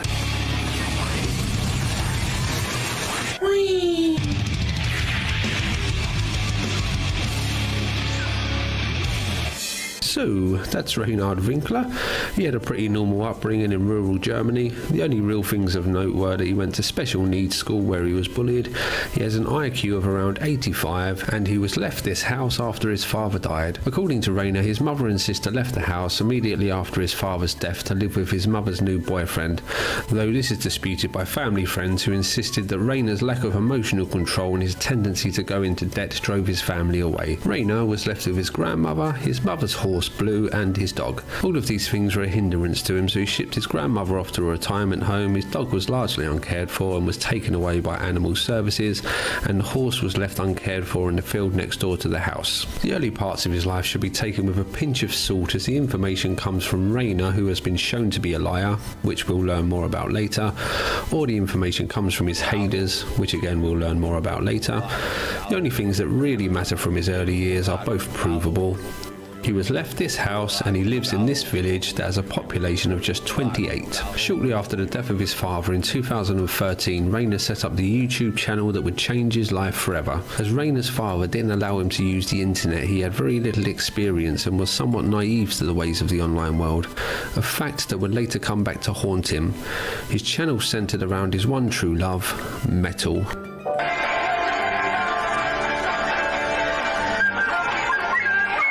The early days of his channel were mainly him doing super sick video editing, headbanging and talking about, of course, metal. Metal, Leute! Servus und ein herzliches Willkommen beim Drachen. Ja, ihr hört's schon. Bis zum nächsten Mal. Metal. Tschüss. Aus der Kehle heraus, aus dem Hals heraus und jetzt so. Wie so ein kleines Mädchen. Ich mag aber auch total gerne Viking Death Metal. He would also do some comedy, Q&As and opinion videos. It was his opinion videos that first started to gain the attention of the trolls, as it was clear that Rainer was not too bright and didn't really know much about anything. His channel moved away from talking about metal and became more about him talking about his life. People started to notice that Rainer lied a lot, with conflicting stories about him being a virgin, but also claims that he would sleep with lots of women, men and transgender people. It was during one of these Q&As that the main part of our story begins. Rainer gave out his full name in a video called 20 Facts About Me. This allowed his trolls to find his Facebook account, which would in turn allow them to find the contact details for his family. One of Rainer's trolls then sent a threatening message to his sister, which understandably upset Dragonlord. Rainer had had enough and he was going to show the trolls who was boss. The trolls had gone too far and it was time to end this like a man. Metal, Leute. Ich weiß, dass ein paar Arschlöcher da draußen meinen, ich sei das letzte Arschloch und der letzte Kasper und Drecksack und was weiß ich alles. Ich habe heute einen Aufruf an euch, kleinen miesen Drecksschweine. Irgendeiner, ich weiß jetzt nicht wer, es ist mir auch scheißegal. Ich weiß nicht wer es war. Irgendjemand hat meine Schwester mit einer PC-Computerstimme angerufen und gemeint, pass auf, ich weiß, wo du wohnst. Wer auch immer das war, traut euch, kommt zu mir als Schauerberg 8 in 91448 Emskirchen. Traut euch, kommt zu mir und legt euch mit mir an. Ich prügel die Scheiße aus euch raus. He gave out his address. He gave out his home address to a gang of trolls and invited them to come and see him. Not a great plan. At this stage, Dragonlord's channel was still small, so the consequences of this naive mistake didn't become fully apparent until about a year later, when his notoriety grew. But we'll come on to that later. At this stage, all that happened was a few pizzas were ordered to his house, and the trolling of Dragonlord was a niche pastime for the select few. This changed, however, when this forum, which translates to laugh already in English, started to pay more attention to Rainer, and he quickly became the site's largest lolcow. Unsure what a lolcow is? Well, put simply, it's a person whose foolish behaviour can be exploited to amuse onlookers online, milked for laughs.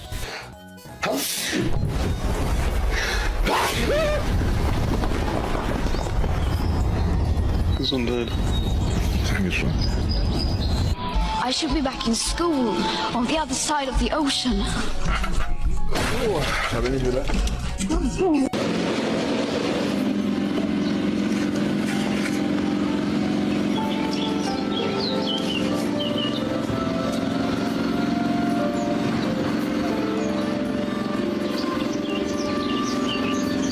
deine Kamera hat einen guten Ausgleich für das ganze Geschüttel, was du da machst. Aber vermutlich eher nicht, wenn ich mir die Marke so anschaue. Kauf dir lieber eine Nikon, die ist besser. Hat einen besseren Stabilisator drin. Dragonlord began to refer to his trolls as haders, which is haters in English, and he started to make more and more content about his haders, which fanned the flames and encouraged the trolls. The forum quickly found the video with Rainer doxing himself, and the Dragon game was born. This was still largely small-scale stuff like sending packages full of feces to Rainer's home address. The Dragon game really kicked off in 2015 when the trolls would go to Rainer's home and leave cans of his favourite energy drink at his gate. The term Dragon Bunker was used to describe Rainer's house, and the trolls would make what they called a pilgrimage to the Dragon Bunker. This all still sounds pretty harmless, but things began to escalate, and soon this was the Dragon game. Oh nein, der macht wirklich. Ja klar macht er das wirklich. Das ist meiner, ne? Oh shit.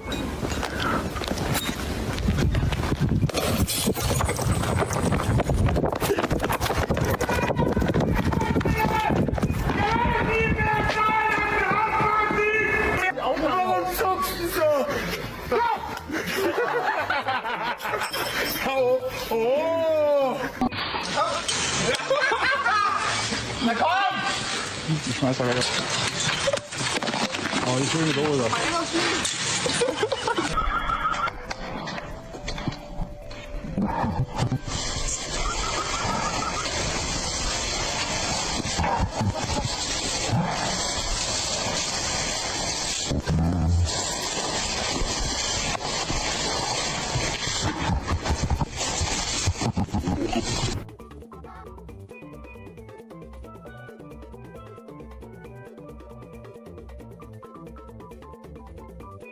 Verdammt noch! Wenn ihr meinen Scheißschlaf kaputt macht! Die anderen aufstehen! Armselig! Ich bin armselig! Hau ab! Hau ab! Hau ab! Hau ab! Das ist scheißegal! Hau ab! Du kannst Remote-Tasten in den Kopf! Du Angelte! Ich will meine Scheiben mal schlagen! Ruhe! Keiner! Halt deine Fresse, du kleiner Hurensohn! Was machst du? Halt deine! Vertierte! Was soll ihr für Abschau? Verwinkler! Ich heute und dann hier! Hey, hätte mich verarschen! Verwinkler! Hau ab, du feige Sau! Was anderes hast du eh nicht drauf! Kannst du hierher kommen und anders auf die Eier gehen, Alter! Hey, ich will etwas anderes in den Weg!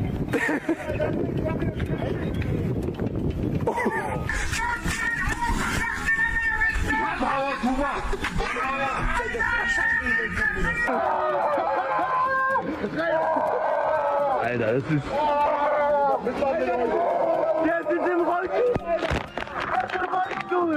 So, this is the point that the story really starts to spiral out of control. Dragonlord's angry reaction to the trolls attracted more trolls like flies round shit, and the pilgrimage grew bigger and bigger. Rainer declared war on the haders with the statement, "That's it for them, they're dead," and he began to fight back.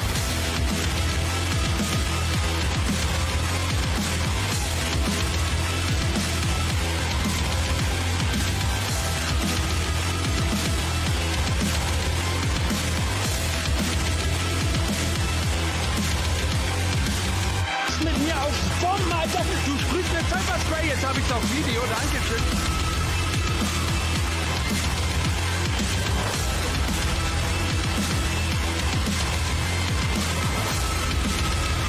Spoiler alert, the war didn't go well for Dragonlord.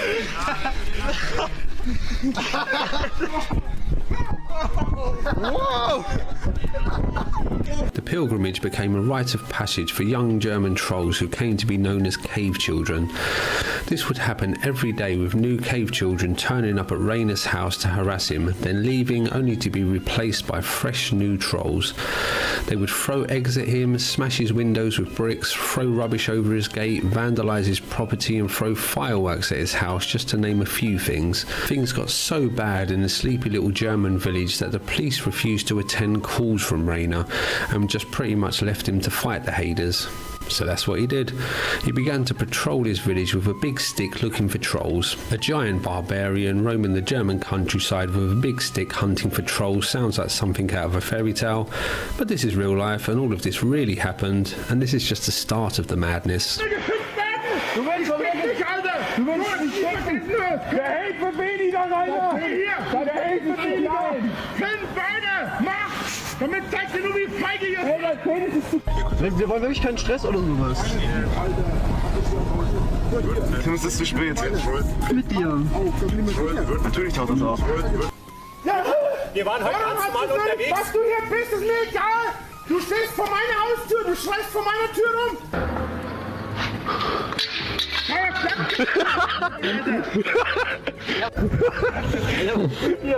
Was mit mir? Ja. Der provoziert mich seit 10 Minuten. Alter, jetzt schmeißt er die Brüche. Was ich kann! Du stehst vor meiner Tür, du Assi, Alter! Was ich hier kann und was du kannst, Junge, sind Welten!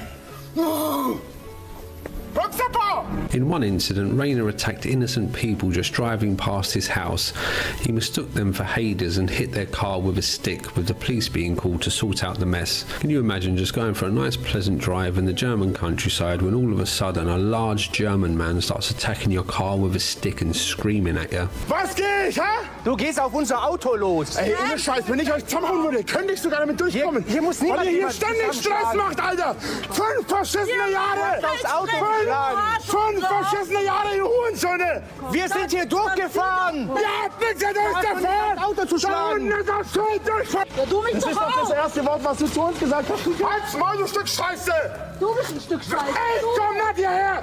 Ich geh dann euch auf die Eier! Ihr kommt hierher und belästigt mich, ihr Hurensöhne! It would take me hours to go over all of the stuff that happened, so let's just take a look at some of the more extreme examples of the Dragon game. So we have the more bog standard stuff like swatting and calling the fire brigade to his house. In fact, Dragonlord was the first person to ever be swatted in Germany. The hater responsible for the fake call ended up going to prison for this. We also have the time in 2018 when hundreds of people turned up to Dragonlord's little village and planned to hold a festival outside his house. A state of emergency was declared with riot police and all other emergency services in the area being deployed to break up the crowds. This then led to a riot in the sleepy little village with many people being arrested, and some of the people even tried to set fire to the nearby forest. This was national news in Germany, with Rainer being interviewed about the incident. Then we have the time that one of his haters was sent to prison. The German newspaper that I got the story from says that the defendant was charged with making fake bomb threats and using a third party's credit card to order the following items to Dragonlord's house: toys, which I guess means sex toys, digital subscriptions, which I would guess is to some kind of weird porn site, worn socks, pig interiors, electrical items, as well as t-shirts and a cap with the logo for the terrorist organisation ISIS. The main reason this guy went to prison though is because when the police raided his house they found a load of kiddie porn. That's right, the troll was a dirty little pedo. While all of this was going on in the real world, the Dragon game still continued online, with some notable examples of this being the time that Rainer fell in love with a woman that he met online. After only a few weeks he thought it was a good idea to ask for her hand in marriage live on the internet. Ich sehe das momentan halt als extrem großen Liebesbeweis von meiner Süßen, von meiner Erdbeere. Also im Prinzip will ich dich hier live fragen, ob du mich heiraten willst. Nicht unbedingt der romantischste Antrag, aber ja.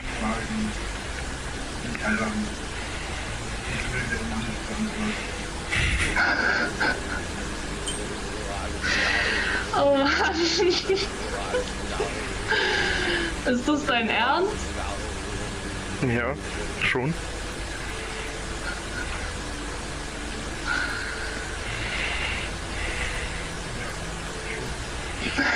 Und ich sollte jetzt eine Antwort drauf geben? Prinzipiell hast du es ja schon getan. Es ist nur die Frage, ob du dazu stehst.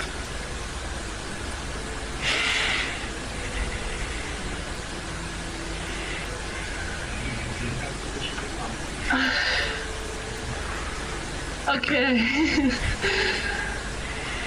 Also Rainer, du bist echt ein ganz besonderer Mensch. Und mit besonders meine ich, du bist der fetteste, dümmste Idiot, den ich je in meinem ganzen Leben gesehen habe.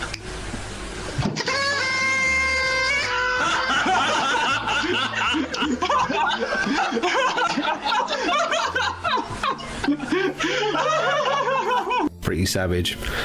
Another time, Dragon Lord was streaming and happily singing along to one of his favourite songs, just chilling with his viewers when someone hacked his stream and played a video of him masturbating. Rainer was unaware of this and just continued to sing along while the world watched what must have been a pretty horrific sight.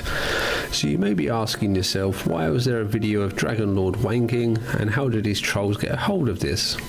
Well, he has a Pornhub channel and he uploads all kinds of stuff on there.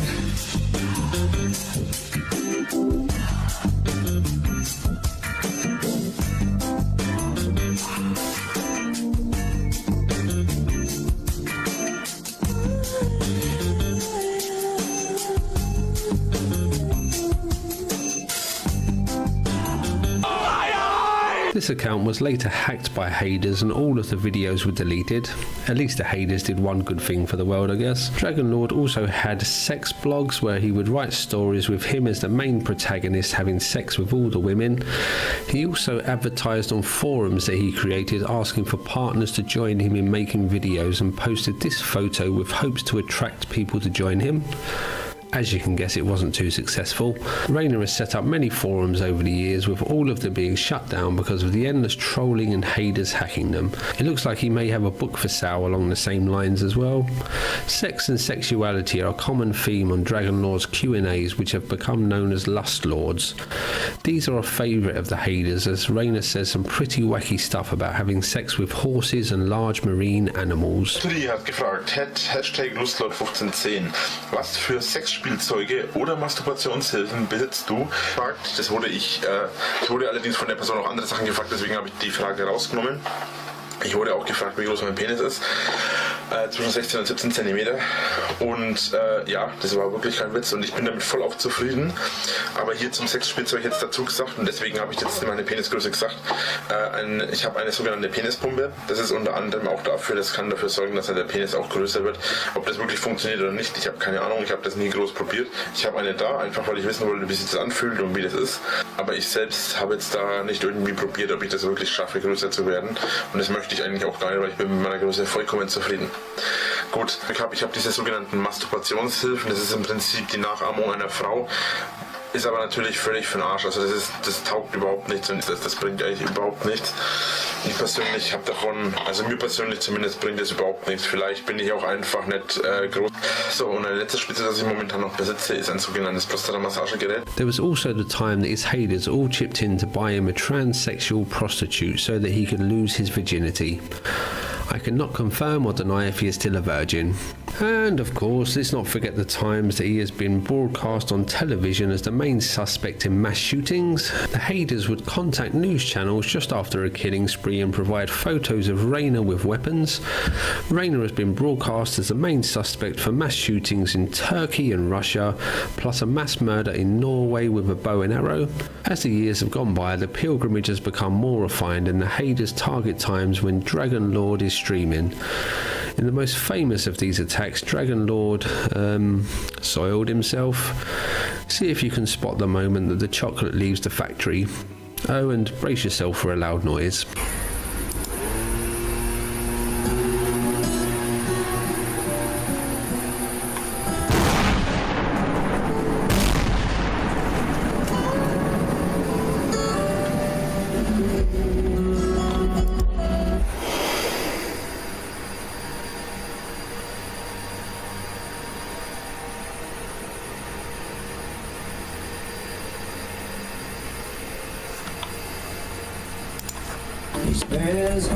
Ich muss mal schnell aufs Klo. They also began to smash the windows of his house while he was streaming. Also es kann wirklich auch mal sein, dass da was komplett anderes drinnen ist.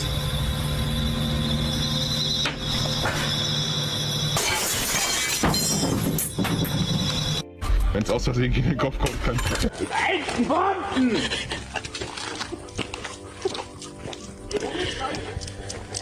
Die meiste Runde!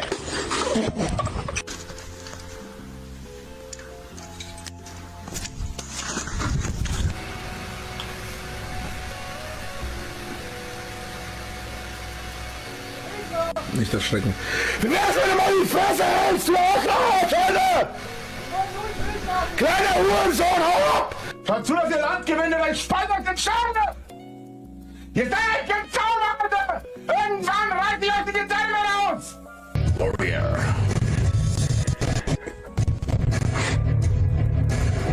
Wie verbringst du es? Wie ist das?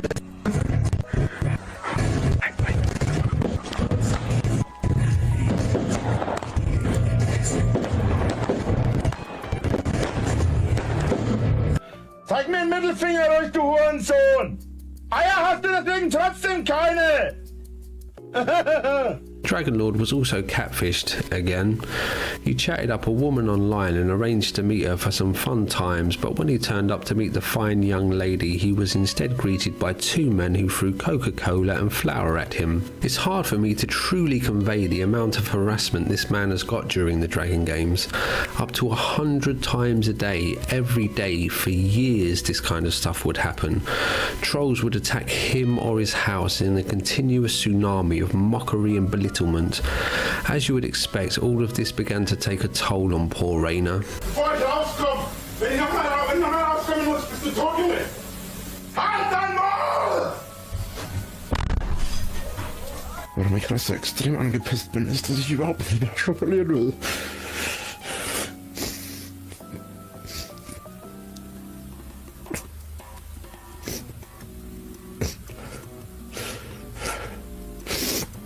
Ich habe keine Ahnung, wie schwer es ist, es durchzuhalten.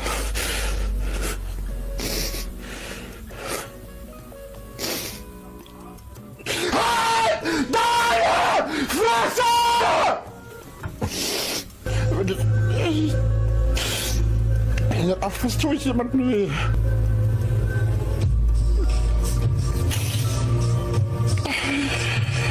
Jeder, der sich fragt, warum ich nicht aufhöre, das ist es wert.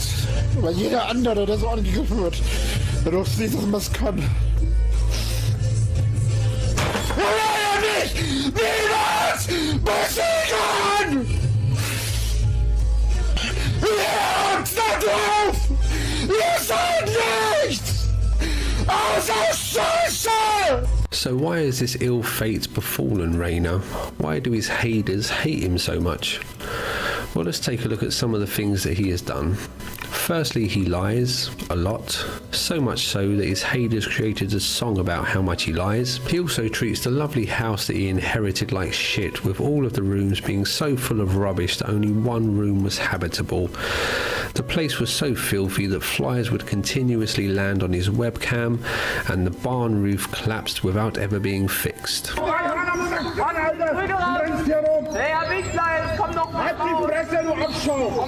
Ey, was beleidigst du denn jetzt so? Das war die nächste. Pack den Prügel raus. Jawohl, da ist er. Komm raus, komm. Rainer, komm. Komm raus, Rainer. Joe.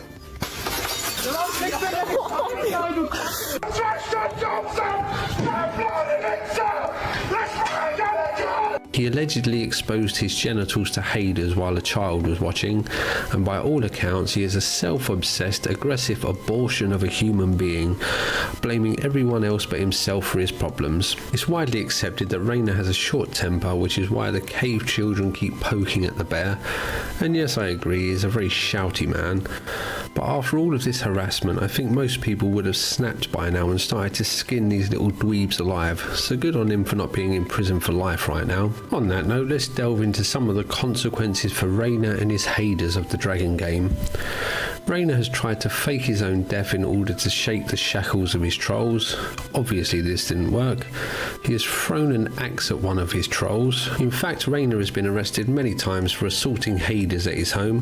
One of these arrests was for the time that he pepper sprayed one of his haters. Rainer was sentenced to 7 months on probation and 50 hours of community service for this. He didn't complete the community service though, not because he didn't try, but because all of the businesses refused to take him on through fear fear of being swamped by haters. He has also been arrested for punching 2 trolls that came to his house and insulted his dead father.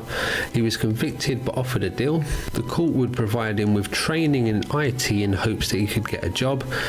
He could claim welfare while he was doing the training, and he would be on an extended probation. Sounds like a pretty sweet deal, but this deal came with conditions. The judge saw that the source of Rayner's problems came from the house where the trolls would attack him and the live streams where Rayner would bait them to come. So in order to get this deal, he would need to sell his house and delete his YouTube channel.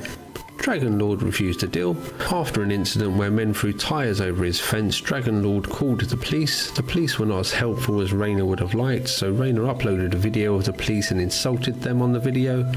This turns out to be a crime in Germany and he was arrested again. The powers that be were growing sick of Dragonlord and the endless army of haters that would plague the German countryside, so they made moves to stop Rayner from streaming. According to German law at the time, if your stream got 500 people or more, you were classed as a broadcaster and needed a license. Dragonlord didn't have a license, and when he applied for one it was rejected, so he was banned from streaming. This hit Rayner pretty hard, as it had been his life for many years now and was his main source of income. Und die sind so dumm gewesen, das zu prüfen, haben dann angeblich an mich Briefe geschickt, die nie angekommen sind, also wieder mal das typische Hater-Verschwörungsscheiß.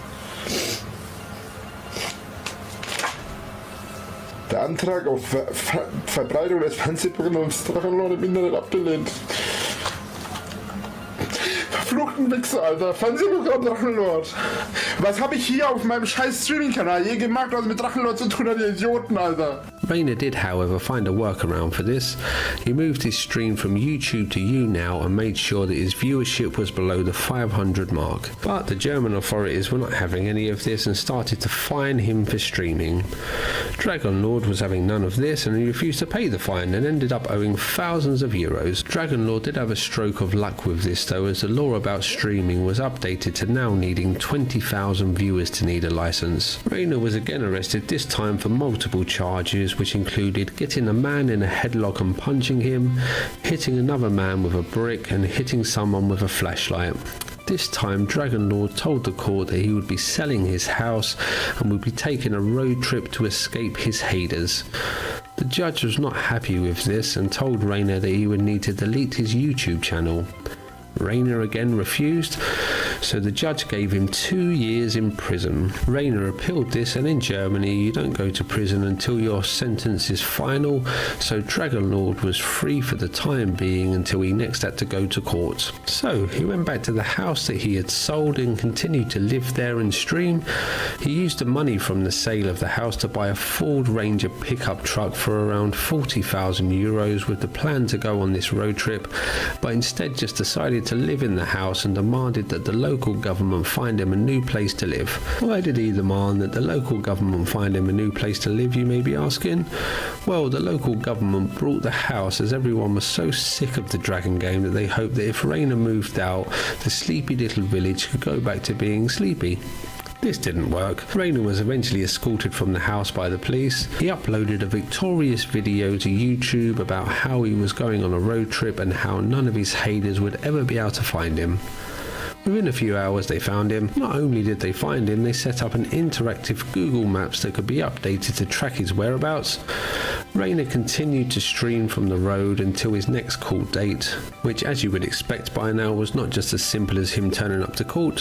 Hundreds of haters turned up and had a street party outside the court. One of the star witnesses for the prosecution was a hater that had seen Dragonlord assault someone, but before the hater took the witness stand, he got drunk at the street party outside the court, gave his evidence to the court drunk, then was arrested outside the court for being drunk and disorderly. The appeal went Rayner's way and he was spared prison, with the judge giving him just 1 year probation. So things were finally going Rayner's way. He wasn't in prison, the haters were finding it more difficult to find him, and he was living the dream on a road trip around Germany. What could go wrong? Well, of course, something went wrong. The government asked Rainer to take a test to prove that he was still capable to drive. Rainer didn't turn up to the test, and his new shiny Ford Ranger, which was acting as his mobile home, was impounded. So he was now homeless and had no driving license. He had to sell his Ford Ranger and use the money to stay in hotels. But because he was Dragon Lord, no hotels wanted to have him, as the cost of dealing with the endless army of trolls was too high. It's a little unclear what happened next, but by the looks of it, he bought a cheap house with the money that he had left. His house was later raided by the police and all of the electronic devices were seized. There's much speculation online about why his devices were seized, and I've been unable to find anything concrete, but most people believe that it's because he ran 2 porn websites that didn't have age verification, and the sex blog that he ran talked about things that are illegal in Germany, the kind of things that involve animals. So Dragon Lord had now left the Dragon Bunker. Surely this was the end of the Dragon game. No, of course not. Hades I'm basically having a playlist play while I'm working. To the house to steal things from the abandoned building. Things like anal lube that had been left behind by Dragon Lord, and they even stole roof tiles to sell online. The local government knocked down the house in hopes that it would stop people coming to the village. Once the Dragon Bunker was demolished, the village updated their Facebook banner to this image, and they planned to throw a party to celebrate being free from Rainer. This whole thing has gone on so long that certain time periods are known as seasons by the trolls.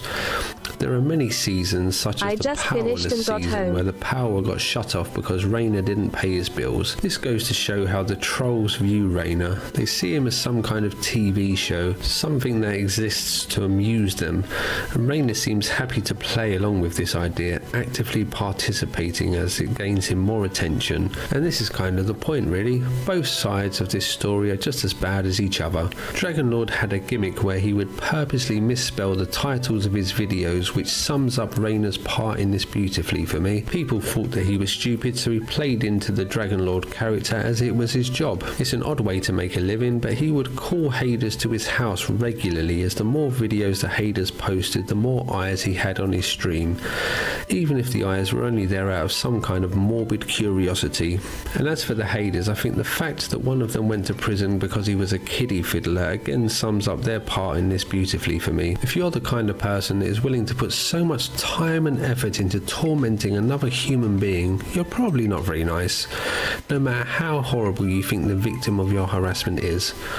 Pretty much all the normal German people I have seen talk about this say that both sides deserve each other, and I kind of agree, to be honest. So, what is Dragon Lord up to these days? Well, his YouTube channel was deleted this year. I've been unable to find out a reason why, but it looks like YouTube banned the account rather than Rainer deleting it himself. He does have a TikTok account, but it doesn't seem like he uploads much content, so let's hope that he stays offline and lives a happy life. It seems like the Dragon game has finally come to an end. For now. Nein! Oh, der liebliche Mief eines neuen Spiels. Schnupper, schnupper. Boah, geil. Oh. Thanks for watching. If you like this video, then watch this one about Big Lenny, the bodybuilder who turned himself black, and bye-bye. What the hell? What's going on with your face?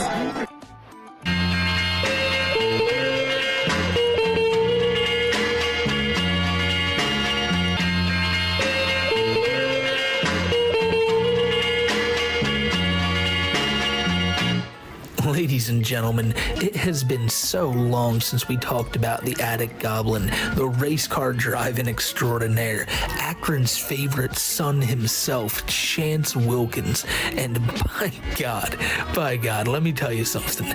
He is doing the same stuff that he was doing when we last left off talking about this little guy. He's bitching about the trolls. He's claiming that he got set up and isn't a predator, despite later on in the video admitting that he doesn't care about that in incident, and yeah, people can think what they want. He messed up, who cares anymore? I feel like anybody that has watched Cyrax for any extended period of time can see that he's going through the same cycle that he always does, and we all know where this ends up. Sooner rather than later, it's going to be on someone's panel, and he's going to be freaking out and losing his mind. And I haven't seen any of that recently, but I tell you what I have seen. I've seen Cyrax sitting in his room trying to threaten any and all comers who may dare troll him. And is it working, ladies and gentlemen? Do you think it's dissuading all the trolls who have made it their life's mission to make sure this little predator's life is a living hell? Yeah, I don't think so. I think it's probably just going to keep going till the end of time, or at least until Cyrax drops the attitude that he always has, but we all know that's never going to happen. And so with all that being said, let's see what Cyrax has to say to these trolls. I was illegally entrapped. Why? For two things. Clicks and views, which adds up to the third thing, which is money. You guys saw me, and you saw an easy target. Well, guess what? Fuck all you. You guys burn in fucking hell, and I hope you die sometime soon. I really do. Jesus, he's just coming out the gate swinging. Look, I know he's always been pissed off about people making videos on him, or people like having him on streams and getting money. He's never liked that because he's never been able to make money himself, so it's always greatly offended him when people can make that almighty dollar off of his name when he can't do the same. But to just immediately go from that to, I really hope you die soon. I really do. Like, I really do. We all know that he gets trolled to like a crazy level, but still, it's such an unhealthy thing to be talking about people in the sense of just, I can't wait till these people, like, you know what I'm saying? Like, when you're just thinking and hoping and waiting for a certain group of people to not be here anymore, you got a problem. Like, you're not all there in the head. And Cyrax, this is just something that he's always got on his mind. Every single one of you deserves to feel the pain that I've felt over the last several years. You guys deserve to feel the pain that I have felt, and that I still feel because of you guys to this day. Every single one of you deserves to be hated on. And don't get it twisted. This ain't me raging out. This is me speaking on what you've done to me over the years.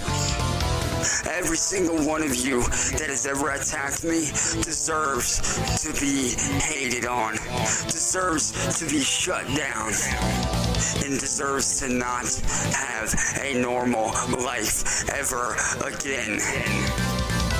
So Cyrax falls under the belief that all these people who criticize him for the terrible things he's done in his past also deserve to have like a terrible life like him, where people are just basically hating on him all day. You can see the amount of hatred that he harbors towards these people, and because he believes he's the innocent victim here, he's just begging and pleading with people to, hey, like, let's turn things on the trolls. Let's make them be the ones who are hated on, and them be the ones who are getting bullied, when it's never gonna happen. But it's something that most locals do. They expect that one of these days they're going to get this giant own on the trolls, and things are just going to turn around and everything's going to go back to normal. It has never happened for any of these guys, and Cyrax here sure as hell isn't the difference. Now, with that being said, I have one thing to say to the troll community. You're never going to stop me. I will never stop doing what I love doing. You're never going to get in my motherfucking way again. Because your guys' time is over. Finished. You've had your spotlight. You've had your time. Now, it's my turn to do one thing. Yep, folks, that's right. He's about to pull his out on his own stream now. Fuck with you. Starting today,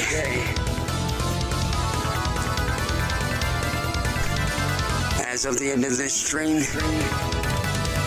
Cyrax is dead. And in 6 months... Oh my God. In 6 months, I will be coming back as a brand new person. And my stepdad is not dead. He is very much alive. I don't know why, but it always cracks me up when he goes from like, I'm dead, guys. Cyrax is dead. I'm no longer going by that name. This is super serious to me. In 6 months, I'll be a changed man. Hey, by the way, Ed isn't dead, guys. Like, Ed, I don't know why you just spread more rumors that Ed's dead, but it's a constant in the Cyrax verse for people to make rumors about Ed or Sally passing away. I'm not going to say it's right, but I am going to say that the trolls do it a lot. So just imagine you have to come onto the internet every single day, get in front of the camera, and have to argue with people and tell them, hey, they're still alive. Like, I don't know why you're doing this. Like, it seems like it's something Cyrax has to deal with pretty often, and it's a thing that most normal people never have to deal with. The internet just throwing fake death rumors about people that you yourself live with at you. I mean, they're basically just third world locale problems, things that only people like Cyrax have to deal with. He is alive. I don't know who the hell spread that rumor, but he is alive. He is not dead. And I know why you guys are trying to do that. Because you're trying to start shit and it's not gonna work. Well, they got you to mention it in your stream, Chance. Despite you going downstairs, seeing Ed, and knowing he's still alive, you had to bring it up here. So I'm pretty sure they got what they wanted. But like I said, over the next few months, I will be reinventing myself in a whole brand new way. And when that day comes, and I come back, you guys won't be able to touch a single lick of any of my content or any of my music at all. And you wanna know why?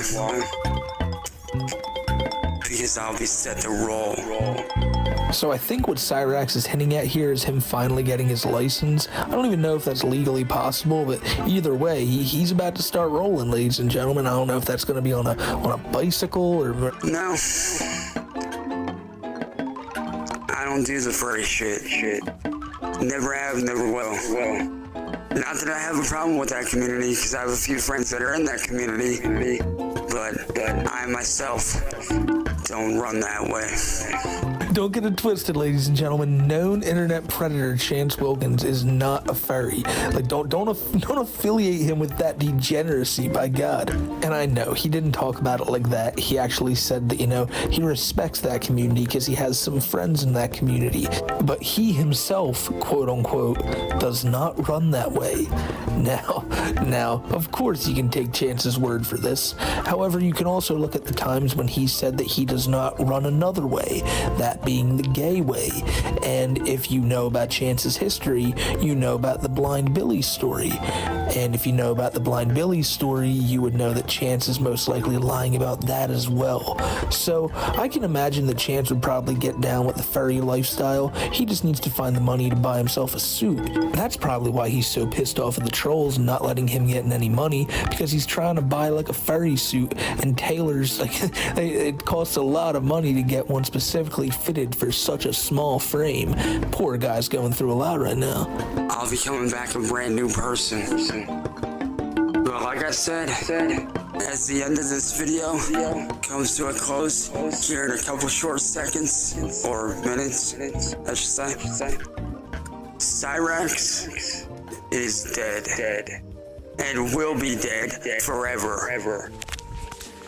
I am personally killing that part of my life off, because that part of me is attached to nothing but hatred and disgust and filth that you guys, the troll community, created.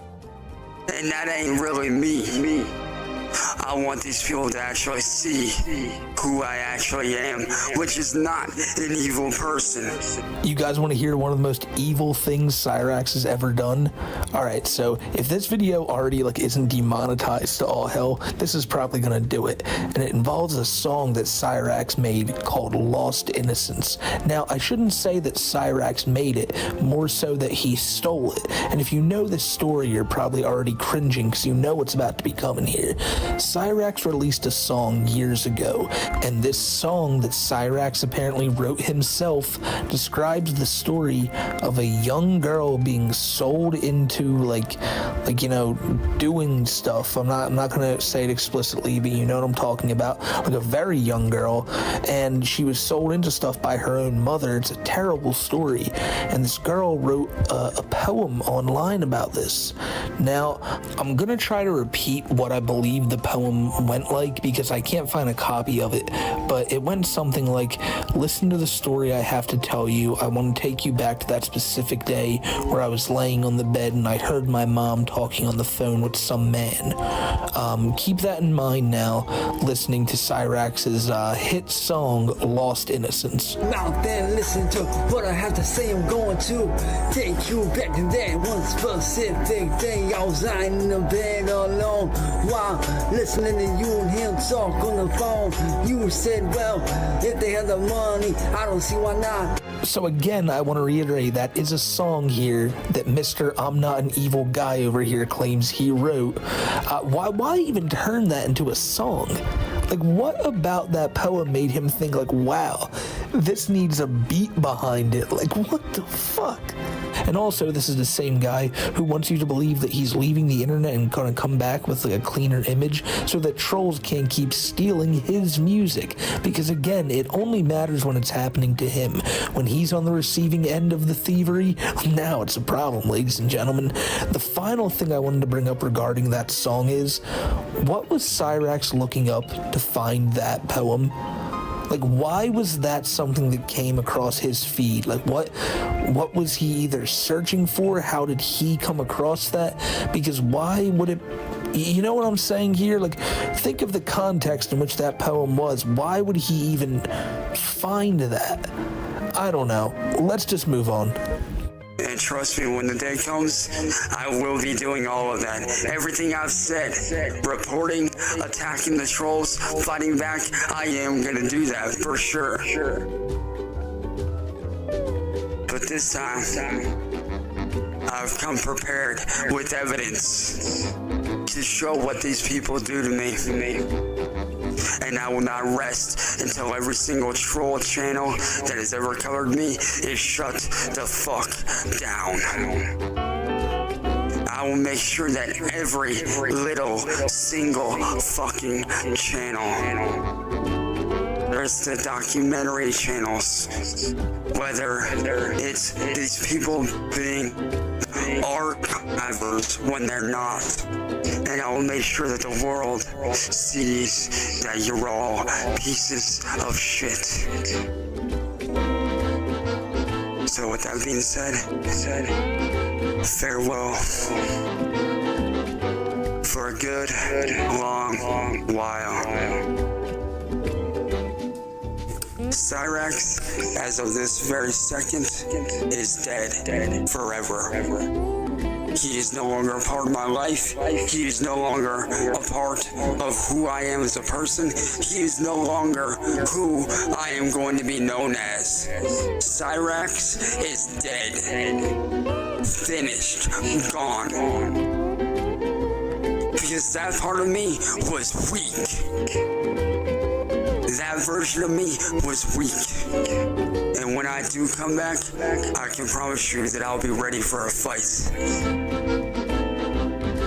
I'll be ready to shut every single troll down with a snap of a finger. I can promise you that.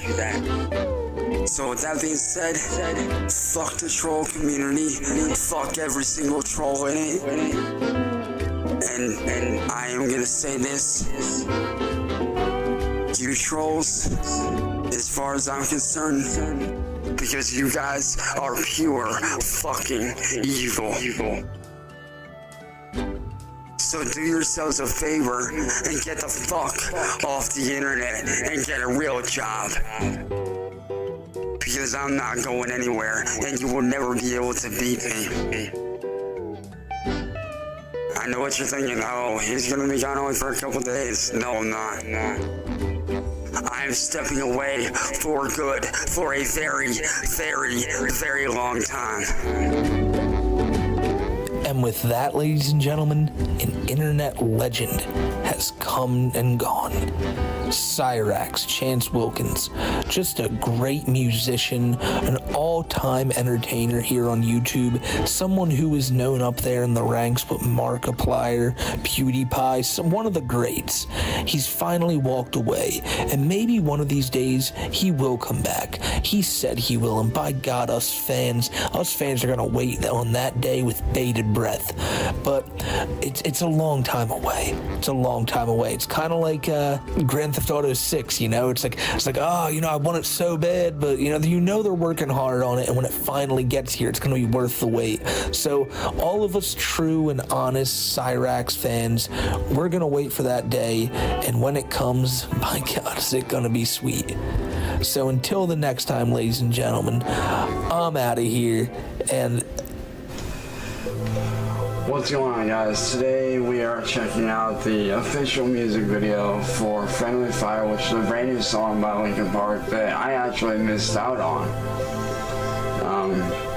I actually ended up missing this song completely by accident. As you guys know, or may not know, Linkin Park is hands down my #1 favorite band in the world. I've been listening to them since their very, very early days of like 2001, 2002, 2003. So, you know, I've been on this journey with them for a very long time now, and when I heard that they were dropping a new song, like, I was excited, but also kind of, you know, sad because of the fact that obviously, you know, Chester not being here. Now, I was told that this song is very emotional and very, very heavy. So if you guys do like this, you already know what to do, and let's get into it. So less than 12 hours he's back, right? Like, I mean, look at this. He's loving this Linkin Park. He is just in a trance. He's mesmerized by Chester's, like, his sultry, his pipes, you know? Like, he loves Chester. We all know that. He tries doing the scream. I mean, he broke Chester's screaming record. So, I mean, that's something that's gotta, like, eat at Cyrax, knowing he took that from Chester and now Chester's gone. Damn. Dude, right off fucking rip, I know I'm pausing it super soon, but dude, oh my God. Seeing Chester like that, man, holy crap. Like that. Wow, dude, I got fucking goosebumps, man. So I think I know what's going on here. Cyrax decided to switch the 6-month window of him going away to more of like a 12-hour window. And in that time, he realized what he has to do to change. It's to put on a bandana to hide the head scabs, because you bet your ass that's why he's wearing that thing. You probably saw him in one of the videos he made and was like, oh, not doing that anymore. So just expect to see bandana-headed Cyrax, I would assume, for here on out. But Cyrax is back, and he's here to do what he originally was here for, to review music, to make music. No more talking about the trolls. And less than an hour later, he put up this video. I'm gonna say this one time only. Every motherfucker out there that's ever attacked me, y'all can go the fuck to hell. Every one of you is a lifeless piece of shit. You're garbage. Every one of you is trash. See, y'all don't want me to tell the real fucking truth. What I find funny is this. I've been sitting back and I've been watching. And you know what's funny? Y'all continue to regurgitate the same fucking old ass bullshit videos. Why? Because that just proves my theory correct. Actually, that doesn't prove my theory correct. That proves the facts correct. And you know what that is? That y'all are no-lifers that depend on me for money. Y'all regurgitate and spew the same fucking garbage. Over and over and over and over and over and over and over and over again. Why? Because you're interested in money. You want to make money off of me. Well, I'm done with that shit. So he's basically back to do the same thing he did in yesterday's video. He's complaining about the trolls, saying they have no lives. All they do is make money off him. And I mean, it's so funny again because he's complaining about these people regurgitating the same shit, just spewing the same stuff, as he spews the same nonsense that he said just yesterday, and he said the day before, and he's been saying for years now. But again, it's classic Cyrax to deflect, even if he's not fully aware that he's doing it. Something that Cyrax loves to do, it's one of his biggest defense mechanisms, is to just throw things that he himself does at other people. As I said, it's deflection, but I really don't think in his mind that he sees himself doing this stuff.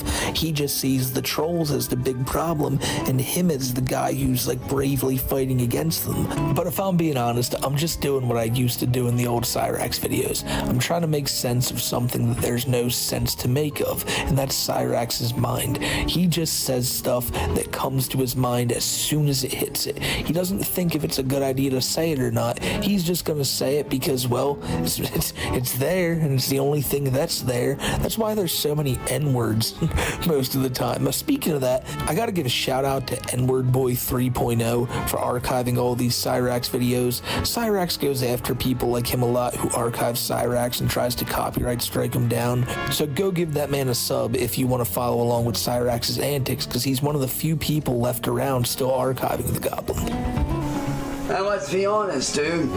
Everything you do is a motherfucking lie, dude. You lie on your counterclaims to keep my shit. You openly admit to stealing my music so I can't make money. Why? Because you want to use me for money.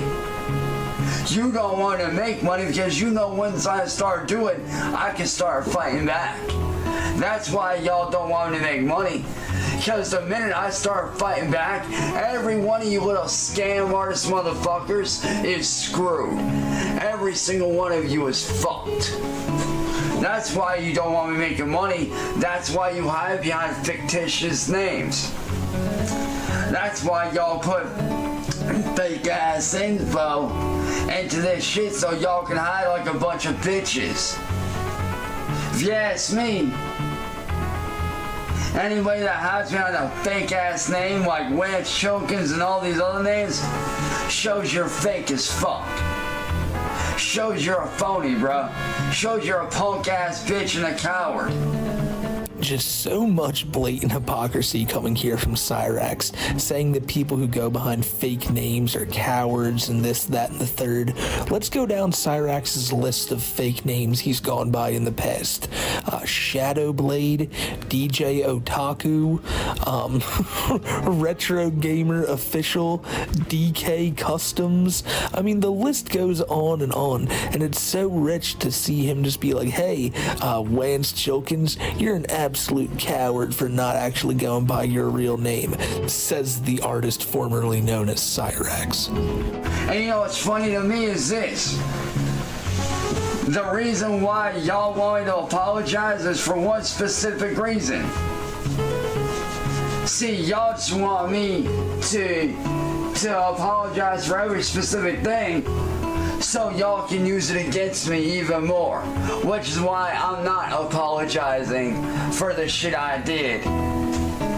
That's why I'm not apologizing for falling for that fake shit. Should I have fallen for it? No. But guess what? That's a part of fucking life. That's how you learn. You make mistakes and you learn from your mistakes. You can't be afraid of making mistakes in life. Because if you're afraid of making mistakes in life, then you're never gonna learn. You're never gonna get anywhere. That for me was a learning lesson. I had to learn that lesson the hard way to know not to do that again. The only reason why y'all wanna fucking use that shit against me is so you can continue to tarnish my reputation and keep me held down, just like you always fucking try to do. So this is that part of the video I told you about where he's saying that he's completely unapologetic for that mistake he made in the past. He doesn't want to outright say it, but he's talking about when he got tricked into talking to someone he thought was a minor. And he tries to face this as like some, oh, it's an issue about me making mistakes. And everyone makes mistakes. And when you make mistakes, you learn how to get better, you know? Like that's the motto he's trying to say here. He's trying to turn this into something it's not, because he was a 30-year-old man when this happened. You're not some poor innocent victim, Cyrax, who didn't know better. You knew that you shouldn't have been talking to someone who you thought was a minor, and now you reap what you sow, and you just can't handle that. You want it to be the people who quote-unquote tricked you to be the ones getting in trouble, because you just don't want to be facing any type of like consequences for your actions. At the end of the day, that's all this is to Cyrax, is an outlet for him to vent and bitch about being just cast aside and ridiculed for the stupid shit he's done on the internet, and he just doesn't want to be ridiculed anymore. Sadly, it doesn't work like that when you're a known predator on the internet, but Cyrax will fight tooth and nail to try to change that, clean up his image. I mean, you heard it in the last video, but he can't go 6 months without getting on the internet. It can only be about 12 hours until he needs to call out the trolls again, and that's why we're watching this train wreck of a video right here. And let's be honest, N-word boy, you're jealous of me, motherfucker. That's why you steal my shit. Cause you're jealous of my skill. You're jealous of what I can do, the money I can make. See, y'all wanna rob me because I look like an easy target. Just like y'all did with N-word boy and Daniel Larson. Just like y'all did with White Bowser. Just like y'all did to so many other people. You guys are fucking snake ass scam artists. Some might even say that y'all are demons in human form. Because the shit y'all do is clearly quite evil. So again, let me get this straight. The man who wrote the song, or I keep saying wrote, the man who stole the song Lost Innocence, the man who was caught talking to people that he thought were underage children, and the man who did just weird acts to a blind kid back in high school is gonna point the finger and call other people evil, all the while he's sitting here taking up for Daniel Larson and White Bowser. Like this guy is just a bastion of humanity. Like he is the best type of person there is. There's no one better than Chance Wilkins, and all these trolls need to get with the program and become better people. That's all I'm seeing here, ladies and gentlemen. But no, let's be real. He's just doing what he's done for years now, blaming everyone else for everything that's wrong in his life. He's blaming everyone for him not having any money, and all these troll channels take everything he's like earned away from him. He hasn't earned a thing. Like this video you're seeing on screen right now, he would never be able to monetize this if it were on YouTube, because he's dropping the F slur like 4 or 5 times in it. So like Cyrax's whole like idea that he would be making so much money with his content is such bullshit, considering most of the time he's considering whipping out his bird, saying the N-word, different things. These are things that YouTube or most sites just wouldn't monetize anyway, but he's gonna blame everybody else for that problem, not him. Did I make a mistake? Yeah, but let me tell you, I'm not sorry for that mistake. And you want to know why? Because that mistake allowed me to see what's really going on. That mistake showed me the broader picture of what you guys are really about, which is scamming people and targeting people. Targeting people that look like me, that look different. Why? Because y'all are lazy as fuck. You're talentless fucking hack jobs. You don't know how to create your own content. So you go about making money off the backs of other motherfucking people. And you do it by ruining their reputation and then targeting them and then making them look like shit. And then the minute that they've had enough of your shit and they fire back, all of a sudden they're the bad guy. Nah, motherfuckers, we ain't the bad guys. Y'all motherfuckers are the bad guys. Y'all are the ones that need dealt with. Y'all are the motherfuckers that need shut down. Yeah, I may have done a lot of bad shit, but guess what? That bad shit was brought on by you motherfuckers. I take no blame in the way I reacted, because y'all put me in that position. And you know what I find interesting? What I find very funny and very interesting is this. Y'all tell me to take responsibility for what I did. Why should I take responsibility for what I did when y'all won't take responsibility for what y'all have done? Taking responsibility for what you've done is a two-way street, motherfuckers. Cause and effect. Action, reaction. Oh my god, he is unbelievable and he'll never change. I know I've said that a lot in this video, but I mean, just listen to him there. He doesn't regret making the mistake he made. Again, he's alluding to him talking to the person he thought was a minor. He doesn't regret that. You know why? Because it made him see all these fakes who want to make money off him and all these scammers and this, that, and the third. Like what do these people who make fun of you and make videos on you have to do with the mistakes you made in the past that most likely caused these people to make those videos? Cause and effect, Cyrax. Action, reaction. What did you expect to happen? I'll tell you what he expected to happen. He expected people to go, no, he's right. He's right. You know, look at all these assholes, like just a bunch of talentless hacks using Cyrax's hard work on their own channels to make a buck. Just pitiful. Let's all praise Cyrax for the great things he does while we throw tomatoes at all these pitiful trolls. And you know, I know that's much more eloquent than Cyrax would think about it. You know, he'd just think of himself driving like a monster truck over a troll's house or something. But he thinks at the end of the day that he's gonna walk out of this victorious. Somehow, some way, come hell or high water, he's gonna get the W on these trolls. He doesn't know how he's gonna do it, but by God, he's gonna do it, ladies and gentlemen. And do I think he's going to?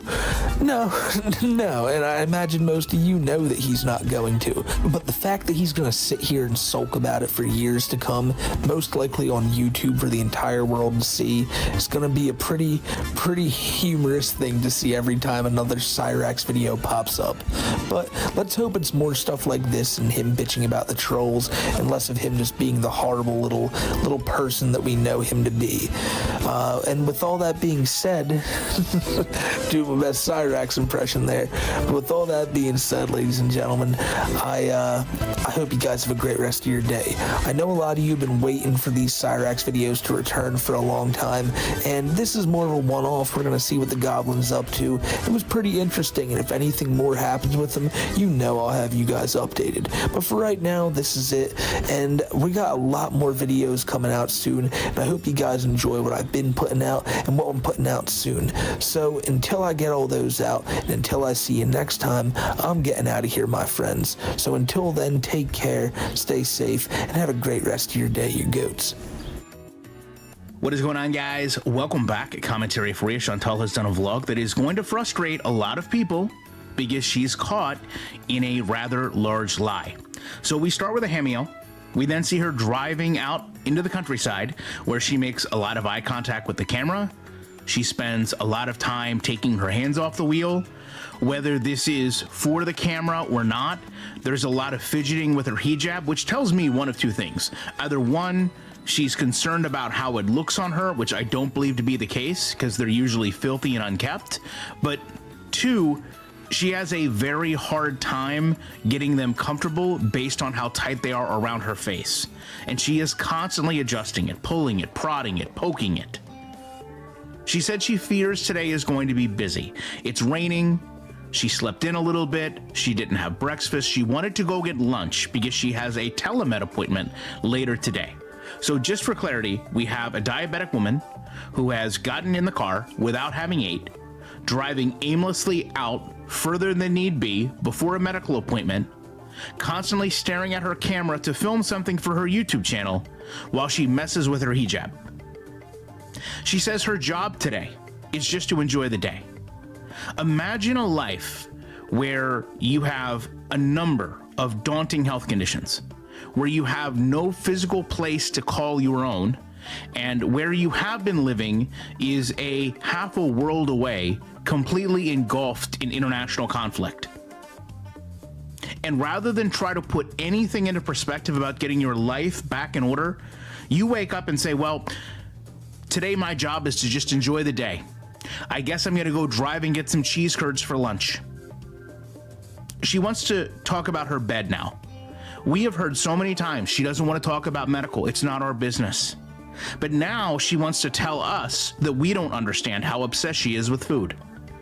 We don't understand how hard it is every single day. Chantal, we get it. 100% we get it. We've got it, actually. This vlog even proves it. In the title, you put buying fresh cheese before your health. We hear every memory you have, food-based. Every story you tell, food-based. When you finish a meal, you often talk about your excitement for the next meal, in some cases before you've even completed the meal you're on. This video will once again show some of the tools you use to justify your poor eating habits. But now she says she's learned from all of this. She is going to try new methods, but not talk about them until she's tried them, because she knows she's came online publicly, unicity, intuitive eating, smaller portions, neutralizing foods, and all of these systems could work. She chooses to not let them.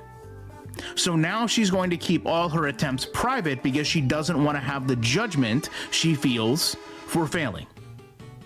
She flips the camera around while driving to show a train.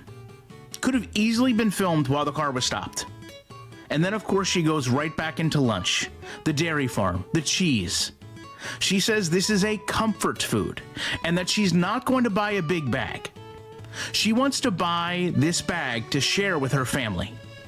And I just want to say, she edited this, she uploaded it, you can go watch it yourself. She does this all the time. She rationalizes buying foods she shouldn't have and then justifies it because there's other people that can eat it. The Snicker bars with Sala, the juices with Sala in the Vandelay fragrance meetings, the cheese curds. We've seen it with Sala, we've seen it with her family. A car actually passes her during this and she questions why. Chantal, it's because you're preoccupied making content instead of driving. She does say, and I mentioned this in the last video, she's trying to be more positive. She's trying to keep things private. She's not going to be responding to trolling, even if it's super chat, which is good. I champion that. She then constantly takes her hands off the wheel, flips the camera around, talks about this glow up that she wants to have. And she says the first part of this glow up is going to be focused on cutting out the raging, not responding with insults. But Chantal, let's be honest with ourselves. How much of this is your sole form of income, your YouTube channel, at true risk based on just having a suspension, and now you know outwardly you cannot act this way? I understand you're putting on a good face to say, listen, I'm not going to do this anymore. I'm not going to respond no matter what people think about me. It doesn't matter. I'm not going to rage. I'm not going to ramble. But she just continues to just kind of carry this mindset that she didn't, understand what was happening fully. And she has to turn over this whole new leaf. And this is going to be the biggest glow up you've ever seen. Chantal, I would be happy if you just got your health back in order, prioritized finding a place to live. She says again she didn't appreciate the landscape until now, when she's out driving around aimlessly. She said she's been driving and walking a lot. She talks about the price of gas. We then get this B-roll of her driving with stock music, likely because in all sincerity she felt like she had rambled long enough to where even if she edited some parts out like she did, she'd still be able to embed ads. She stops to see horses, we hear the GPS, and then we see the biggest lie of all. She is right back to where she was before. Just a couple days ago, she did a vlog here. She bought a small bag of cheese curds, which now leads us to believe that that bag of curds is gone. She enjoyed it so much, she felt the need to drive all the way back out, when she could have easily just bought a larger bag when she originally went, portioned it out, still had it, be able to eat it today. But instead, she tries this little game of, well, I'm just gonna buy the small bag. Well, what did the small bag get you, Chantel? A trip right back out to buy more. Now, despite saying she would share this, she pours the entire seasoning pouch in and says, oops, like it was a big mistake. She then starts to eat it straight out of the bag. So we go from buying this and sharing it with our family to flopping our flippers in it, seasoning it for ourselves, contaminating it, not really having a way to refrigerate it properly. And you're telling me the plan was to go out there, eat a little bit, and then bring it home for your family? I don't think so. She then starts to eat and says, well, I guess this is my lunch. There's nothing wrong with that. Stated that she'll just balance this out with a healthy supper. She then talks about a school that has a cemetery on their side of it. Chantel, there's tons of schools that have cemeteries in close proximity to them. It's part of life. Is it odd that they're in such close proximity? Not really. Cemeteries have to be somewhere. Schools have to be somewhere. Guess what? Sometimes they're right beside each other. She literally is making cemetery jokes, barely fitting in her car, eating an entire bag of cheese curds. And you know what? To be honest, I don't give my opinion a lot during these videos, but my opinion is this video right here had the feeling of, I couldn't afford anything in the restaurant, so I'm just gonna sit here and eat the entire bag of cheese in the car. I'm gonna leave you yet again with this image of her, constantly saying she's gotten smaller, she's in better health, she's doing all these things. There is no way, Chantel. And if you think sitting in your car eating a whole bag of cheese curds that you said you were buying for your family is putting you in a better position, it most certainly is not. Love to know your thoughts on this. Appreciate you watching it. I will be back soon as I can with more commentary.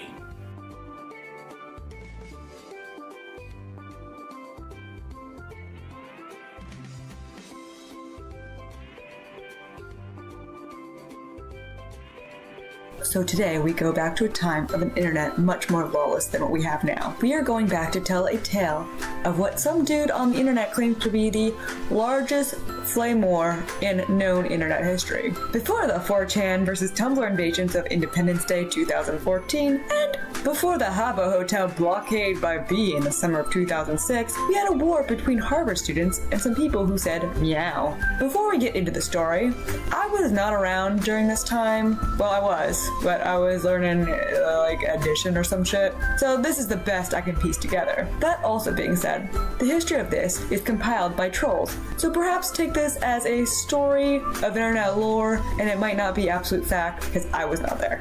Now everyone, transport yourself back to the year 1996, a leap year starting on a Monday, and also a year where North America received a major blizzard, and school was closed for like, I don't know, 2 weeks?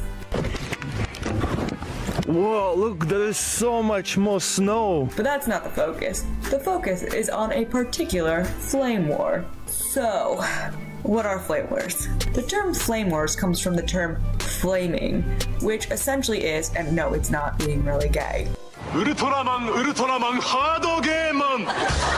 is, according to Wikipedia, an online act of posting insults often laced with profanity or other offensive language on social networking sites. And we are talking about flame wars again here, and on the same Wikipedia article, because we are real fucking professional here, defines flame wars as flaming where two or more individuals unite to exchange or unite against a third party with verbal attacks. We are focusing on a specific and prolific flame war. So this lay epic flame war. And yeah, I'm sorry, I'm using 90s humor here. Sorry. But I'm a little tired. Well, have a nap. Then happened on something called Usenet. What is Usenet? Well, Usenet is a software that allows servers to communicate with each other. The idea of Usenet happened with two men, Tom Truscott, sorry if I pronounced that wrong, and Jim Ellis in 1979. and then was created in 1980. It started out as a way to share files among academia, but that didn't really last long. On Usenet, users read and post messages, called articles or posts, and collectively termed news, to one or more categories known as news groups. Discussions are threaded, like with web forums and bulletin boards. Newsgroups are at the most basic form, kind of comparable to subreddit, at least that's how I kind of viewed it myself. That's the best way I could have grasped it. And yes, I use Reddit. Many newsgroup classes were moderated, such as Talk and Rec. The ones that weren't were tagged alt, where anyone can create a topic. Users could create new newsgroups at will, which ended up with stuff like alt.but.harp. I will link a video below that goes into detail about Usenet, but the events of the story happen at all, obviously. So the alleged largest flame war was known as the Meow Wars. It started in January 1996 when an abandoned board called alt.fan.carl.malden.nose, also known as the Nose, a board that paid homage to the actor Carl Malden's nose, had been colonized by a small group of students of Harvard University. This message board was used by these students to post their schedule and classes and stuff, I guess. Eventually they got bored of that, and I'm quoting the page, The One True History of Meow, which will be linked below. They tired of posting articles about their immensely boring daily lives and decided to venture out. They started by playing their stakes cross-posting to other empty news groups, but got bored of this. As a result of, I guess, their Ivy League mindset and the belief that they are very smart and others need to be smart just like them, one of the users suggested they invade a real popular news group to quote-unquote rile up the stupid people.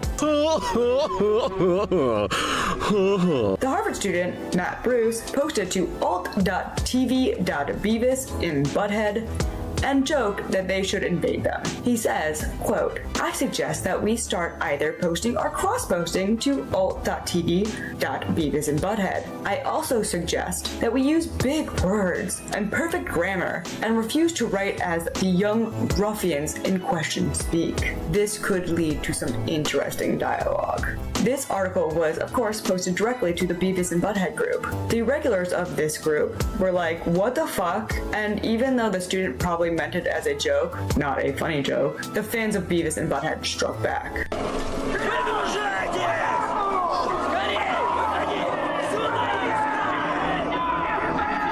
They ended up driving the Harvard students from their group. One of the outsiders discovered that one of the Harvard posters placed meow meow, a reference to Henrietta Pussycat of Mr. Rogers' Neighborhood fame, in many of his posts as a sort of calling card.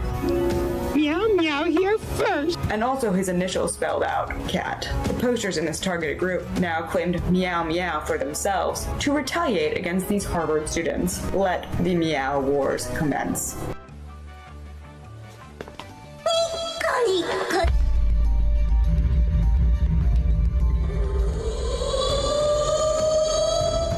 So these guys entered the nose, seeing it was filled with Harvard students. And so the counter-invaders spewed meows with vigor. Over time, these meows spread more and more through the groups besides just the nose. The flames were spread. People impersonated Matt Bruce, which, from what I've seen, faking credentials was pretty easy at this time, meaning like a 24-year-old burger flipper who claimed to be a professor. And when he found out about the war zone, he and the other Harvard students were like, LOL, JK guys, the joke. Nobody bought it. He also posted threatening to cancel all articles containing the word meow. This cancellation notice by him, which was posted about a month and a half after the first meow, was what really opened up the floodgates to this war. Annihilate them! These posters, who what we now would call trolls, had to teach these Ivy League little shits a lesson. It was the Usenet equivalent to World War II. It was, quote, the flame war to end all flame wars. Suddenly, AFKMN and alt.college.collegebull, places Matt frequented, and other groups were flooded with meow articles. The number was out of control. News groups attempted to stop this by placing meow in their kill file file, and a kill file is a per-user file used by some Usenet reading programs to discard articles matching some unwanted patterns of subjects, authors, or other heading lines. But that didn't work. These flamers would use Mew instead of Meow just to fuck with them. These attackers would call themselves the Meow Meow Army and were bent on taking over AFKMN, which from searching through archived files was the official news group of Bung Munch University. And I almost wrote that down thinking it was serious, like Bung Munch was a real serious university. Yeah, me. And yeah, I can't find what it was before the Meow Wars. This was really the only thing I could find about AFKM, and it was in an archive titled The Official AFKM FAQ, ignore the other one. So, needless to say, they were successful. A new form of Usenet spam attack was formed as a result of the Meow Wars. This was called the Cascade Attack, and I'm quoting the Encyclopedia Dramatica article here. It usually involves taking over an existing thread with 2 or more people replying back and forth to each other continually for dozens and sometimes even hundreds of posts. Sometimes these attacks are very simple, such as stating meow back and forth. Other forms seem to be more creative, sometimes involving rhyming patterns, limericks, story constructs, and other forms. The Harvard students continued to be silenced by the overwhelming amount of meows for weeks. Every post they made just resulted in cascading meowers in retaliation. They tried to hide in the Harvard server, but they weren't safe there. Alt.college bowl, a frequent place for Matt Bruce, was continuously attacked until it was, quote, reduced to a smoldering crater, so inundated with meows that its regulars could no longer use it after being attacked for nearly a year. Funny enough, this was a major section of an article on the Quiz Bowl Wikipedia titled A Brief History of Quiz Bowl Communication on the Internet.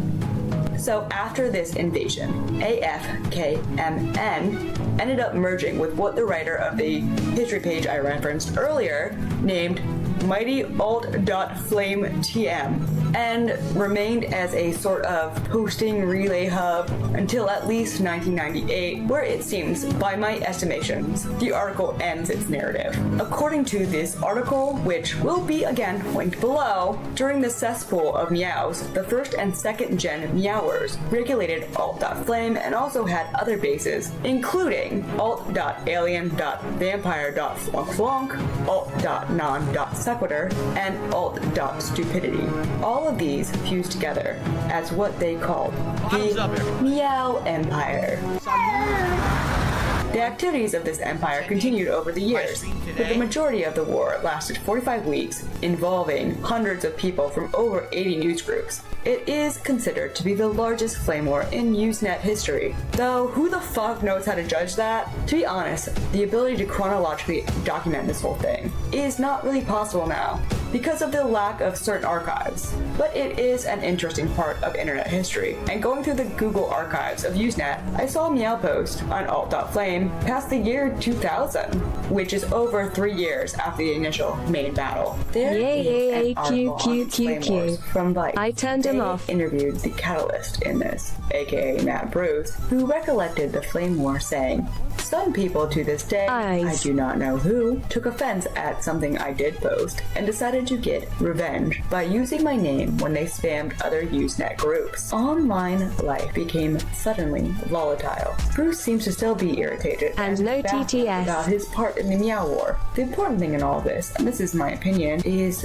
that this was a view at early internet interaction and how it set up culture on the internet and how it is today. The Wikipedia page, and there is a Wikipedia page on GG, the testing was successful. A landmark TTS in internet is on history, and that it's possible to be the birth of trolling as we know it. The use of ASCII art or ASCII art, I don't know how to say it, that's what it looks like. It is not at all. Also commonplace during this time, the term spam, which was used before the Meow Wars, from back and forth posting of the word spam, which was originally from Python, but due to the Meow Wars, it came to mean excessive repetitive posts. And what I can say with this event what we can learn is that don't try to pretend you're smart. Don't try to enact your superiority complex. Shout out to being behind. It's not something to understand. You But guys honestly, had my your fun ultimate and I was takeaway is able to that fine being tune an things. asshole on the internet is part of the culture, and it thrives in, oh gosh, I'm gonna say this word wrong, anonymity. And I personally find that funny.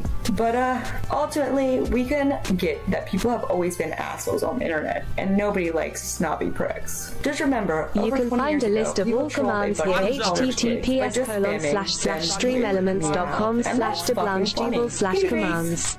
Kitty face. Available commands: 15 years, chili dog, commands, confetti, DSP, frog song, impies, milking a human, mother, mutated monster, once a week, Billy, ring, sniff, wait, wings yet.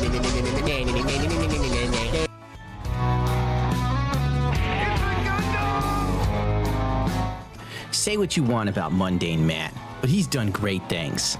Like this video where he got his silver play button. It will touch and warm your heart. You know, numbers on YouTube can get really big, but we hope you didn't lose sight of the reality behind that 6-digit milestone. Each and every person who subscribed to your channel was touched by what you did. They were inspired or challenged. I only leave my house once a week. I want you to think about it. You know, it's really interesting how far some people will go in order to get attention. Sometimes it's good, most of the time it's bad.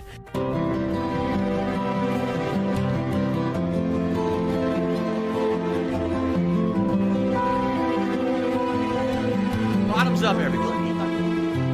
Salute and bottoms up to everyone who's attending. Hey kids, it's me, Polly the Polar Bear, and I'm here to tell you a random word of the day. My word today is nigger. That's right, folks. I'm going to tell you about the word nigger. Now, these people are not the ones you want to tuck with. Now, these people, according to UrbanDictionary.com, are lazy, black, ignorant people who don't like to have jobs and usually tries to fuck the system. Question mark, Now, question mark, most of them question live mark, in the question hood mark, and question are mark, dead, question but mark. For the ones that are Oh alive, no. they like to get out there and rape the women. Douche chill. All right, everybody. This is Polly the Polar Bear for Random Word of the Day. I'll see y'all later. Bye.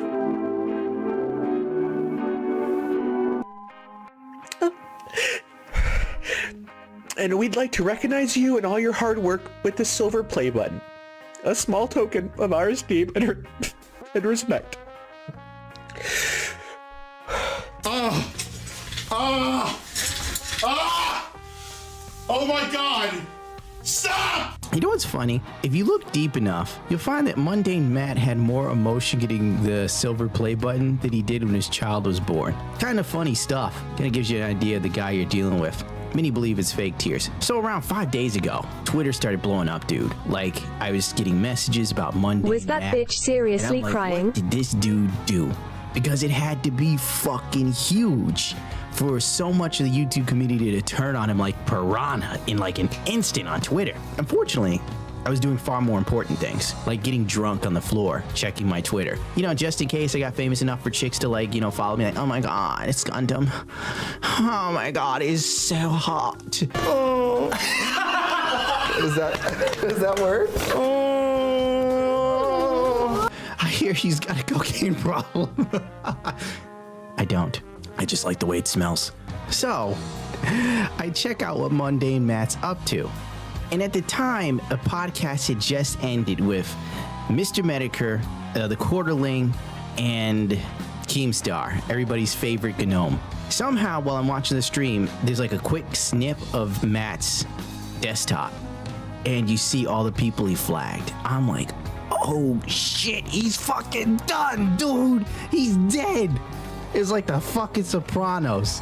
Like, he spilled the wrong information and it was over.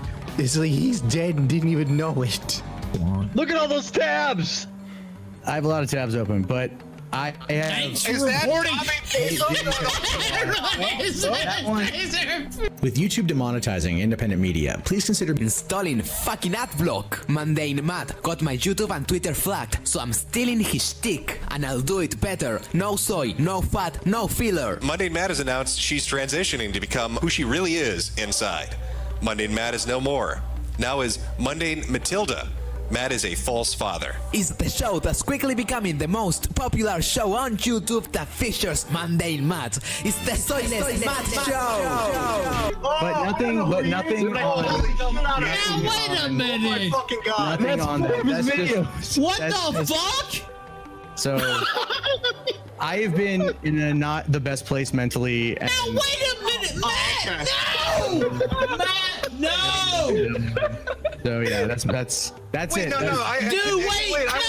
Wait a minute! Cut back! No! He fucking lied to us. He lied to us. Dude, what? Straight to our face. He lied straight to our fucking face. For an hour. He was spinning and deflecting the entire fucking time. It's about Dane. No, Matt! It's because Matt. That's Matt, my bad. That's my bad. I admit fault on that one. Literally, I admit fault on that one. No, that's Matt. That's me. No, come on, dude. Just take the hit. I'm sorry, but look, dude, at the history of the screenshot, right? The history of the screenshot, what we saw was anybody making a video talking shit about Matt Mundane getting flagged by Matt Mundane or whatever the fuck your name is. That's what we saw. But if you saw, don't butt me, motherfucker. Done. Guilty. Case closed. That is on me. I have made case closed. If somebody cries about Matt Mundane or whatever the fuck your name is, you flag them. Case closed.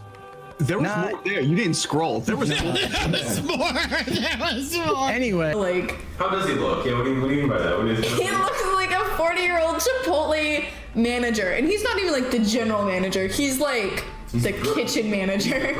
Yeah, like he works the grill in the back, but he thinks he's like a big deal, and he probably does like meth, but like on the low. There's like a golden rule for all of us in YouTube. If you got a YouTube channel, you don't false flag people for bullshit at all. It's like a no-no. It's the one rule we actually have. You know, honor among thieves, don't flag me. And Mundane Matt apparently flagged a lot of motherfuckers. And apparently he's been doing it for a long ass time too.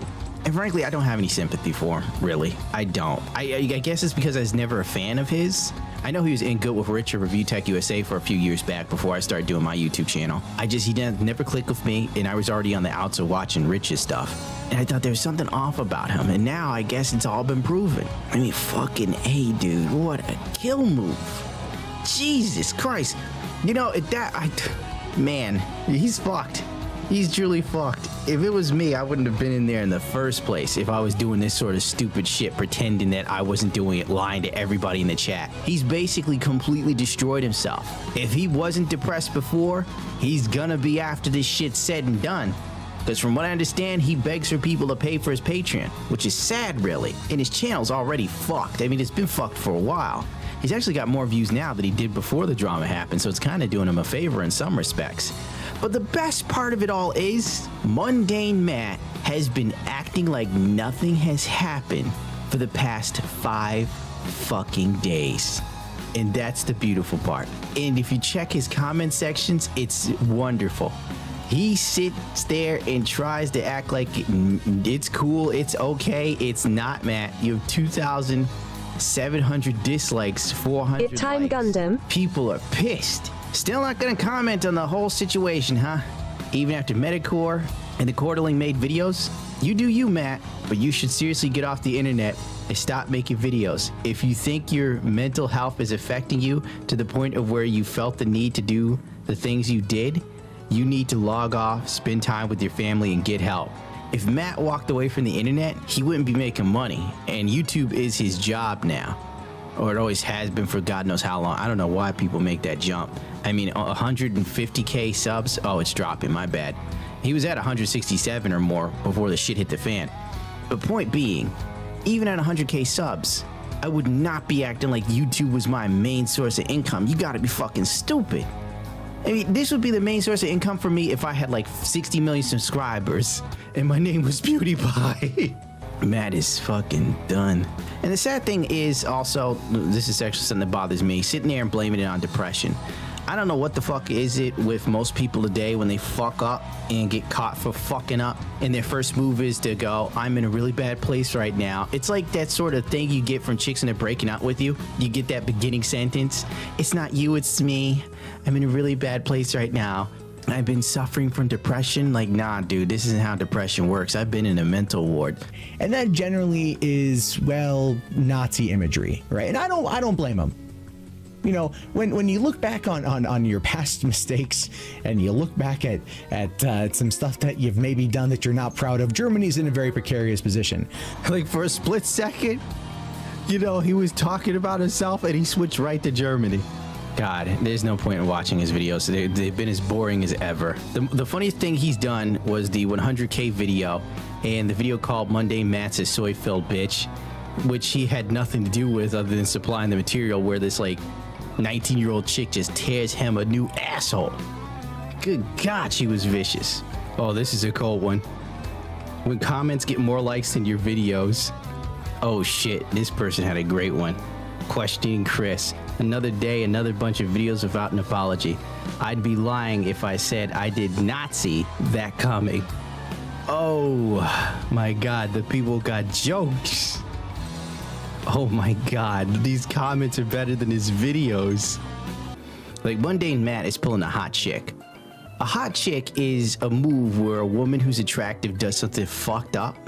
And if you're a guy, you know about this. Like, you're dating her and she does something fucked up to you, or you know a guy who's dating some chick and she's hot and she does something fucked up, and then she just acts like absolutely nothing happened.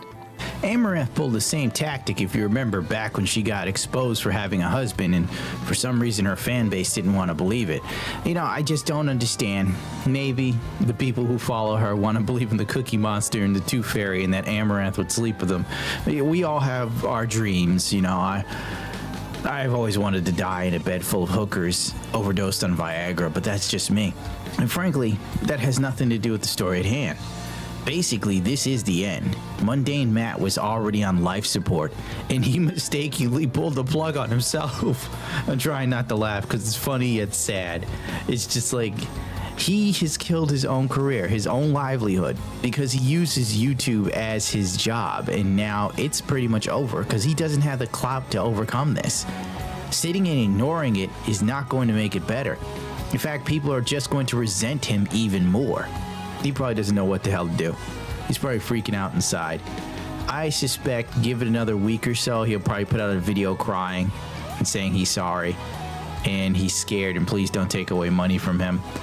Or maybe he won't, who the hell knows. Frankly, it reminds me of Justin Timberlake's Cry Me a River. When Timberland comes in and he starts going, the damage is done, so I guess I'd be leaving. And that's what I'm about to do. I'm the hell out of here. I gotta go clean some airbrushes. You know the whole spiel. I can't actually give more shit than me, especially in the age of apathy. But if you so choose to, feel free to follow me on all my social media platforms. Because the more of you that follow me, the louder my voice gets. Even though this isn't the greatest video, because it's more or less tragic. It's not as funny as it is tragic to see moronicism destroy itself. To see a man run around claiming to be, you know, for the people and free speech and shit, and secretly going out of his way to get channels shut down. He had no problem with destroying YouTube for other people, so why should anybody feel any sympathy for him?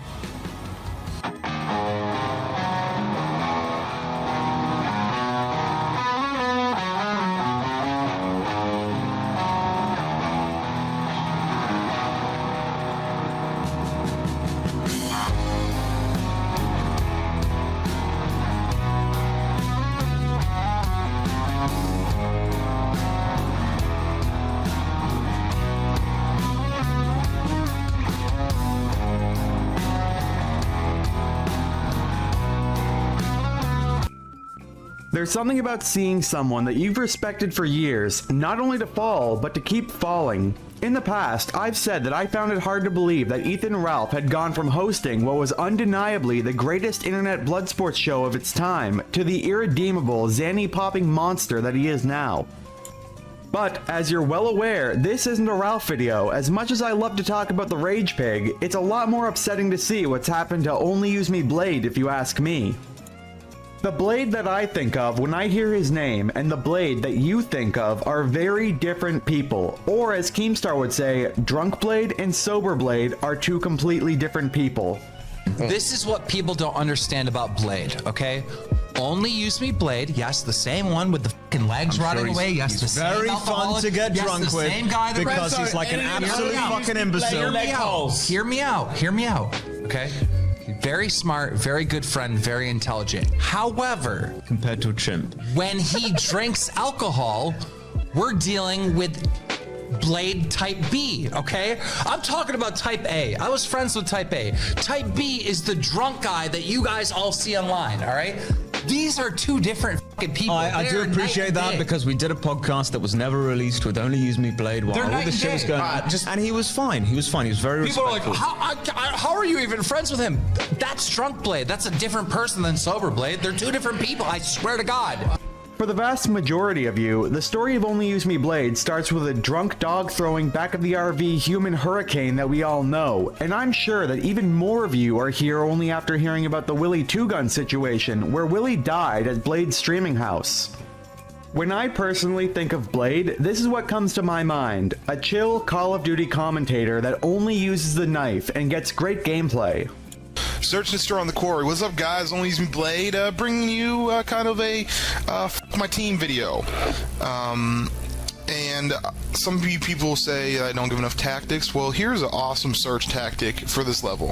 If you use lightweight and you run this route right here, which is coming up here, and then jumping over this way, and then going along these rocks right here, you could possibly get the sniper on the left that always seems to be there, and there. I actually got that, I learned that from a stunt skater, so giving stunt skater the proper respect. I don't know what the f was going on when I was playing this game, when I was playing this Search and Destroy, but I really did, except for I made a couple mistakes, but I really did put forth a really, really strong effort, but my teammates absolutely sucked, and I think one of them was protesting winning. He must have been protesting winning. If you go looking up these old videos of Blade on YouTube, you're not going to find them because most of them are long gone. Like 99% of them are gone. Something that I now think is pretty fitting because that version of Blade is also long gone as well. That being said, why don't we go over the history of Blade, from his truly humble beginnings to his free fall through rock bottom and into the Shadow Realm. Back in 2009, Blade would play Call of Duty 4 and get some really good scores. Don't believe me? Check this clip out. A lot of people don't they think that he's like a bully of some sort. When he speaks his mind about stuff, a lot of times people think that he's like either jealous or just or whatever, and that's not really the case. He's just an old school YouTuber that just doesn't take any shit, you know what I mean? And he does like confrontations. Blade was so good at Call of Duty that he had to nerf himself to make the game fun. This caused Blade to make a new account called Only Use Me Blade, and to top it all off, Blade also bought an old school Dazzle capture card to show off his little adventure. At this time, he was one of the few people doing Call of Duty videos with a capture card of any kind, and back then, it didn't really matter what kind of COD videos you put out because the demand was drastically higher than the supply was. Blade got so big, not even a year after starting, that he got partnered with Machinima, where his videos would be uploaded not on Machinima Respawn where all the Call of Duty commentators would go, and belonged, but instead the main channel. You know, the same channel as Sandy Not Included, Pre-Game Lobby, Freeman's Mind, Phil, Smash Tassim, and of course, the masterpiece that is and always will be Arby and the Chief. Of course, you could make the argument that anyone could get partnered with Machinima back then, considering they let this idiot in who would get horrible gameplay and film his screen with a camera. How did that grenade land on top of my shoulder? Look at this, I can't do anything. I'm not doing anything, I'm just getting hit. No regard for human life, no regard for table manners. He is infamous.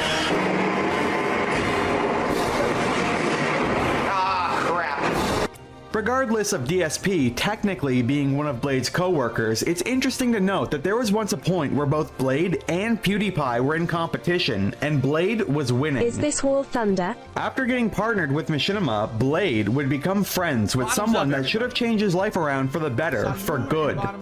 They say that you're the sum of the 5 people you see the most, and Blade was about to add someone into his inner circle that whether you like him or hate him, there's no denying that he's an expert businessman. Good influence, on the other hand, is another thing.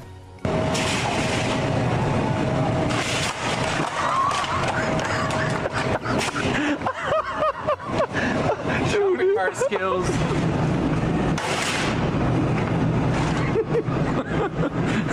Oh, man, you tell that Chiquita Banana. You tell it. No. TTS ain't paywalled. You can't eat a banana. This is epic. Dude, that food tells me not to eat a banana. It's thievery.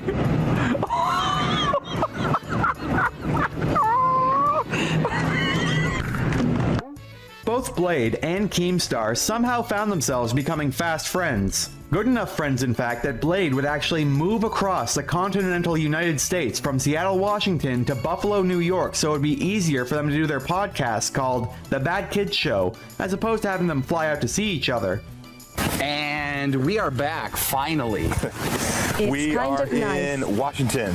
Last time we did these live shows, we were in Buffalo, and I was over at Keem's, and now Keem's over in my neck of the woods, my little... Dude, your neck, look at this. It's beautiful. Look at your neck of the woods. Style listeners. I love it out here. Yeah.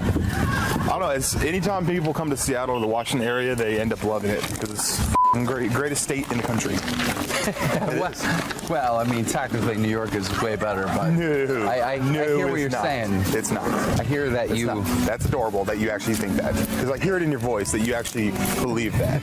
It's the truth. It's not the truth. New York. I need to get right here. You can't go. Bill. Go.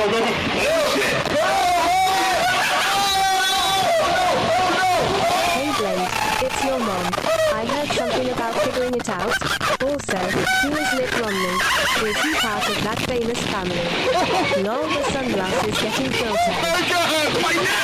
Oh my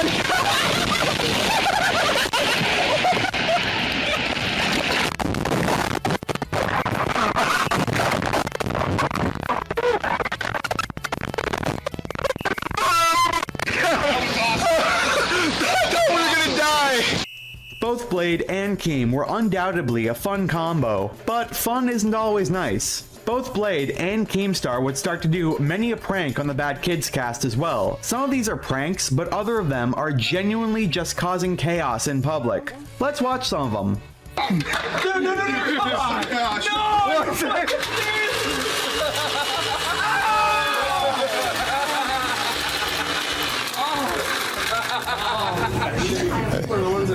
I got this game about a week ago from here, and when I opened it up, it was like all cracked and stuff.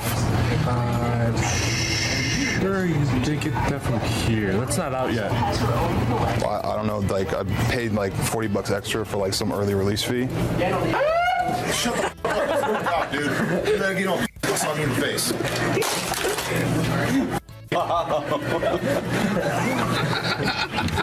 Bad Kid Podcast.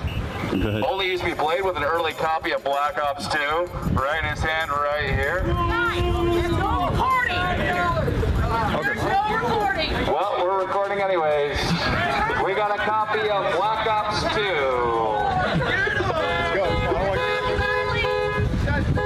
You own the parking lot. And what will they do?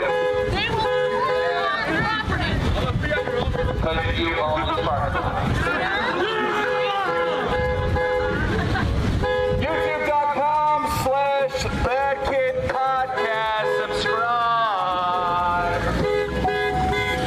She ruined it.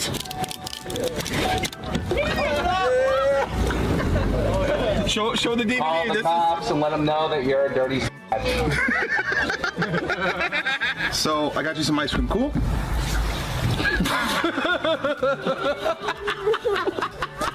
No real reason to limit TTS yet. I'm sorry. Blade was even sitting there right next to Keemstar during one of the most famous Wings freakouts videos there is.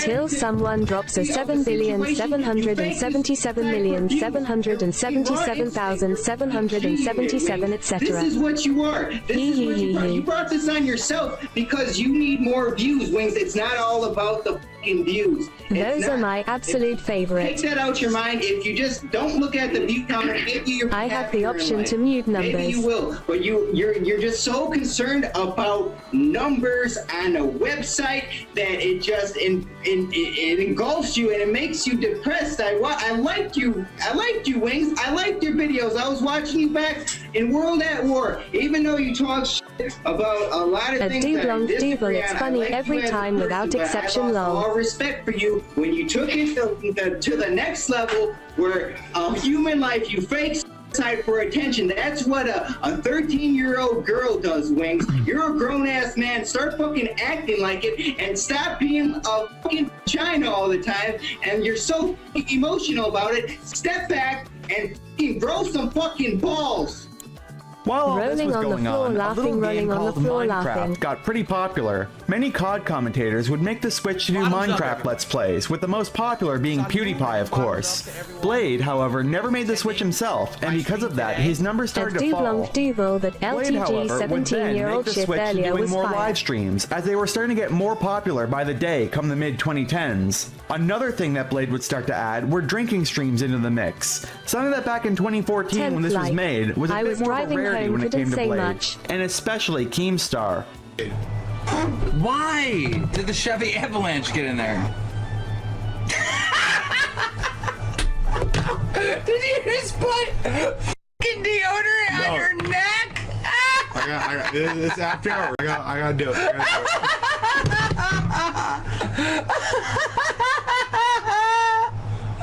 THTA shit was wild AF. What happened though? I'm just saying this is what happened, bro. If Josh was leaving Yings, I'm putting deodorant on. I can't be all that witness. So I'm saying. Hey, you seriously? We've got a 1-year-old downstairs. Scott, he put deodorant on his fucking neck. I'm sorry. Oh, are you sweating profusely? He put deodorant on his fucking neck. Where? Right there! Oh, in your taco meat? In my taco meat.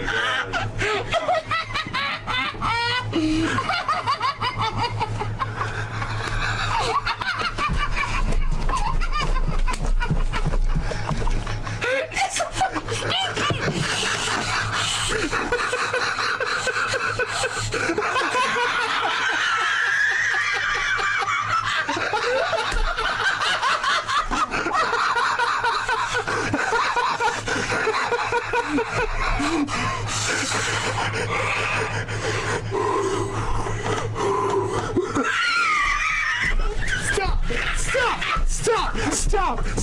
Stop! Compose yourself! Let's get right into the deodorant. Let's get right into the taco meat. Okay. Eventually, Blade would turn into the man that we all think of now in the summer of 2015, dropping N-bombs and doing some very questionable things while live, like twerking and passing out on stream. Well, after getting to the point where a drunken Blade said to a girl on stream, "Have you ever b****d? You should be." Blade would follow this incident with a video on his channel called I Need to Stop Drinking, talking about his history with alcohol abuse and how when he drinks to excess. Please excuse the in-game music on this one, but the only clip of this video that I could find has background music in it. Note, this is nowhere near the original video. When I drink in excess. And most of you guys used to know me as the dude that stabbed people when they knifed them. And lately, over the last year, because I've been doing what's called drunk streaming, where I sit in front of the computer and people donate money for me to take shots, and I take shots and I get stupid and it's a shit show. Pretty much in the community, instead of being the fucking chill dude that has a crazy outlook on life, that plays Call of Duty in a certain way and makes Sunny Show commentaries and gun game reactions or whatever commentaries, interesting points of views. I'm not that anymore. I am known as a fucking drunk. Remember that this is the same Blade that said a few years prior he was quitting both booze and smoking in a dancing video.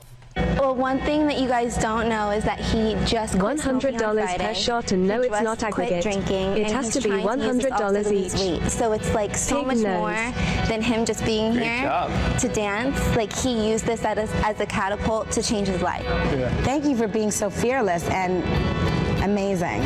It's that time, so good luck to you. I hope you get the votes to come back, and here's your bag. Thank you. Blade might have said that he was going to stop drinking, but as we can see on a Facebook post in the summer of 2016, he continued on after a relapse. Eventually, both Blade and Keemstar would drift apart, and while Keem would make bank off of Drama Alert, Blade would enter a magical realm called IP2 that in my opinion would ruin his life once and for all in early 2019. On February 6th, 2019, Ice Poseidon, someone who went from streaming RuneScape to IRL, announced that he would be creating his own streaming house. I'm just kidding. Bullshit. Because I know how some people are with normie shit. But, yo, today is a very, very special day for not only myself, but I think for the entire stream and for the entire community as a whole. Today is the day, as you can see, that we start a new chapter in not only our lives, but in the stream.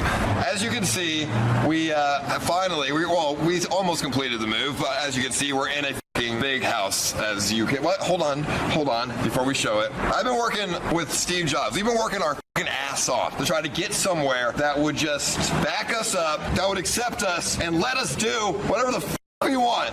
But of course, what's a streamer house without any streamers? Somehow Blade was one of the people chosen to join the new IP2 house. Let's see how Blade christened this new endeavor. You're sitting on my coat. I don't want to get vomit on my coat. So Blade, how much have you had to drink today? I had enough. Hey, Grandma, come on. You just groped? You have to fucking yell like that. Dude, you just groped her, dude. Grandma, come on. Come on.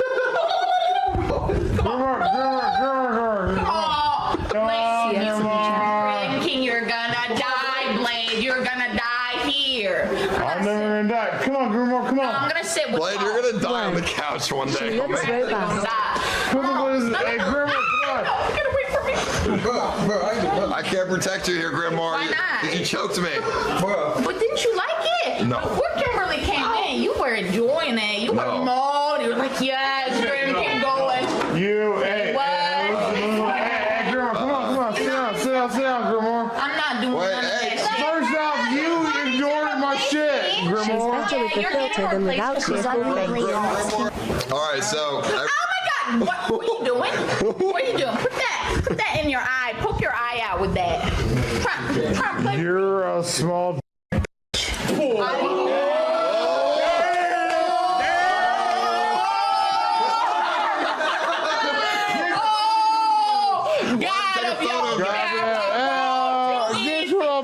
Yo, she's got the biggest ever, dude. Oh, so big. small. She does like this big.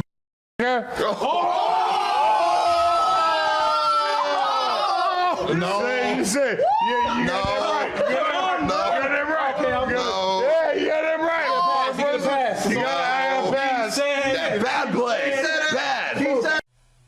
Blade was now in a strange environment that goes completely against what we're used to, where the worse his behavior was, the more he would be rewarded for it. Fast forward a month after Ice Poseidon started his new streaming house in a podcast that Blade had been a regular guest on for years now called PKA would go over the video that we just saw. I was going to try to segue into a YouTuber who may not have 10 million subscribers, but he's absolutely fascinating and he's on a hot streak, and that's only Use Me Blade.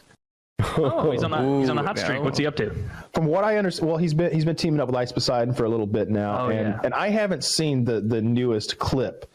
I don't know what has happened, but Chiz linked us a video, and accompanying the video, a timestamp imager link which shows at various timestamps, excuse me, the horrible things that only Use Me Blade is doing in this video. Talking through that burp, struggling. That's yeah. I'm not drinking. I had really bad heartburn, and I drank like a bunch of Alka-Seltzer before the show. That being said, let's skip the parts that we've already seen. Did you just pee? No, pissed on my jacket. Not just pee, no. That was minutes ago. I love you. No, so get up. I swear to God, I think he's really, really drunk. Hang on. Oh, he's blasted. You just smell this and to see if it is. You think Blade is drunk? Blade is so fucking drunk. I'm trolling. I never know. Only Use Me Blade, you say? Wait, why do they need multiple people to confirm if a jacket has pee on it? Blade a little bit. He's peeing again. But can you guys remove Blade from the chair, please? Yes, please get him out of here. Hey, come on. I know. Come on, Blade. Come on. Gotta get out here, boy. Come on. You're Blade. Listen, you. Oh no. Oh no. He knows that chair will reveal his guilt. He needs to stay. Lift him out of the chair. The longer he stays planted on the chair, the longer he maintains innocence. For a second, I didn't realize they swapped chairs. I was like, don't do it. Okay. Nice, clean. This one's clean. All right. Okay.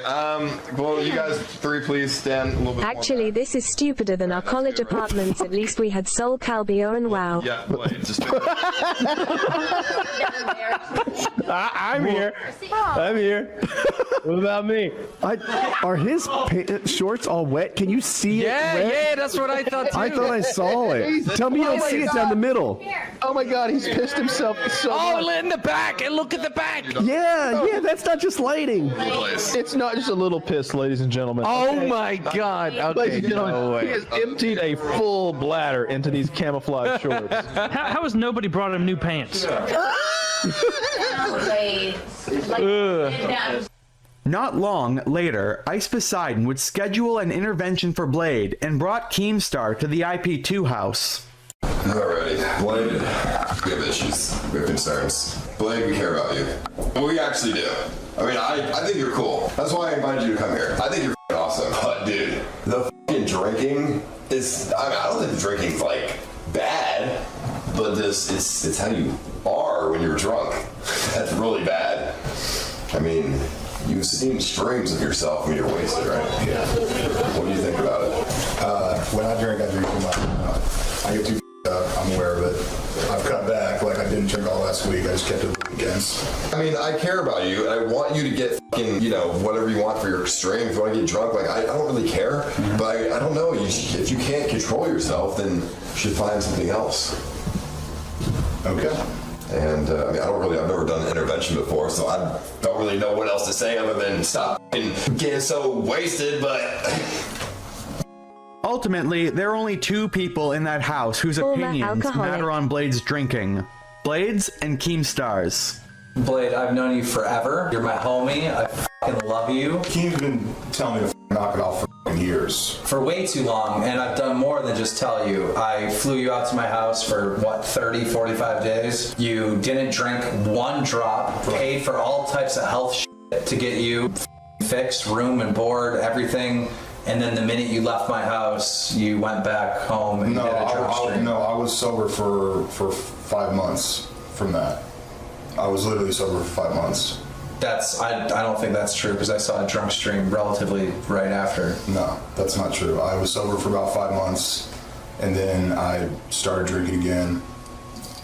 Like I said, if there's a way to get really to get drunk and not out of control, then I would do it. But I've tried many times to do that, and it just doesn't work. When I do drink, I abuse the out of it. Yeah. After that, Blade would eat a kind of mushroom that you can't get at the supermarket, and Keem would try to get him to quit Red Bull as well. Blade, I want you to stand on that couch, and I want you to belly flop on. Drop the bomb. Red Bull has been lying to you, saying it's giving you wings for how long, and it's really been giving you liver cancer. Jump up on that and body slam that motherfucker right now. Say no to the Jaeger. Say no to the Red Bull.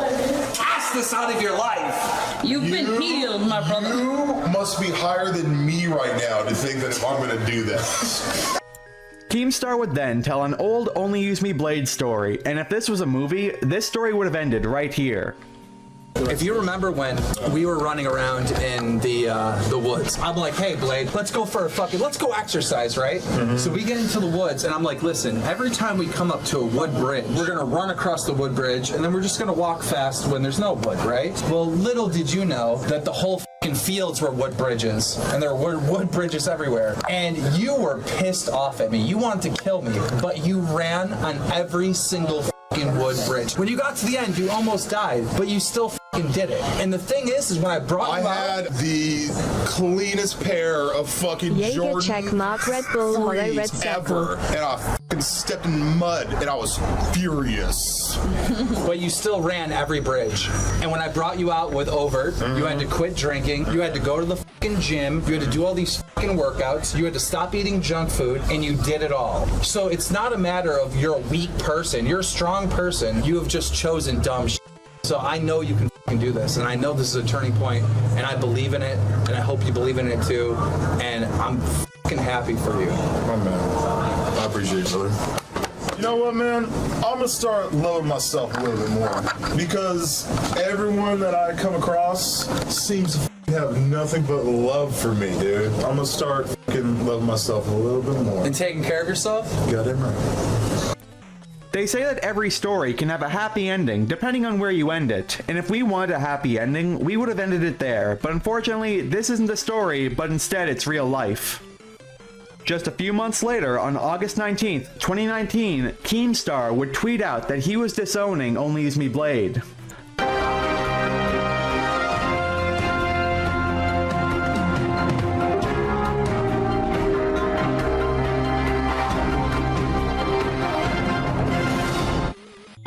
I got Blade to stop drinking 3 times. 2 of those times he was sober for more than 30 days. I spent my own time and money to help him. Each time, he went back to drinking. I disowned him when he threw the dog months ago. I gave up. Jesus, take the wheel. That's right, in April 2019, Blade had thrown a dog and would go on to PKA episode 490 to explain himself the next year, saying that it was something he regretted and wish he had never done. In one of the videos I watched to get ready for this, they said that your relationship with Keem was over. I guess he went on and said he was done with you. You had done something that turned you off towards him. Keem's been begging me and trying to help for years to quit booze. I appreciate him for that. But there was a dog throwing incident, and so at that point he had already distanced himself from me. We're always going to be brothers. He's always going to be my homie. I actually do business almost on the daily, doing something that I don't want to talk about. As far as like friendship wise, he's like, I can't really have you around if you're going to go down this path. Throwing dogs. And so, I want to talk about dog throwing ASAP. You want to talk about the dog throwing? Okay. Yes. First of all, what kind of dog are we talking here? Okay. Let's finish the Keem relationship thing. I'm chomping at the bit to get this dog. But okay. The dog throw was the final thing. Like, I really can't associate with you, dude. Like, we've always been friends. If you ever need me, but as far as like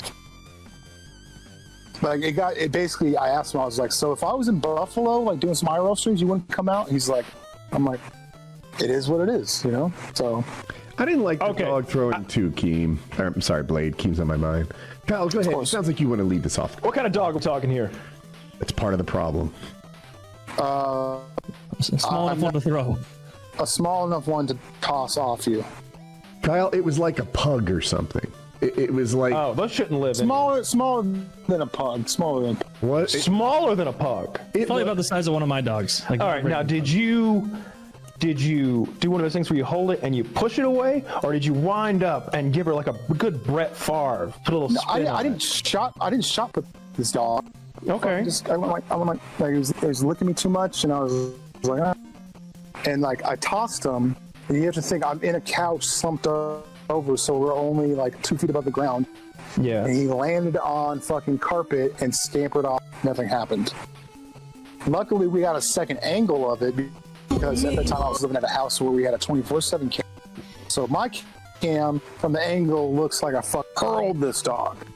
But if you look at it from the second angle, it's literally like throwing a cat or a dog off you, and then they can scamper. It's so bizarre that so many streamers get in trouble for throwing animals. Like, yeah, there was that chick on Twitch who threw a cat or something, right? Now, Yeah, I will Lenity, say, right? I will say this, okay? That was. There's no defending that. There's no this happened. No, flat out up. My sister owns 3 dogs, and we had a real conversation about this. And it's like, I'm not going to sit here and try to defend myself on that one. My bad. I f***ed up. Simple as that. There's no Fair enough. saving faith. Honestly, God, I fucked up. We've moved on from it. If I could take it back, I would. It sounds like one of those things when you're really drunk. There's no learning experience. I didn't come out of this a better person. It was more. Yeah, it sounds like one of those situations where you're just super drunk and you just make a split decision, and it's like you realize what you've done after it's done. Sometimes, in a video game, you have different endings, most often divided into good and bad endings, but many others will do something different, where they're instead law versus chaos, one faction or the other, or even Mr. House and 3 bad endings. Well, after the dog incident, Blade would go for the bad ending and went onto RV6, an RV that would live stream itself driving around America. Blade, however, would get drunk as usual, and I think that Jim can explain what's about to happen better than I ever could. It's highlight time. Just to give you a heads up, there is no sex, no nudity in this video. It's up on YouTube. It's taken from a YouTube live stream. All you need to know is we've got 3 main characters, one by the name of Blade, the other by the name of Bjorn, and I think the last one's Bone Clicks or Bone Sticks. I don't know. I'm not 100% familiar with all of them. They're all drunk on this RV trip, and things take a turn for the worse, chat. Can I go have sex real quick? What? Can I go have sex real quick?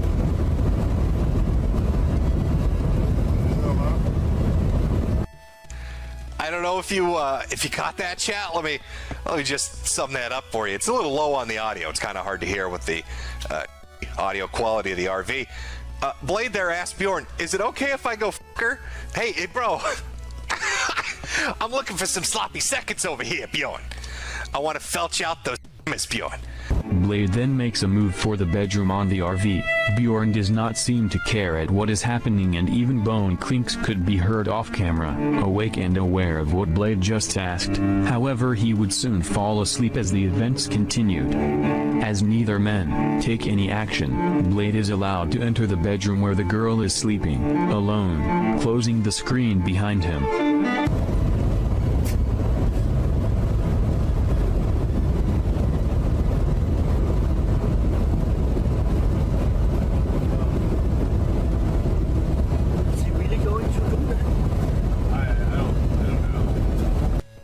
I like how they're both f***ing stunned.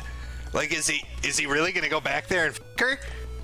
Is he really gonna go get some sloppy sex? I suspect she's passed out at this point. They were really f***ing drunk.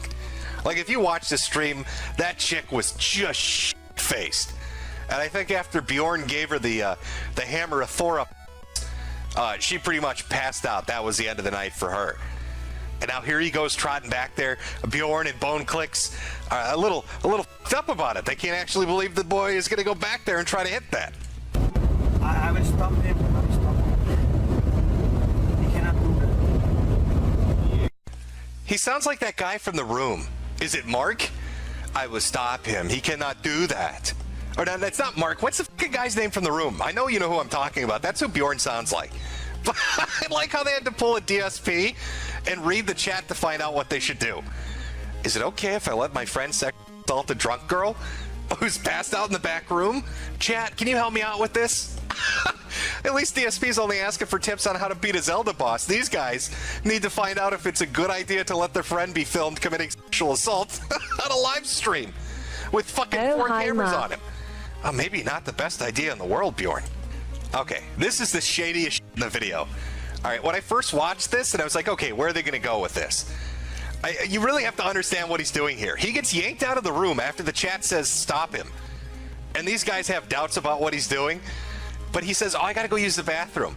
And then he opens up RV's bathroom door to block the view and sneaks in. He leaves the door open so nobody can see what's going on. He's trying to like ninja his way. A 500-pound man with diabetes legs is trying to ninja his way into this room on camera so nobody sees him. After Bjorn is made aware of the situation, he goes to get Blade out of the room. Note that Blade now emerges in a state of undress as he is now in his underwear. He puts his shorts back on. After a short time, after Bjorn has told him he is to sleep in the front of the RV, he once again returns to the bedroom, alone, closing the screen behind him.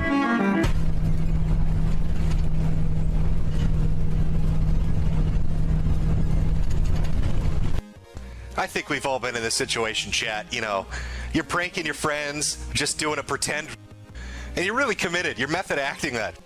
So when you come out of the back room with the drunk girl, you don't have your pants on, because you really want that prank to be epic, bro. You really want that to be an epic. Did you guys fall for it? Did I bamboozle you?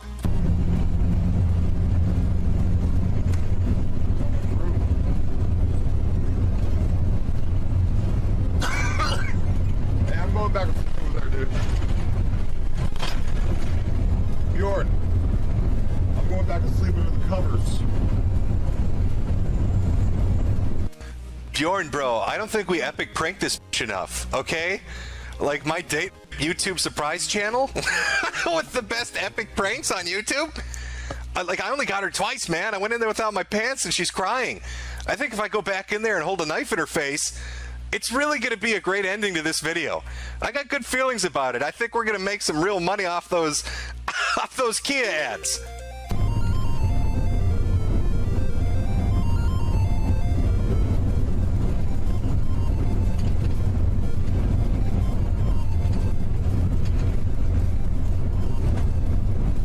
Bjorn now goes to film Blade in the bedroom.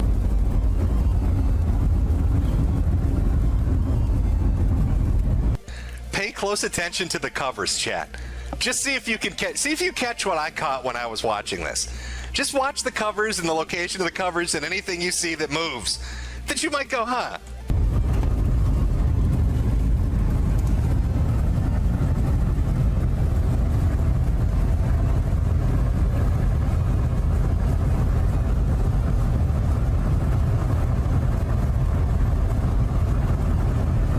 Blade.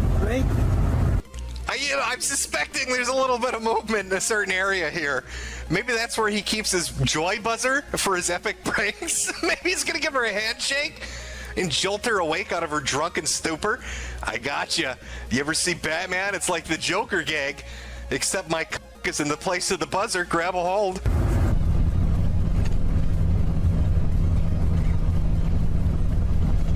Blade is seen to emerge from the bedroom. However, now back in a state of undress, he is now covering himself with a towel.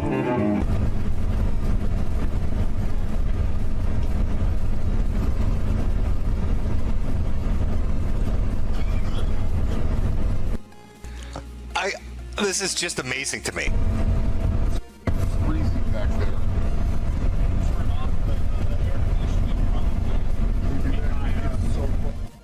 It's so cold back there, bro. When I was epic pranking her, I needed to press my against her, you know, to conserve body heat. Okay, she tells you otherwise, that is lying. That's why I was doing that. And I've wrapped this towel around myself not to hide my giant leaking, but just because it's chilly and, you know, even though I was walking around in my underwear earlier without a problem. Oh, it's so chilly back there. I don't know if I can commit assault in this weather. I'm not an Eskimo, Bjorn. You need to help me out here. Grab the space heater. Somebody needs a... Here, the RV has stopped. Bjorn has left the RV. Blade is seen to be moving in the bed. He jumps up as soon as he hears Bjorn re-entering the... Actually, did you catch that? Maybe you didn't. I want to back up. Just watch this. Watch this. Okay, he goes back in the room. Watch. He thinks he's so snaky. Shuts those blinds again. Every time Bjorn went back there, he opened the blinds. Every single time this dude moved or did something, he closed those blinds. He doesn't want this camera watching what he's doing. Now, some fun facts about Blade, from what I understand. He's got a girlfriend, or had a girlfriend at the time, that I don't feel too bad for. She was cucking him. There is a video clip out there that alleges that his girlfriend was getting while he was crying to her on the phone. I've seen it. It's like 20 seconds long. He's like, baby, where are you? I've been trying to call you all day. And she answers the phone. You can hear her panting. I'm right here. What do you need? He looks so sad. Bjorn has left the RV. Blade is seen to be moving in the bed. He jumps up as soon as he hears Bjorn re-entering the vehicle.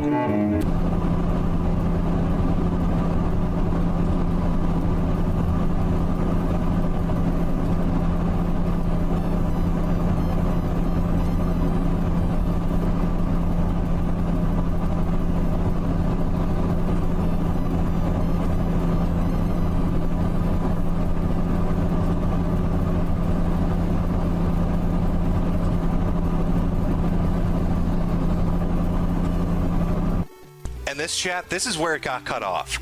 Everything you just watched is what I watched on D-Live. Now I ask you, did you see any nudity? Was there any sexual content? Has my commentary, does this seem over the line to you?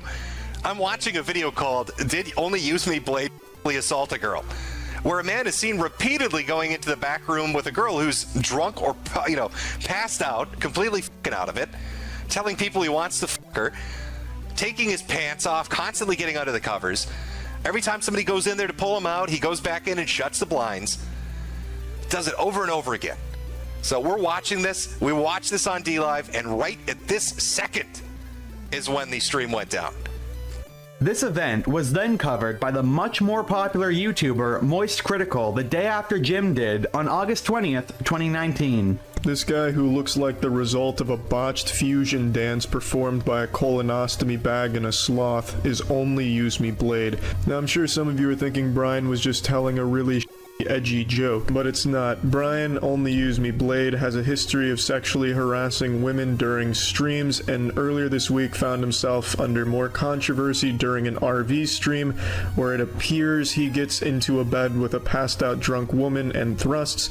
This is all allegedly, nothing is 100% proven, so keep that in mind. All of that in that department is alleged. He is a downright deplorable, revolting, adipose astronaut, a downright stain on the internet. He is easily the world's worst streamer. He is a raging alcoholic, a serial groper, just groping complete strangers, and he's an animal abuser as well. All of these, all documented. I'll show you what I can. Let me give you a brief history of Only Use Me Blade. This had brought a lot of heat onto Blade that he had never seen before. After this, Blade would go on to make this post onto Reddit. Heyo, so I voluntarily went to the police, showed them multiple clips of the situation to clear my name. I'm not an RV, I'm with Bourne, heading to Kansas City, no charges. Let's get back to streams, not drama. Also, got a new phone and set up Stream Elements since Streamlabs is wrongfully banned. Not long later, on August 28th, Blade would talk to Chris Hansen of all people about what happened. Is Blade himself, who is joining me live here on Hansen versus Predators. Blade, can you hear me? Yes, I can hear you. Well, thanks for being here tonight. I appreciate it. You know the controversy, and I don't have to say much more about it. What's your side of the story here? What happened in that RV? So we had been streaming all day. We had picked up Gucci's, or she had met us in, I believe, San Francisco. Right. We went out to bars. I had a couple drinks. Truth be told, I am a drinker. I'm actually, unfortunately, known on the internet for getting really, really drunk for donations, for views, or whatever, and sometimes doing things, stupid things, when I'm in a drunk stupor. But this day, I really didn't drink that much because Gucci's was performing karaoke. She was being pretty ridiculous. She was really, really, really drunk. I think it was nervousness. We went back on the RV, and while we were back on the RV, she was really sexually aggressive towards everyone on the RV, my friend Bone Clinks, my friend Bjorn, she was really into Bjorn, and there's actually clips of her basically like constantly jumping on top of Bjorn and trying to like make out with him and stuff like that. She tried to pull me into the RV's bathroom for, I don't know what she was trying to do, but I really wasn't trying to be back in the bathroom with her, especially on stream, and I really wasn't interested in her. And so she finally went to the back with Bjorn. I don't know what exactly happened there. Both of them had been drinking pretty heavily. But then Bjorn came back up to the front. We were up there for a while. And then as a joke, I admit saying this is all on stream, I was like, hey, should I go back there and have sex with her? It was clearly a joke. She was really Bjorn drunk and sexually aggressive. It was her fault. And I was just tired. All I wanted to do was get some sleep at the big bed. If you face from the RV looking at the bed, Gucci's is on the left in a blanket. I gather a blanket and I proceed to go to sleep, or at least attempt to go to sleep. Did you sexually assault or inappropriately touch Gucci's, Jessica? Absolutely not. Absolutely not. I did not touch her in that bed at all. Chris Hansen then asked Blade what drunk streaming was, and Blade would explain how he got there. He's been drinking a lot. And sorry about that. Sorry. Well, let's go back. Thank you, Bjorn. Thank you. Let's go back to this notion of drinking to get paid for being on YouTube and streaming. Is that your gig? Is that what you do full time? Is that how you survive? Yeah, unfortunately, I started. Come on, Bjorn. Come on. Unfortunately, I started with gaming, and then I discovered stream. Bjorn, I really need you to leave, dude. I did not touch Bjorn, her in that bed. Dude. Come on. Strange particular Chris. detail. Sure. All right, we're going to stand by here. Like, I'm a partier. People have made a suggestion that maybe I should take shots for money, and I'm one of the few streamers that actually am willing to embarrass myself at this point by drinking for donations. And then it's kind of spiraled out of hand over the last couple of years. So now the image of me on the internet is that I'm a drunk asshole, and if I don't drink, that works for you. It's not working for me anymore. While all this was going on, talks about Blade's leg holes caused by drinking had gotten more and more common. It is believed that he got these from untreated diabetes, and that Blade also has nerve damage from leaving it untreated for so long, causing them not to bother him. Leg holes. And they look, I would say, much worse. Does everyone know what it depends on how you grade? Well, there is poor, I'm not figure it out. Gucci's are you. Video people. Yeah. Only Disney Blade's legs. Yeah, Kyle, go ahead. Why don't you finish your thought? Yeah, I was just wondering if every single listener understood what we meant. First of all, we like Only Use Me Blade. We talked about this before the show, how each of us in turn like him as a guy, and we've all had good experiences with him, and he's been kind to us from time to time. So I don't want this to feel like some sort of an attack. This is really just us being really worried about the guy, because Only Use Me Blade has always had a penchant for alcoholism. Big old leg holes. Fancy way to say that. Yeah. And wait, I'm so sorry. What's the guy's name? Oniza Blade? Only Use Me Blade. That was his screen name, and the reason for that was in Call of Duty, he would make these videos where he only used the knife. Like, he would only melee people, whereas all of his enemies were using Isn't machine leg guns holes and the stuff elf in from the Lord of the video game Rings? Call of Duty. So he handicapped He's about to himself. be only lose me leg. He handicapped. Oh my god! Oh my god! He handicapped himself in game and still was successful, and that He's made about to him very handicap popular. himself in real life. You guys are on fire. Yeah, they make fun of me in my live streams. He was nice to me like 10 years ago. Probably literally like 6 or 8 years ago. Yeah, he was cool as shit to me 6 or 8 years ago. We were in Seattle, and I was like, hey, Blade, what's going on? We met outside this building, and he's like, yo, you want a blunt? And I'm like, fuck yeah, I want a blunt. How'd you get a blunt here? Because weed wasn't legal there. Hit it in my leg holes. He's like, I stored them in my leg holes. Even Ethan Oliver Ralph would comment on Blade's foot falling apart. Why does he hate gap and sores on his legs? Is it gout? Suey! An excellent article was posted onto the website Ganker, where they showed a meme on how in 2 months Blades went from looking like he bumped it pretty bad to looking like he had a freak drill accident. While Blade's legs are a very important part of this story, Unmanaged if I kept diabetes. going, we would skip something very important. A very important character that somehow is never mentioned. The woman that was at the back of the RV, Gucci's. Can I crossy? Can I cross? I need a cross. Yeah, I used to know a guy we called Rattlesnake Legs. I think H is dead. I made it. I made it. I'm a Wonder Woman. No, you won't say that word. No way.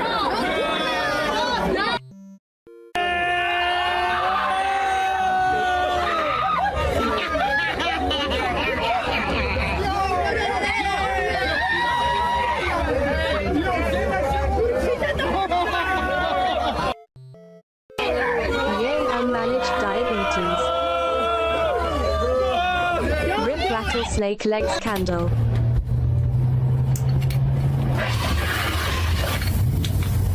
Whoa! Old Ralph told me, Coraz, you gotta look, it's like a rattlesnake shedding.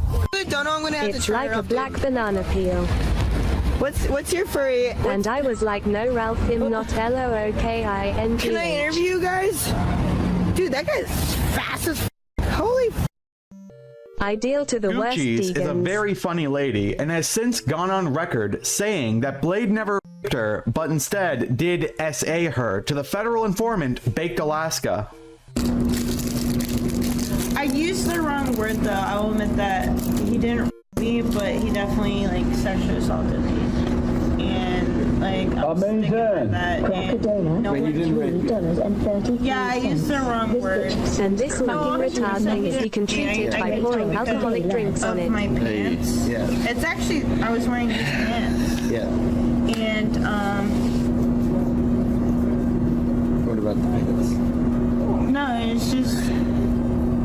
was just really fucked up. And yeah, the chat got to my head somewhat, but like How did this get moved, dude? I wanted to stand up for myself, you know? Like, people think I'm just going around trying to, like, fake allegations and shit. I used the wrong word. I wouldn't say rape is the right word to use it, but he definitely, like, assaulted me.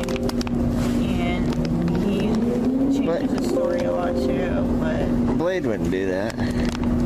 I miss Drunk Blade. Every stream was a Blade, disaster. however, would have this to say about the incident, and as you can probably guess, does not do himself any favors. Especially Christmas Eve. Oh, her again.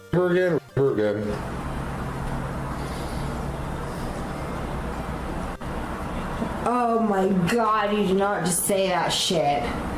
This is gonna sound crazy, but that was pretty much it that we're gonna hear about the back of the RV incident.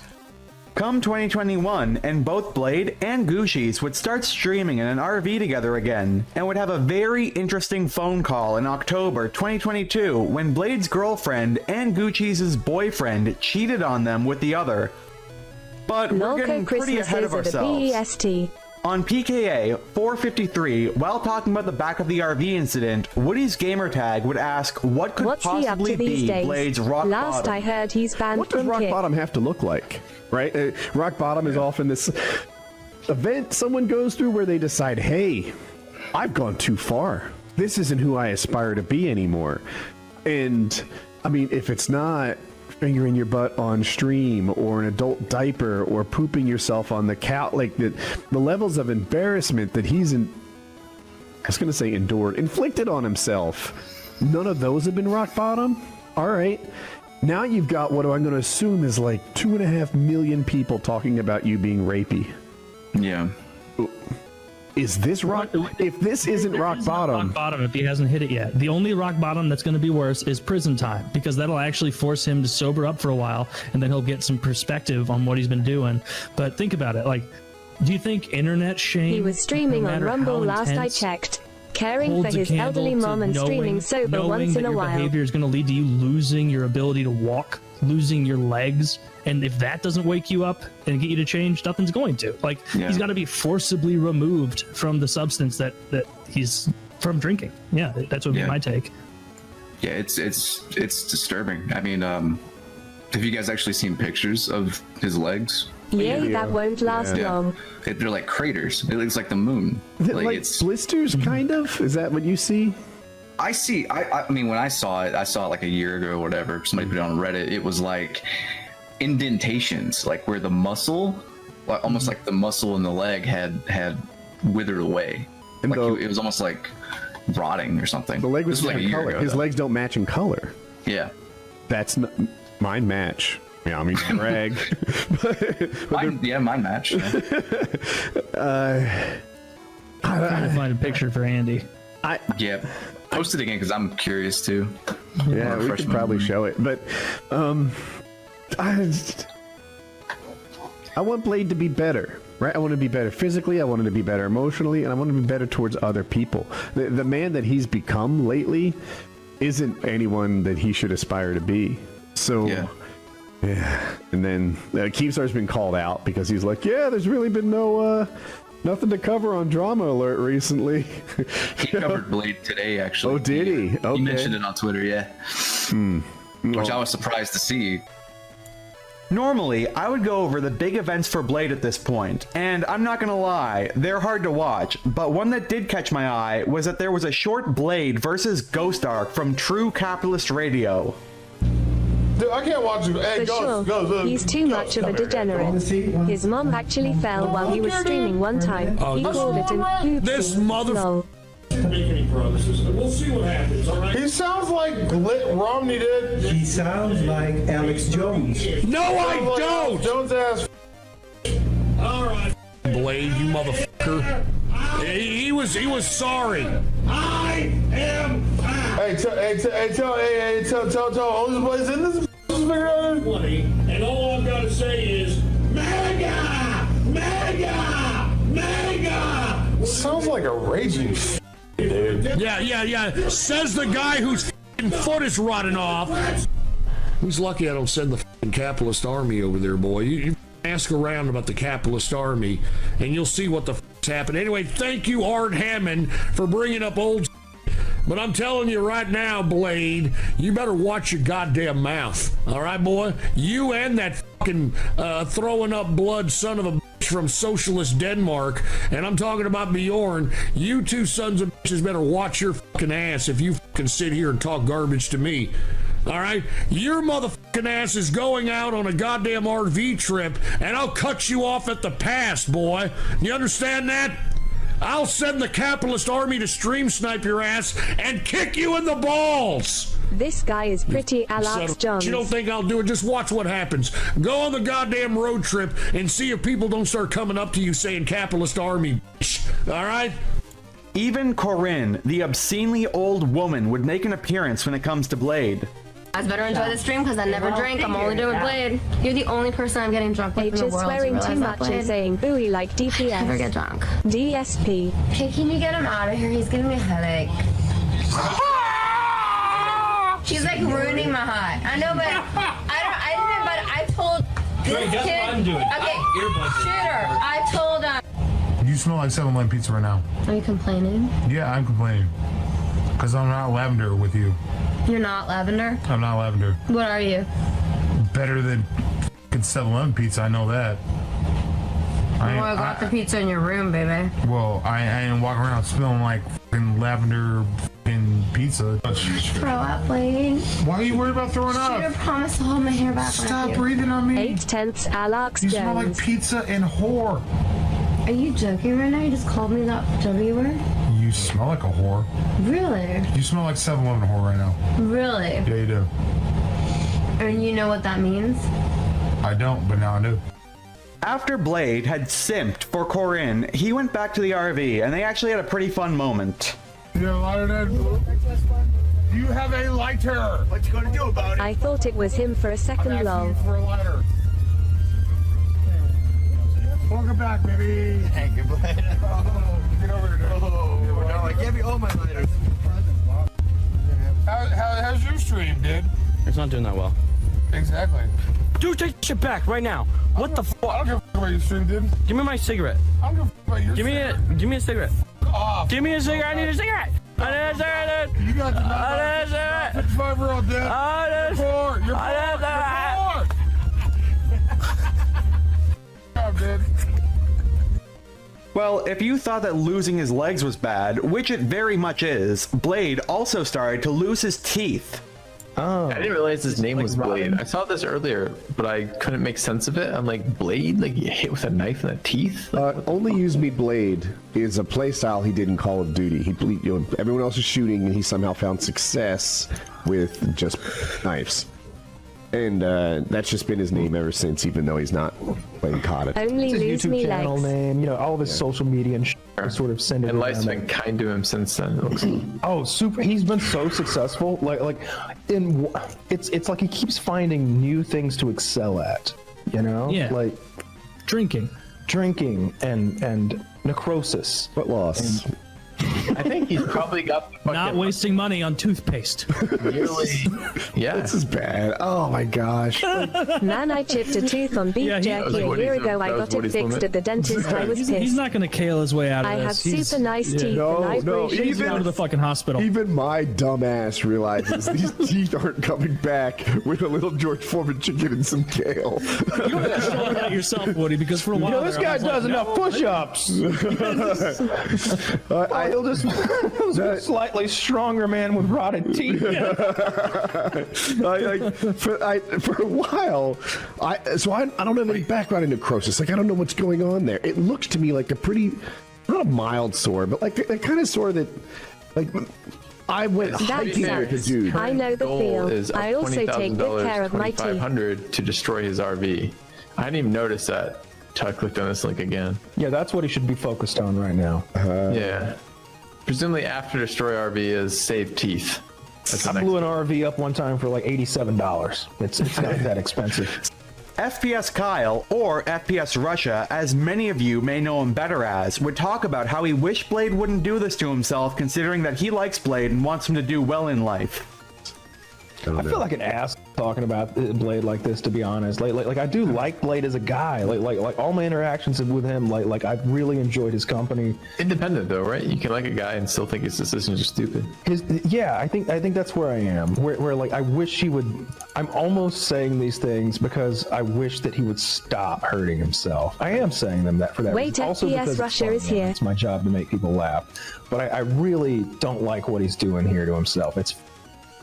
It's hard to watch. It's like this is the sort you get some variation of this, like WWF or something, right? Like WWE rather, right? Like where people are slamming their bodies into for the short term of like the money and the payoff and the fucking entertainment and whatever. And there's some iteration of that here, but like this feels worse, right? Yeah, something about like the kind of harm that he's doing to himself, like a broken leg would be so much better. Yeah, this is infinitely better. FP Sky Some of is this might be FPS irreparable, Russia. and like I'm not a doctor, we what? What I'm saying is like everything we know about medical stuff sort of like comes from our internet and Netflix binging and stuff like that. However, like you've got to know that like the difference between an injury that's there because of an external source versus an internal one is vast. Amputation's a bad thing. Amputation's a terrible thing. Yeah, it doesn't grow back. Come March 5th, These Review filters Tech on this USA would make semi-serious a video about conversation is Blade. peak LMAO. Use Me Blade. Shut the fuck up, Rich. Did you really think I was going to show clips from that idiot? Come May 2020, and Blade would go into PKA to answer any questions they could ask after going sober for almost a month. Remember how Blade sounded for the past little while, and compare that to this. So Blade, did you say you were 1 month sober? Yes, technically I'm 1 month sober. Technically. Yeah, what is technically sober? We're just meth now? No. I'm not quite 1 month sober. I'm like 3.5 weeks sober. Review Tech sent to Van World immediately. Round it up to make it sound good. I stopped shooting up. Now I just snort the heroin. Technically. I did do a stream with this guy. I don't know if you guys know him. His name's OG Geezer in Vegas because people were begging me to like get out of this house. Like, there's nothing to do there's no way to do actual IRL streaming right now. So, but I went, traveled, got some stuff out of my storage, and then after that, I started having some pain in my leg, and it got to the point that I basically went to the doctor, and I knew, basically I've been to the doctor. They've treated me with, diabetes and high blood pressure, and I knew about it, but I wasn't taking it seriously. This time I'm taking it seriously, so obviously just had to cut out the booze. I'm out of the hospital. I'm taking 1 million pills and taking insulin shots and stuff like that. And then obviously I want to have alcohol out of the system during that time. And also it's good to cleanse. Like even when I was like actively drinking 5 times a week or whatever, just to take like 3 days off to give your body some fucking time to recover is good. So it's more so for my health as whatever. So once I get my health back to where it needs to be, then we can like look at my levels, do a drinking stream, and see where we're at there, and see if like we can still keep a healthy Blade and a intoxicated Blade. I just imagine your liver is like Sylvester Stallone at the end of a Rocky movie. He's just like, he's barely standing, his face is just all puffed up, and he's like, I didn't hear no bell. No, it's more like that. Blade actually told a pretty funny story on how he was able to get unbanned off of Twitch years prior by lying to a friend who worked there. He worked at Twitch, right? And my second ban on Twitch, I should have never been unbanned. That should have been the final. Okay? I admit it, there's photographic evidence, but there's a shot of me on Twitch with my pants down and my finger up my ass. Oh, I've seen it several times. No! Everyone's seen it. Don't judge me. That's Photoshop, though. There's no denying it. That's what happened. And I remember my buddy Folks was super mad because I had a G Fuel sponsorship, and it said G Fuel in the corner, and he's like, "How come I can't get a sponsorship?" Anyways, so I was like, "Oh wait, Bash had hit me up on Twitter saying that he worked. Like, I'm like, where you been? He said, "Oh, I work at Twitch now." I'm like, "Cool." So I'm thinking, "Oh, let me hit up." So I'm like, "Hey, Bash, little problem. I got up to go to the bathroom and my pants were a little low, and so you could see my butt crack, and they banned me for it." Complete lie. That's not my embarrassing moment of weakness. Or bad. Hopefully that he wouldn't fucking look into it. He's like, "I don't know, dude, they're really stringent on nudity." It's like, "Can you look into it?" He's like, "Fine." And then he hits me back up. He's like, "Yeah, you got, this is your second warning, and you got 2 weeks suspension." And then what? He's like, "Then you can stream again. You have your partnership." Bro, when I went live after that, people are like, "What the fuck is going on?" They're like, "Dude, I played a fucking movie on my stream. I got banned. This dude stuck a finger in his ass on stream. And he's back to being partnered. Like, what's going on?" Blade would tell us his side of the story on what happened in the back of the RV with Gucci's, and then started to lag out. That's it. I didn't fucking touch her. I didn't her. I didn't do none of that shit. I've explained a little snuggly, no? No, that was my back to her back. Okay. That's all that was. I literally, after the mushroom and then bone cleans. You were on mushrooms? Not all your words are coming through to me. Yeah, I said after the mushroom trip. I'm sorry. Basically, a couple days later, like I talked to her the next day. She's like, "What happened?" I was like, "Nothing." They were making a big deal, saying that I like touched you. Do your genitals feel fine? Because I'm there. And she was like, "Yeah, I don't." My buddy bought some Christian DVDs and tried to stream one to me with one viewer. I didn't. So you guys aren't getting him too, right? His words not coming through. I'm able to make out like he breaks up a little bit, but I'm catching it all. I wonder what caused it. Let me see something. He got instantly perma-banned for non-video game streaming, even though it wasn't copyrighted. Yeah, it makes a loud snapping sound. But yeah, so you're not getting that much, like, because a lot of the stuff, like, I'm sure it's on your end, Woody, or Blade's end, coming through to you, maybe because it's like you're the host or something. But yeah, like, I'm hearing most of Blade. I'm getting 95% of everything. Yeah, I'm able to hear, understand. Oh, okay. Again, I apologize for not having a computer desktop set up to do it right. Apologize about that, guys. So there was a mushroom trip. You were coming off of it, and you were cold and tired, and you climbed in the bed and back to back. No. I'm sorry. And now thoughts are allowed to stream their bobs and vagine. I fucking hate Twitch. A couple days later, after this alleged incident, we all decided to do mushrooms in Denver at a stream sniper's house, and everyone got way too high, and Bone Clink started believing shit, and then the girl basically said, I don't know if I was touched or not, but like, let's go to the police.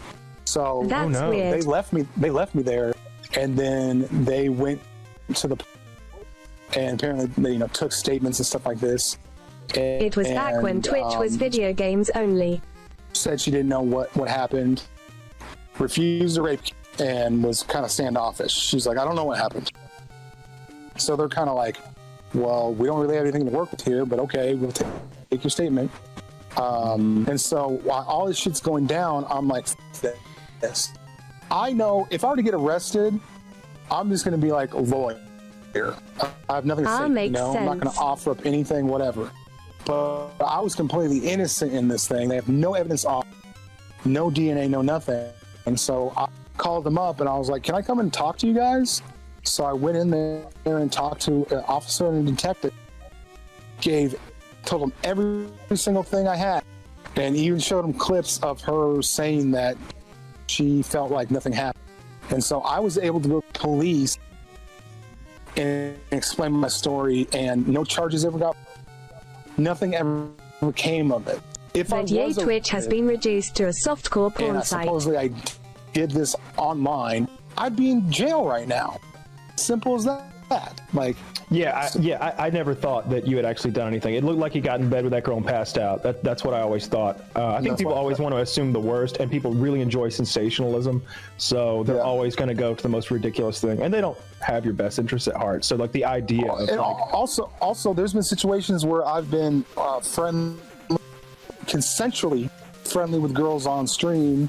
Forget them on stream, I might grope a titty or an ass or something, and they like it. But the community runs with it like, oh my God, he just groped that drunk girl. Yeah, consensual groping. We've all heard of that. When you're a star, you can get away with it. One of the most interesting things that happened in this episode was when Blade talked about how Keemstar called him after he cucked one of his fans. What I think is interesting about this is how Blade implies that Keemstar's called Blade multiple times after he's done something that looks bad after drinking on stream. And so the whole day, I'm sitting there and I'm like, dude, I don't want this phone call. I don't want this phone call because I know what it's going to be. Keem's going to call me and yell at me for half an hour. Be like, dude, you got to stop drinking. What the fuck are you thinking? So finally, Keem can call, and he is laughing hysterically as soon as I pick up the phone. I'm like, what? He's just like, you're a goddamn legend. No one can make that shit up. She was married, dude, and the husband was right there. That was fucking hilarious, dude. That was biblical. That was incredible. He's like, I'm like, I thought you'd be mad, dude. He's like, I'm not mad. That was fucking amazing. And like that girl had fucking willpower. She could have been like, no, but she fucking chose to do that because she's a hoe. So that was cool. And I'm like, that's the phone call? Okay, cool. Blade would even talk about how him and Keem were over after all the times Keem had tried to help Blade, and mentioning the dog incident as well. Keem's been begging me and trying to help for years to quit booze. I appreciate him for that. But there was a dog throwing incident, and so at that point he had already distanced himself from me. We're always going to be brothers. He's always going to be my homie. I actually do business almost on the daily, doing something that I don't want to talk about. As far as like friendship wise, he's like, I can't really have you around if you're going to go down this path. That was a pretty good episode of PKA, and it's amazing how well put together Blade seemed. But as you could probably guess, that didn't last long. Just a month later, and Blade would have to go to the hospital for having almost 2 liters of fluid in his leg. His leg looks like it's got 1.5 liters of liquid in it. Yes, it does. Yeah. Dude, if you had if the doctor told you got about 3 ounces of weird fluid hanging out in your body somewhere, you'd be like, oh my God, oh no, 3 ounces. Jesus. That's a lot. If someone tells you got, a 2 liter of Diet Pepsi just stuck under your skin that we need to flay open and pour out, that's. I bet it was under high pressure too. So they probably put that syringe in there and they did that thing where they pull the back off of it and it just. If the doctor told me they had to extract 1,800 cc's, I'd be like, can you put it to me in automotive terms? Is that like a Honda Civic? Can you remove it and then put it in my muscle area? Actually, yes, it is. The new Honda Civics have a 1.8 liter turbo. Now, the turbo won't apply here because. Okay, I've dragged that on too far. What if I want a nice bubble butt? So I wonder how that's coming back twice more. What do we just lost 3? I'm not a doctor. What is swelling like? What would cause it? Blade then became the IP2 RV monkey, getting peed on for views, having his face painted while he slept, peeing his pants, and all sorts of other things that someone near their 40th birthday should have put away a long time ago. I want you to remember that Blade was once at the top of YouTube, and in late October 2020, he's drunk streaming out of a dumpster, allegedly too drunk to get out. I wish I could play a video of this, but I honestly couldn't find one, just pictures. This clip right here actually got me a little upset. At one point, Blade wanted to go home, and the RV crew had to talk a drunken and very upset Blade out of it. You don't want to go home, Blade. Don't go home. You don't. You had a legendary stream today. You're not going home. Not really, dude. We're gonna fucking bonds my son is. Alright, we're turning off the stream and we're gonna have more bonds. Alright? Don't you know? Then, on November 12th, 2021, Blade's YouTube channel with over 500,000 subs was taken down, cementing him as an IRL IP2 streamer with nowhere to fall back to. Come December 1st, 2021, and Blade would go on to RV7. Just a month later, in January 2022, and Blade would actually get his own RV that he would then live in and livestream himself with his girlfriend Beck. Got a new, this is... Man, I bet LOL cows don't love their mamas. Maybe Wings does. Literally brand new streaming phone. I don't know if it's we're gonna like mount it here. So that's I couldn't shame myself this bad and let my mom know. Or if we like mount it here. So like that would be the view of the RV. I don't know where you guys think I should put the fucking camera. We'll play around with it.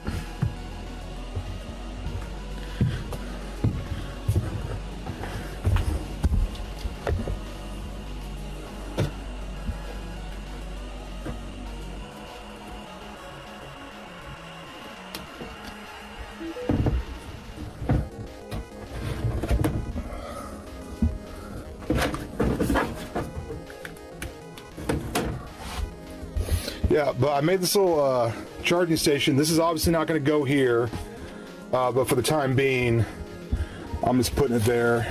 And Insight. This is either going to go really well for you or really shitty for you, and either it. This is awesome, Blade. My man. Thank you. Yeah, this is a fucking big gamble, but I appreciate you guys, and I know I said, oh, I'll never be on an RV again. Now I'm going to live on an RV. This is now my home. Then, for almost a year, things would just stagnate with Blade until his RV would meet up with RV7 so they could all stream together in October 2022. Blade, but unfortunately, DSP, we're gonna end it Cobra, here. Maddox. If I didn't split this video up, it would be almost 3 hours long. But don't worry, because part 2 will be out next week, where we go over Blade getting cheated on, the Willie Two Guns incident, and of course, how Blade plans on going sober. As always, thanks for watching, and hopefully, I'll see you soon. But wait, what's this? Man, is that thing even real? I've been sailing around here for like 43 hours. I want to know why you did this to me. It is real. Alright, time to get this thing.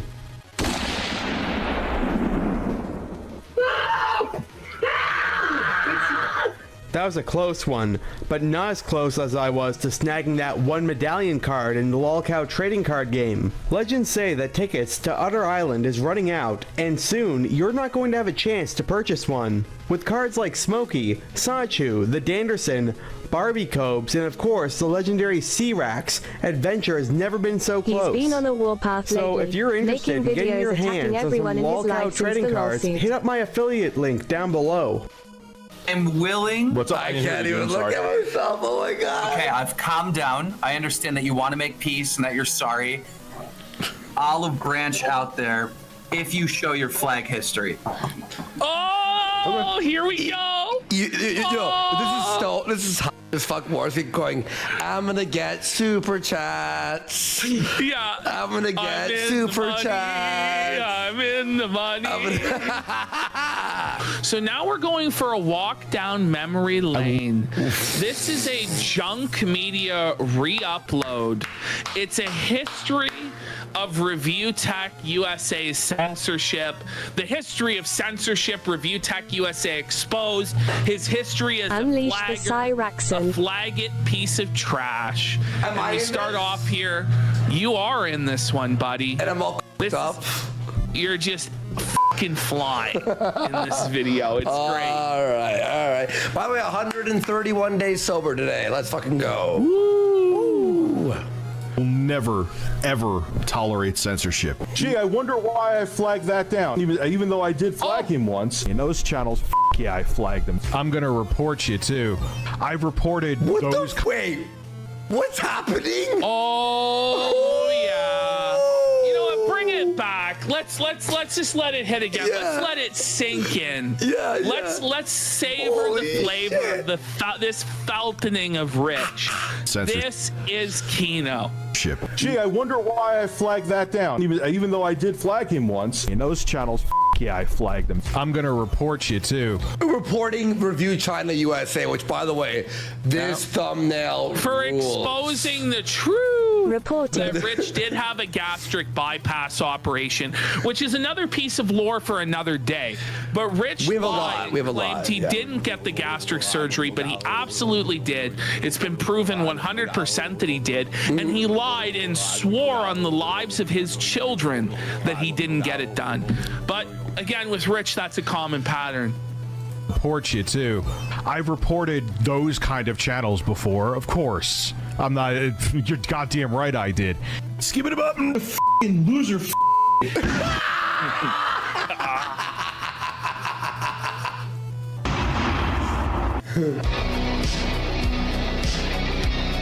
By the way, this video has had to be re-uploaded because hilariously Review Tech flagged this one down too.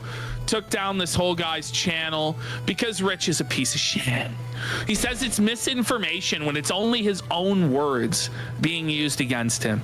But here he goes. This is his response to the Boulder stream where Jarbo was exposed. Just look at this greasy head. His head looks like a human. What a piece of garbage, dude. He's just a sweaty, greasy bum. He admitted he fucked up. You need to stop feeding into the shit. Because I know what happened to Matt, and I'm not. It's really good advice. Blaming anybody. Look, man, he's a grown man, and he made his bed. Now he has to lie in it. But with all the drama that was going on with him, he was letting it eat in him. And when you let the drama eat at you, is he like is his room like a circus? Like what the f is his background? Yeah, I know. But I love this is just past Rich giving all the advice that like present Rich needs to follow, but just didn't. It's amazing. Makes you do stupid shit. I'm not justifying what he did. What he did was wrong, and it bit him in the ass, and he lied about it for 2 hours straight in the live stream. Will you show your YouTube history report like Monday Matt did? Because there is rumors you reported Anna Doyle. I'm not showing any reports. I didn't report him, but I'm not showing any reports. You know, why not, Review Tech? Why not, buddy? Could it be that you actually did flag that person? It is pretty embarrassing, by the way, if after proclaiming like this, beating your chest, saying you'd never show your report history, if you did end up showing your report history and it confirmed all of that to be true. But I'm sure that's definitely not going to happen in the next half hour of this video. No way. So there you go. That's your answer. I'm not even. I knew that was going to happen now because now that everyone knows that you could see YouTube reports, that's going to be the new trend on YouTube to keep the drama train flowing. No, only two people did it. Yeah, you and Monday. The trend. The only person stupid enough other than that was you, Rich. Yeah. And I'm not being a part of it and don't care. So if you don't like that answer, he obviously does. He's seething. Yeah, he is. This is a Just even take back your super chat then, buddy. chat. I'm not going on that drama train. Sorry. Dead air. But I will say this. His channel, I never reported any of his videos. He always looked 50, by the way. And that was determined to be a lie. He did, in fact, report that channel. Yeah. And he was caught in 4K. Editorial or whatever. Yeah. Review Buffet USA. But I am not getting into that. No way. I had a feeling. I saw that before in the regular chat, and I had I guarantee you someone's going to super chat that to corner me in doing it. Because even if I didn't respond to it here, it's colored. Because now, I can tell you why. Because now that's going to be the new exposed. So the whole thing that happened with Monday Night, is I don't think anybody realized that you could have reports, you could see who you've reported. I think everyone knew that. Like, what the f*** are you talking about? Well, Jarbo didn't know. Other people knew. Zidane knew, and he came in with the critical moment. Because honestly, if it hadn't come to him saying that, Jarbo would have got off scot-free. All of history would have changed. And he had flagged me like 8 times. Zidane. It's not that there's nothing to hide. I've even admitted that I flagged videos before where people would just literally take my videos to the other. Wait a minute. But he's like, no, I swear it was only straight re-uploads. It was not, in fact, just straight re-uploads, Rich. It was not. Upload them. I've never reported anyone on YouTube except for Phil. It was videos that made fun of him, that criticized him, that exposed his frauds and stuff like that, yeah. But I'm not getting to that. It's none of your f***ing business. It's that simple. And I'm not going on that. I knew that was going to be this thing now. But here's the thing is, Rich, you can't just flag people with a lot of subs. Like Snort Hogan's being flagged, but it's not working, right? I'm assuming Rich is flagging Snort Hogan. Yeah. I can only assume that Rich has flagged He flags every single person, and he's going to flag our channel as well. Yeah, but it's not working. It only works for people who have less amount of subs. So, sorry, Rich. Bigger people are seeing what you've become. Sorry, bud. Everyone was going to go. He's a piece of shit. Around and start doing that. Nope. And if you don't like it, press S to spit. Subscribe for my channel. Press S to spit. Unflag it. See you later. Tech Bye. USA. Bye. Okay. So thank you, Ronald, for the super chat. He still just. And I'm sure they're going to do it to other people now too. I'm telling other people out there, if you're a content creator and watch this, to them, they're going to do it to them. They're going to ask them, "Hey, did you flag down people like a huge?" And then when they refuse to prove one way or the other, they're going to be felted, or they're going to show it and they're going to be exposed. Oh no, what a tragedy! What a tragedy, folks! Come on. This channel, don't get into that shit. I'm gonna grab a bottle don't let them. Don't let them corner you into it. Don't feed into that drama. This advice because is now so that's going to be the new thing now. When you see what happens, don't let them corner you. Don't let that go. Don't let that become the new fucking norm on here. I am so tired of the fucking blood sports on here. And then he would join a blood sports. Blood sports. What a king. It ages so badly. You're gonna see how badly this ages. It's amazing. Okay. Now, I think the editor of this, he can be faulted in a way. He probably should have cut out some of this. It probably wasn't necessary, but... Yeah, Ash, look. He's looking at his report history right now. Yeah, no, he's looking at the report history in his glasses, and he's like, shit, I can't show this to anyone. Yeah, he literally is. Oh, my God. I mean, I just said another video. There was a guy who straight up re-uploaded my videos and changed the pitch of my voice. I flagged him. It's not that I haven't flagged videos before, but I don't have to. Well, that's copyright. It's different, I guess. Yeah, it's way different. If you don't like that, tough shit. Go bother someone else to do something. By the way, real fast, just while I'm on a nerd little thought here, Ashton, you gotta get Helldivers too. Really? It's that it's good. So fun with friends. We should stream it one day. I'm telling you, you would like it. It's very simple concept and fun. Very fun game. Sorry. It's amazing. It's literally a 10 out of 10. Nobody says to bring up a photo of Al's toy barn from Toy Story 2 and the resemblance is made. This is honestly one of the most disgusting human beings I've ever seen. Like, this form of review tech was disgusting. Yeah. Just total slovenly trash. Slatternly. Ugh. But people are even saying they want us to do Helldivers 2 goals. That's how it's addictive to. It's addictive to even watch. It's really good.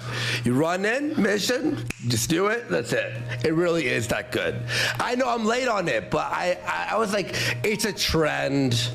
But no, it's really good. I need to relax and have some cucumbers. I knew. I'm like, I guarantee. Yeah, he's very fucking It's fat. crazy, dude. He's like 450 pounds here at 5'4". Yeah. It's crazy. It's crazy. This is dirty fat. Now, all these little basement dwelling turds, everyone on YouTube who had any kind of person, they're going to be like, oh, you need to show your report. You need to show who you report. I don't need to show you shit. Don't need to show you a damn thing. It's my YouTube account.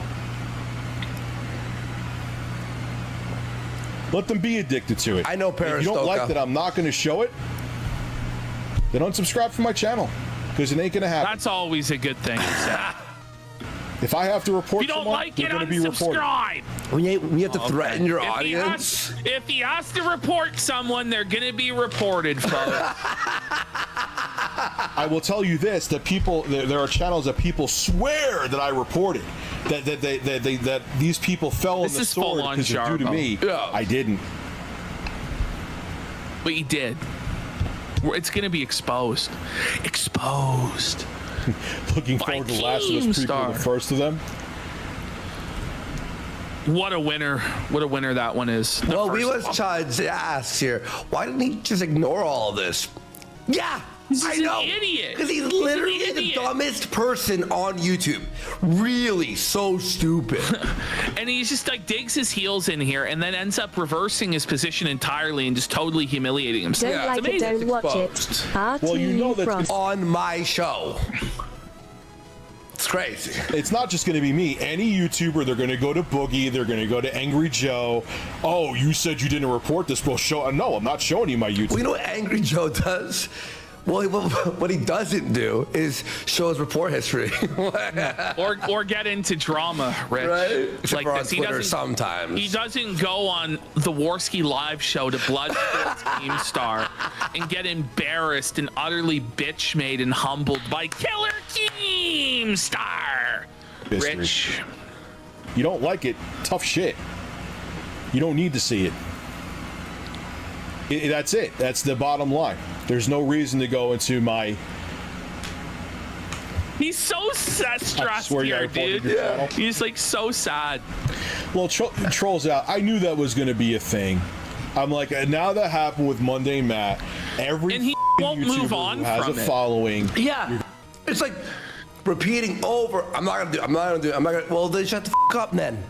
He talks so tough. Like, I understand what the editor was thinking here, like, because he's like, you just got to see how many times he refuses and says he'll never in a million years show it, and then he shows it, you know? But honestly, like, the amount that we've seen is enough, but it's good. It's good. Gonna have these- just wait. The payoff is worth it. The payoff is worth it when Keemstar gets him.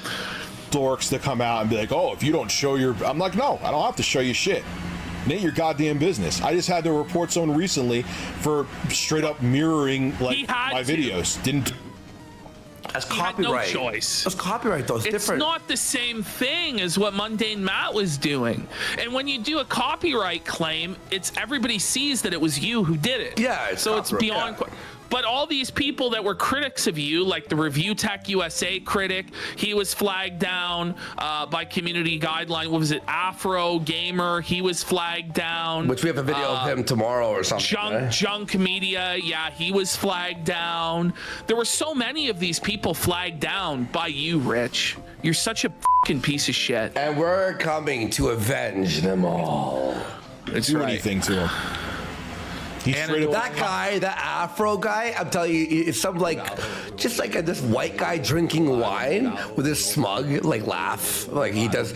But it's 45 minutes of it's literally. so key. It's just but like the lore, the lore is so perfect. It's crazy. Re-upload. Oh yeah, someone Lang Wrangler asks here, why did he ever do a face reveal? Yeah, when he did a face reveal, that was the beginning. It was over. Just like Matt Jarbo, it was the beginning of the end. Yeah, face reveal. Yeah. In my videos, I'm like, nah, dude, ain't happening. You're getting flagged. Is this Keemstar? Here it comes. Bro. I sound so much different, don't I? Yeah. I'm sure it is Keemstar. I owe Keemstar an apology if it's Keemstar. Keemstar, you there, bud? I love how he immediately starts in a groveling, pathetic posture to Keemstar. Guys. When Keemstar, by the way, to add the context to this, when Keemstar got his channel banned, Review Tech just went in on Keemstar, called him like a scammer, a piece of shit, a racist. He tried to cancel Keemstar, and basically he thought there would be no repercussions ever. But now that Keemstar at this point gets his channel back, he's bigger than ever. This is like 2017 or whatever. Now Review Tech grovels to him, apologizes to him, because Review Tech respects the law of the jungle and doesn't want to deal with Keemstar's people felting him. Yeah. But he ends up self-felting so bad here. He's such a groveling, pathetic mess that it almost puts Jarbo to shame. I say almost because Jarbo was really something, but this is like full on, like the repeat of Mundane Matt. Like how am I in every piece of time? Every arc ever. USA is a complete fucking moron. Hey, listen to me. I don't understand. Hey, whoa. Listen. Get him. Listen to me. From 3 years ago. Listen to me. I owe you an apology. I even apologized and had egg on my face on Twitter. And you have a right to hate me for that. No. Let's actually tell the story, okay? Sure. Okay, that's fine. Exactly what the drama was, but you were involved in some drama. Look at this. These creator wrestlers are so keen-o. Invited you as a fucking guest on my show where I know. a million people were gonna fucking see it. I had time to edit it and upload it. You record it, our call, and upload it to your own. Yes. Because here's the thing, it was wrong. I know now. I honestly didn't think I was wrong back then, and it was stupid. Let me talk. It's not a cardinal sin, all right? It's not a huge thing, right? But it just went to show me what type of fucking greedy little grubby person you are. Yeah. No, listen to this. And every time I see a video from you, it's just stupid fucking opinions. I don't know why you're on the fucking internet anymore. You're dumb. You get everything wrong. You say dumb shit over and over again. Well, is his career over, you dumbass? Use some logic. Dude, he could get exposed for fucking doing a fucking goddamn horrible thing with BetterHelp, which happened, and his career is not over. So if you want to talk about logic, start using it. It sounds like he's about to yell at Alex in a second. It's like the same tone. Yeah. So sick of hearing your dumb fucking opinions. You need to get smarter before you come on my fucking platform on YouTube and spread your bullshit. Because I'm sick of it. You're dumb. Get smarter. Thank you. I don't know. I mean, it is what it is, man. What a cult. What a cult. You know, it is what it is. I admit to my mistakes. At the end of the day, I admit to my mistakes I made with him, and I know that's why he's not a fan of me. He's just getting crushed. Oh, Keemstar. I can't even look at myself. I'm you can tell I'm blitzed, yeah, bro. I'm skinny, I'm skeletal, my eyes are pinned. Okay. Look at me here. Oh, I can't even look at that. That's bad. Yeah, these are the eyes of someone who just did a lot. Like, that's bro. I'm down, all right? I understand that you want to make peace.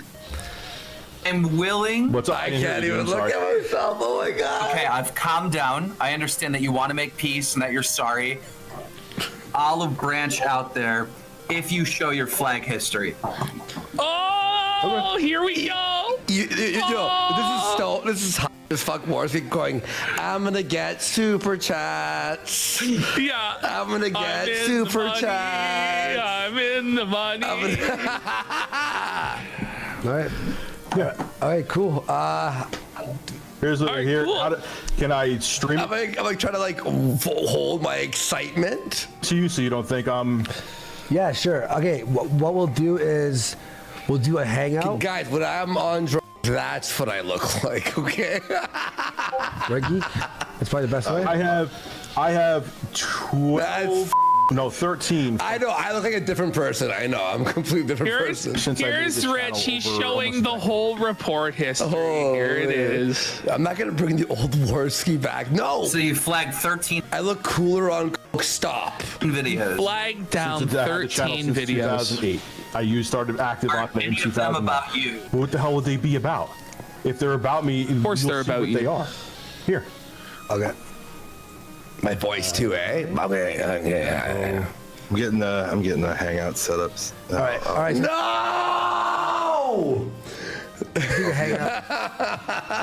What a nightmare. This was Warpath. This was Warpath. Oh, no. All right. Boomer Tech, the videos that you have been flagging have been about you, right? People criticizing you. Look at me! Yeah. I'm making this a sticker. That moment when Rich is totally felt. Yeah. I'm gonna make that a sticker right now. Not just criticism. It's misinformation. You're gonna see in like it's 10 seconds. misinformation. So what do you think? Which is any criticism Review Tech disagrees with. Yeah.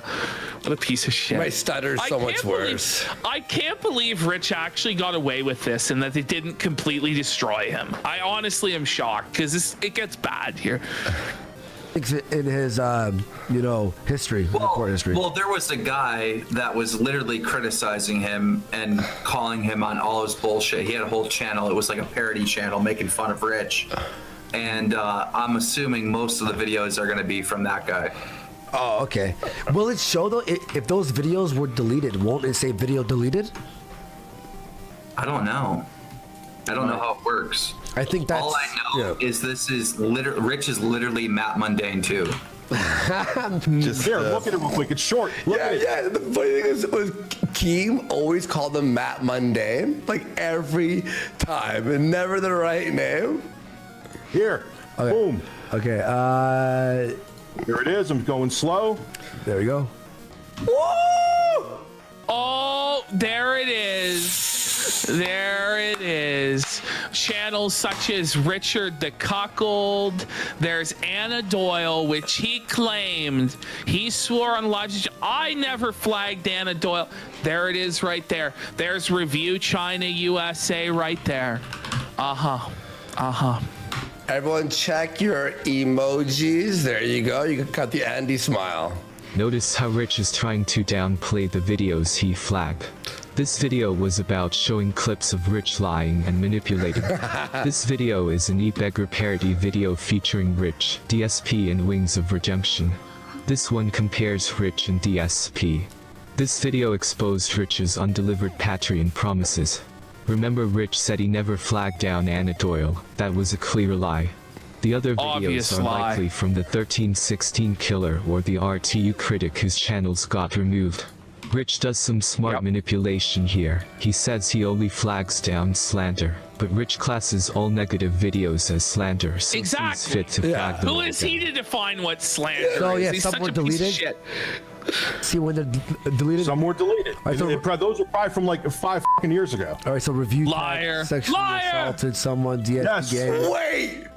Did you hear what I just said? Review Tech sexually assaulted someone. We're gonna need to find the deep lore of Review Tech USA's sexual assault charges. Like 5 fucking years ago. All right, so Review Tech sexually assaulted someone, DSP gaming. He goes, yes. He goes, yes. So Rich there confessed to sexually assaulting someone? What? He's the digital devil. The Review Tech sexually assaulted someone, DSP gaming. Gee, I wonder why I flagged that down. I don't know. E-Beggar, E-Begging. E-Bagger. A manipulates and damage control response video. Review tech, who is Anna Doyle? No! Oh, my buddy. God, kill me. This is my It's hell. a blast from the past. This is my fucking hell. It's painful for everyone involved. This is my fucking hell, bro. Mentioning her in the chat. That is a dude who has put out my personal information, and honestly, I wasn't even though I did flag him once, I wasn't even the one who got his channel taken down. Even though there was other people that flagged the shit him without me saying to flag him, by the way. Will you show your YouTube history report like Monday Matt did, because there is rumors you reported? Good job, old Andy. Oh, man. These statements from Rich aged real poorly. Don't let them corner you guys. I'll never show it. Anna Doyle. Oh, man. I'm not showing any reports. I didn't report him, but I'm not showing any reports. So there you go. That's your answer. I can't believe there's a video from me 6 years ago. Now we have Rich on the treadmill. So, like, imagine doing this because people call you fat. You start posting videos working out, huffing and puffing. Stop. Like, this self-felt, buddy. Stop. Oh, man. Why did I lie about flagging one of my detractors? No, it's not the treadmill. That's the elliptical. The elliptical. He's like, why did I lie about flagging one of my detractors? Notice how he uses the same terminology Phil uses? Yeah. And he just openly admits to flagging. It's amazing. It's By amazing. the way, he's at Planet Fitness. The one with the lunk alarm? Yeah. If he didn't think he did anything wrong, why did he need to lie about it? Obviously, he thought what he did was wrong, or at least that people would view it as wrong and he would have a negative consequence. So that's why he lied about it. He's such a slime ball. He's such a greasy piece of garbage. Man. They weren't a detractor. They weren't just a YouTube channel with criticisms. They weren't just a troll. That person was, first off, not a female. I can't. Why is he filming himself doing this? What's up, Gamergate? It's like Brian Dunn. Your shit. Oh man, at least Brian wasn't fucking 400 pounds when he was doing it, Rich. He's like gasping for air, just dying. It looks like he's riding a car. Weren't even a female. He got fucking catfished like Ricada. Felt it and let's go. Stop. And they were Planet Fatness. They were someone who was doing a lot of nasty shit behind the scenes. And then on top of that, I don't owe anybody like any favors. I wasn't going to put a billboard. Magnitude 9. I don't owe anybody any favors. In Manhattan, saying that I flagged them. So Sharon says it feels like she's being. If they have a problem with it, I don't care. There you go. Okay. Why you can not refund just say nothing? Why not just say nothing, Rich? Like, why did you feel the need to make this video? It's amazing. This guy is a prime local, and he has been for like a decade or more. The only reason that Rich has managed to evade getting completely felted is because every one of his detractors, he flagged them down. Every single one of his trolls, he either flagged down, he doxed, threatened them with their information, threatened to get them fired from their job, and that's why he's got away with this the entire time. Yeah. But just look at him. Jiggling, pathetic, blob, flagger. Review Tech USA. All right. You can refund your $2 donation that made me say that. I think it was money well spent. The $2. And that's it. That's my quiet keyboard. No, I don't. Flagging history. So, Keem, can we kiss now? What? I mean, at the end of the day, I mean, anyone that criticizes you, you just flag their video. You know, At the end of the day, you know how many videos are made on me. Stop it. You know it. You thought that I would. Oh, now it's going to be a lot more. I have way worse videos made on me. I've never flagged a video. Never. The way I see it is Rich shouldn't have an opinion on anybody. because all these people, all these videos right there are opinions on him, and he tried to silence. That's not well. The sexual assault one. I mean, come on, Keem. That's not. You're a goddamn. Hold up. You're a goddamn YouTuber, and you can't defend yourself with your own voice. I defend myself all the time. You know how many videos are made on me, Keem? Come on, stop. Listen to me. Defend yourself. Be a man and defend yourself with your own voice. I defend myself. Listen to me. Let's move on. Rich, most of the shit that I got from you came under, like, in the year 2016 when the whole internet hated me and everybody thought my career was over. And as soon as I regained, my channel, and now you want to be sorry. No, I'm not like that. I know I'm not like that either. You are. There's popular people out there I can't stand. Rich, real quick, can you refresh your page? If I was uploading videos and they were getting 20,000 You guys refresh your page? views, you wouldn't be apologizing. You wanna know why? Because he probably like inspected Element and removed a bunch of the fucking. Apologizing to me right now? No, that's not true. What are you talking about? It's absolutely not true. That was me doing a lot and watch. Listening to me right now? Listen. No, that's not true. What are you talking about? Oh my god, it was!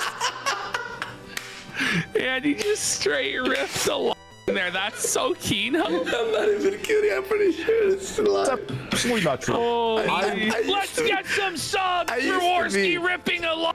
I used to be bad. Let me answer the question. That's really good. What are you talking about? It's absolutely not true. Sniff. Let me answer the question. Rich is an idiot. No, Keemstar, wait. I want to listen to Rich. Listen, I rule. Keemstar, who the was that? No, Keemstar, wait. I want to listen to Rich. I think it was just a spur you jump on like once in a while. Keemstar, remember you said you were offering an olive branch. Where's that olive branch? Yeah, I showed my history, like and it wasn't. He's like, Keemstar, please. You said there was going to be an olive branch. Where's the olive branch? Keemstar should have just said, "I lied, Rich. Burn in hell." Like, what a loser! Review tech so desperate, just groveling. Memology team, because he's a clout chasing bum. Loser, greasy walrus-looking, obese 50-year-old scumbag. Please, Keem, please, I'll do anything. Keem, show your report history. Okay, I will, Keem, even though I said that I never would. And then it just as he reveals he's worse than Jarbo, and then he's like, but Keem, where's the olive branch, Keem? Please, you promised me that you would save me from myself, Daddy Keem. It's so funny. What a loser. What a spineless worm. What a grubby, greasy worm Review Tech truly is. Isn't bad. Oh, well, I can't. No, it was bad. Your history was very, very bad. No, one in the chat of his history was bad. Matt Modane, he flagged what? Bad. Like, everyone call him a stupid flagger. 7 videos of people criticizing him. You flagged 13, 17, or whatever. It was bad. Like, do you understand? Like, just use your eyes, use your ears, like just be a human that understands, like, I don't know, like logic, right? And just look at everything and try to understand the world around you. Because if you don't understand this community, you don't understand the people in it, then you shouldn't be making videos on it. Exactly. I wanted to join because of Rich. And that's to this day the truth, because Rich doesn't understand the DSP community. He doesn't understand the A-logs in it or any of the lore. He just thinks he can jump in, run his dick licker, tell everybody how it's gonna be, shit up, and then when he doesn't fit in and he gets fucking shit on and he gets his hand put on the stove and it burns, he just decides to put his hand right back on it. Yeah. He just hasn't learned in all these years to stop inserting himself into communities where he has no place.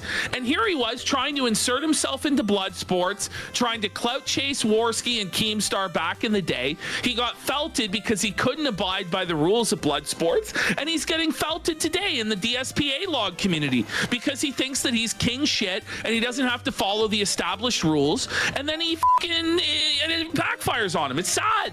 I'm willing to stop making videos on you, Rich, if you promise me on this live stream, that you're going to improve, that you're going to learn to take criticism and not classify it as harassment, and that you are not going to flag any more videos on anyone criticizing you. I won't flag criticism, which that is something. So long as the video isn't bullshit, because every video that I have flagged. People are allowed to lie about you. He's never, yeah, like they are, Rich. Like people are allowed to say whatever. You decided to be a public figure and put your whole life out there. He criticizes other people. That's the thing. If he was just staying in his lane and just doing video game news or whatever, he wouldn't have these issues. But he tries to like look down on DSP and cast his moral judgments about Phil and all this shit. Well, he's guilty of all the same stuff that Phil does. Yeah. Like, he's an idiot. You Rich, you just have to defend yourself, all right? I will improve, I will get better, and I will, so long as it isn't straight up slander, I will leave everyone be, which is basically what I do already. But I assure you, I will leave everyone be. All right, gentlemen, I got to get off the stream and go do some stuff. I'm going to go shut down my YouTube channel for you, Keem. No problem, guys. Yeah, Rich, you're awesome. Thanks for having us on. Having us on. Like, I'm just so fucked up again. CJC has gifted a sub. I didn't even know that. He was on my show. Like, try redoing like 5th grade, 6th grade, 7th, all the way through. Yeah, man. No, I'm gonna actually go get my GED and I'm out of here, man. Your respects, man. Thank you so much, buddy. I do appreciate your apology, Rich. All the bullshit. The entire time he was complaining, I'm just getting. And I do appreciate that. That ruled.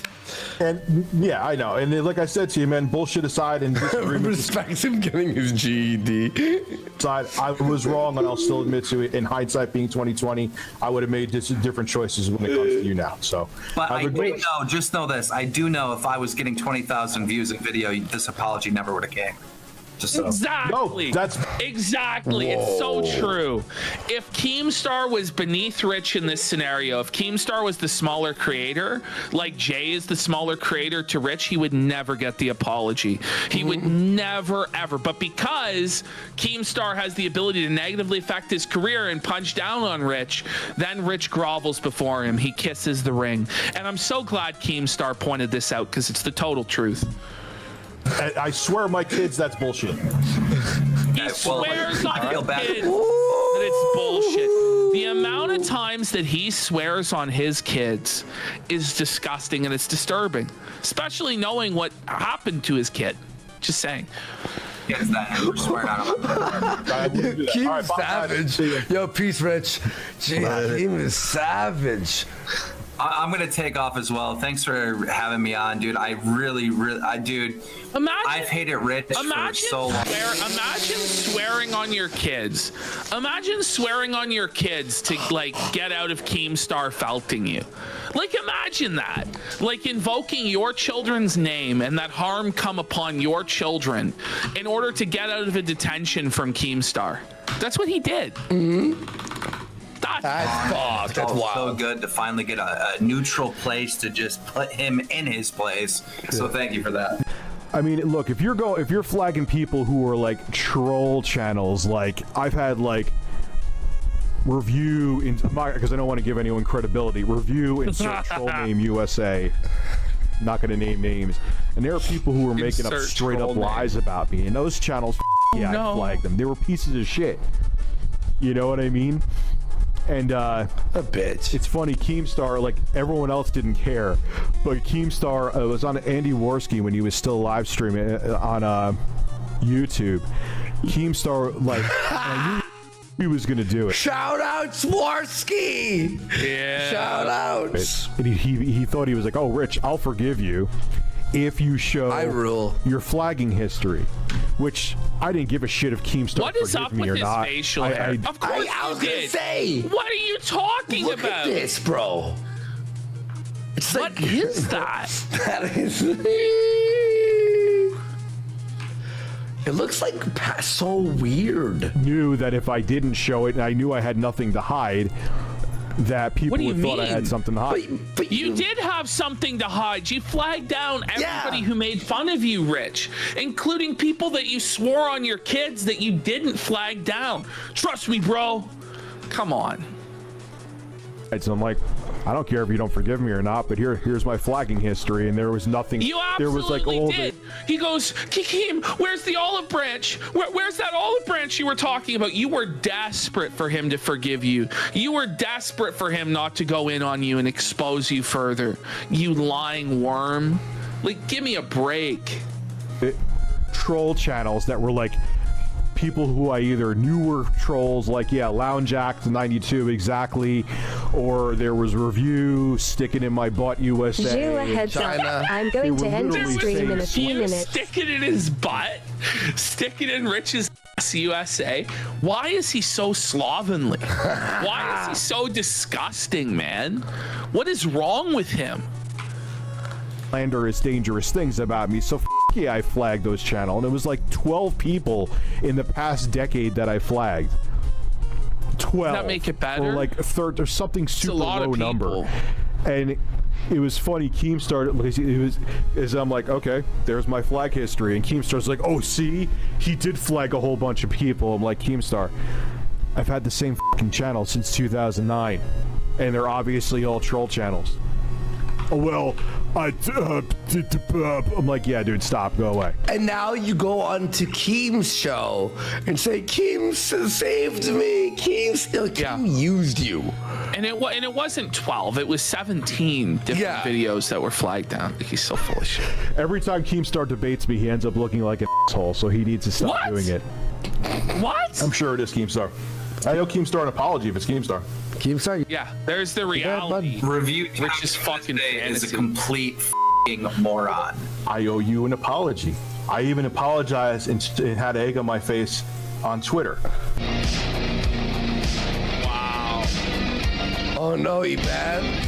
He banned people in stream. How dare he do that? The Kino Casino has never banned anyone. Posting a threat or personal information, or you're spamming. Those are my 3 mortal sins. Yeah, I guess. Same. I'm not going to ban you. Call me a fat shit. I don't care. He does, though. He'll seethe about that for sure. Say you're... Only job the nub. Only job the nub. I want to say, go ahead. Okay. I can tickle you, huh? Wait. What did he? So he banned the guy for saying what? Let's have a look. I'm gonna tickle you. I can tickle you, huh? All right. I will say one thing. Anyone who's talking about the RTU critic, needs to be banned. I gave the RTU critic a chance to address me. See, but I unbanned you though, bro. See? Yeah, he wouldn't take it, so. I'm fast to unban. So I've been saying it 47 times. Trolls needs to be banned. Oh no! It's Wings of Redemption tier. It absolutely is. Rest. Comments isn't really going to do too much for you. I don't know. Can they? Yeah, if you could. He's banning everyone. Listing the word Review Tech USA critic. Yeah.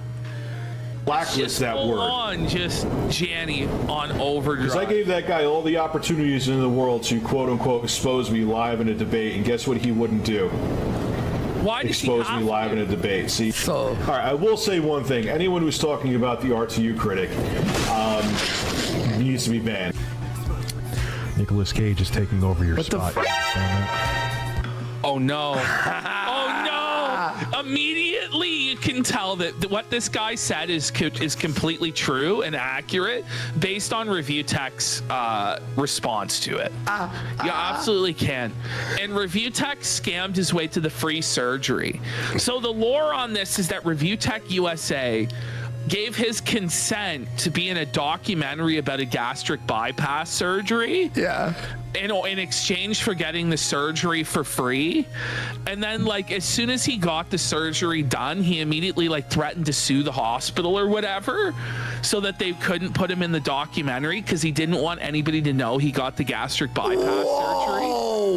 But one of the nurses who worked there like exposed him and revealed that it was this doctor at Albany Medical Center that performed the operation on Rich. We have a way more detailed lore dump later. There's like a whole breakdown on the entire thing. We're gonna do There's like a whole at some video. point, maybe tomorrow or something. We'll see. So Well, he beat the surgery. He beat the surgery. He lost 170 pounds after he got the.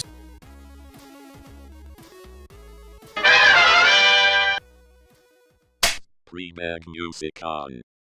Gout systems checking. Gout system loading. Gout system online. Buffing snorts. Snorts loaded and ready. Scaling for wheelchairs. Targets found. Loading drum. All systems checked.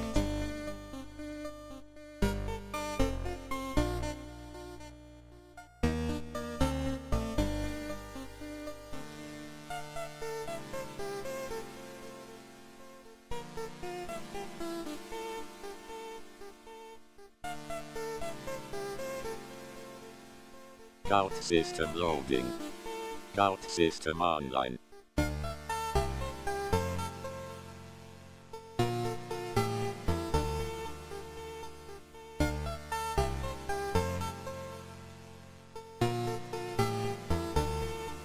Gout system online.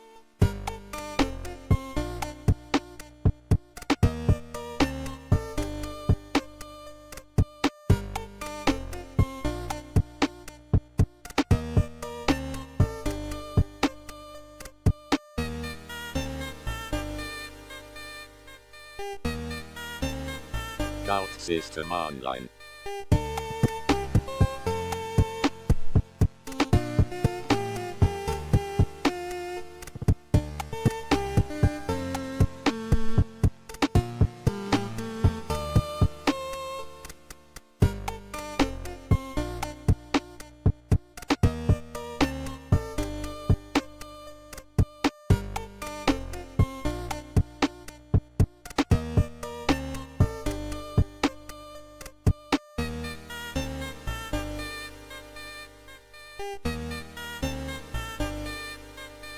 Gout.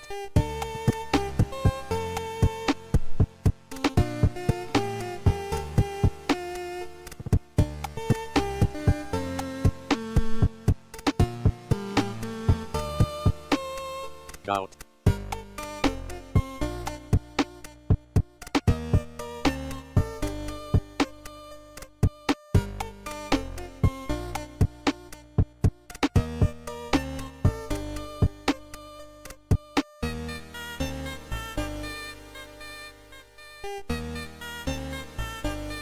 Gout system online.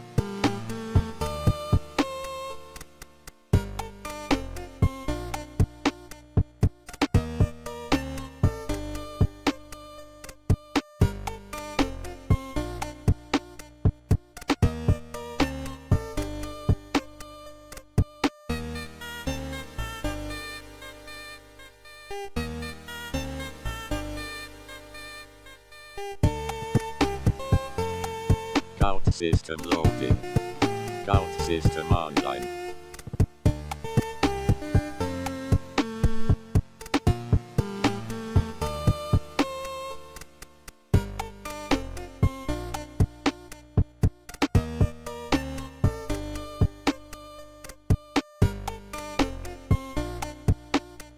Grin winking face, tongue out face with head bandage, dizzy face, loudly crying, nauseated face, smirk, kissy face.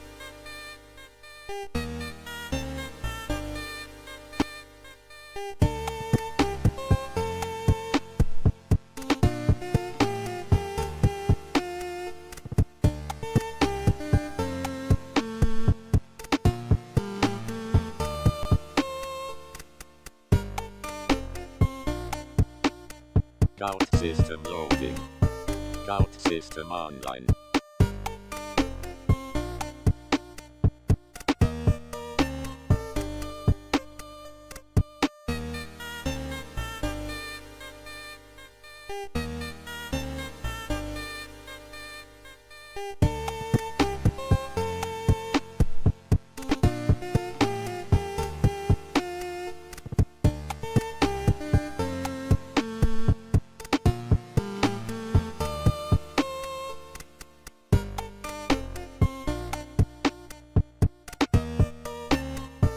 Gout system loading.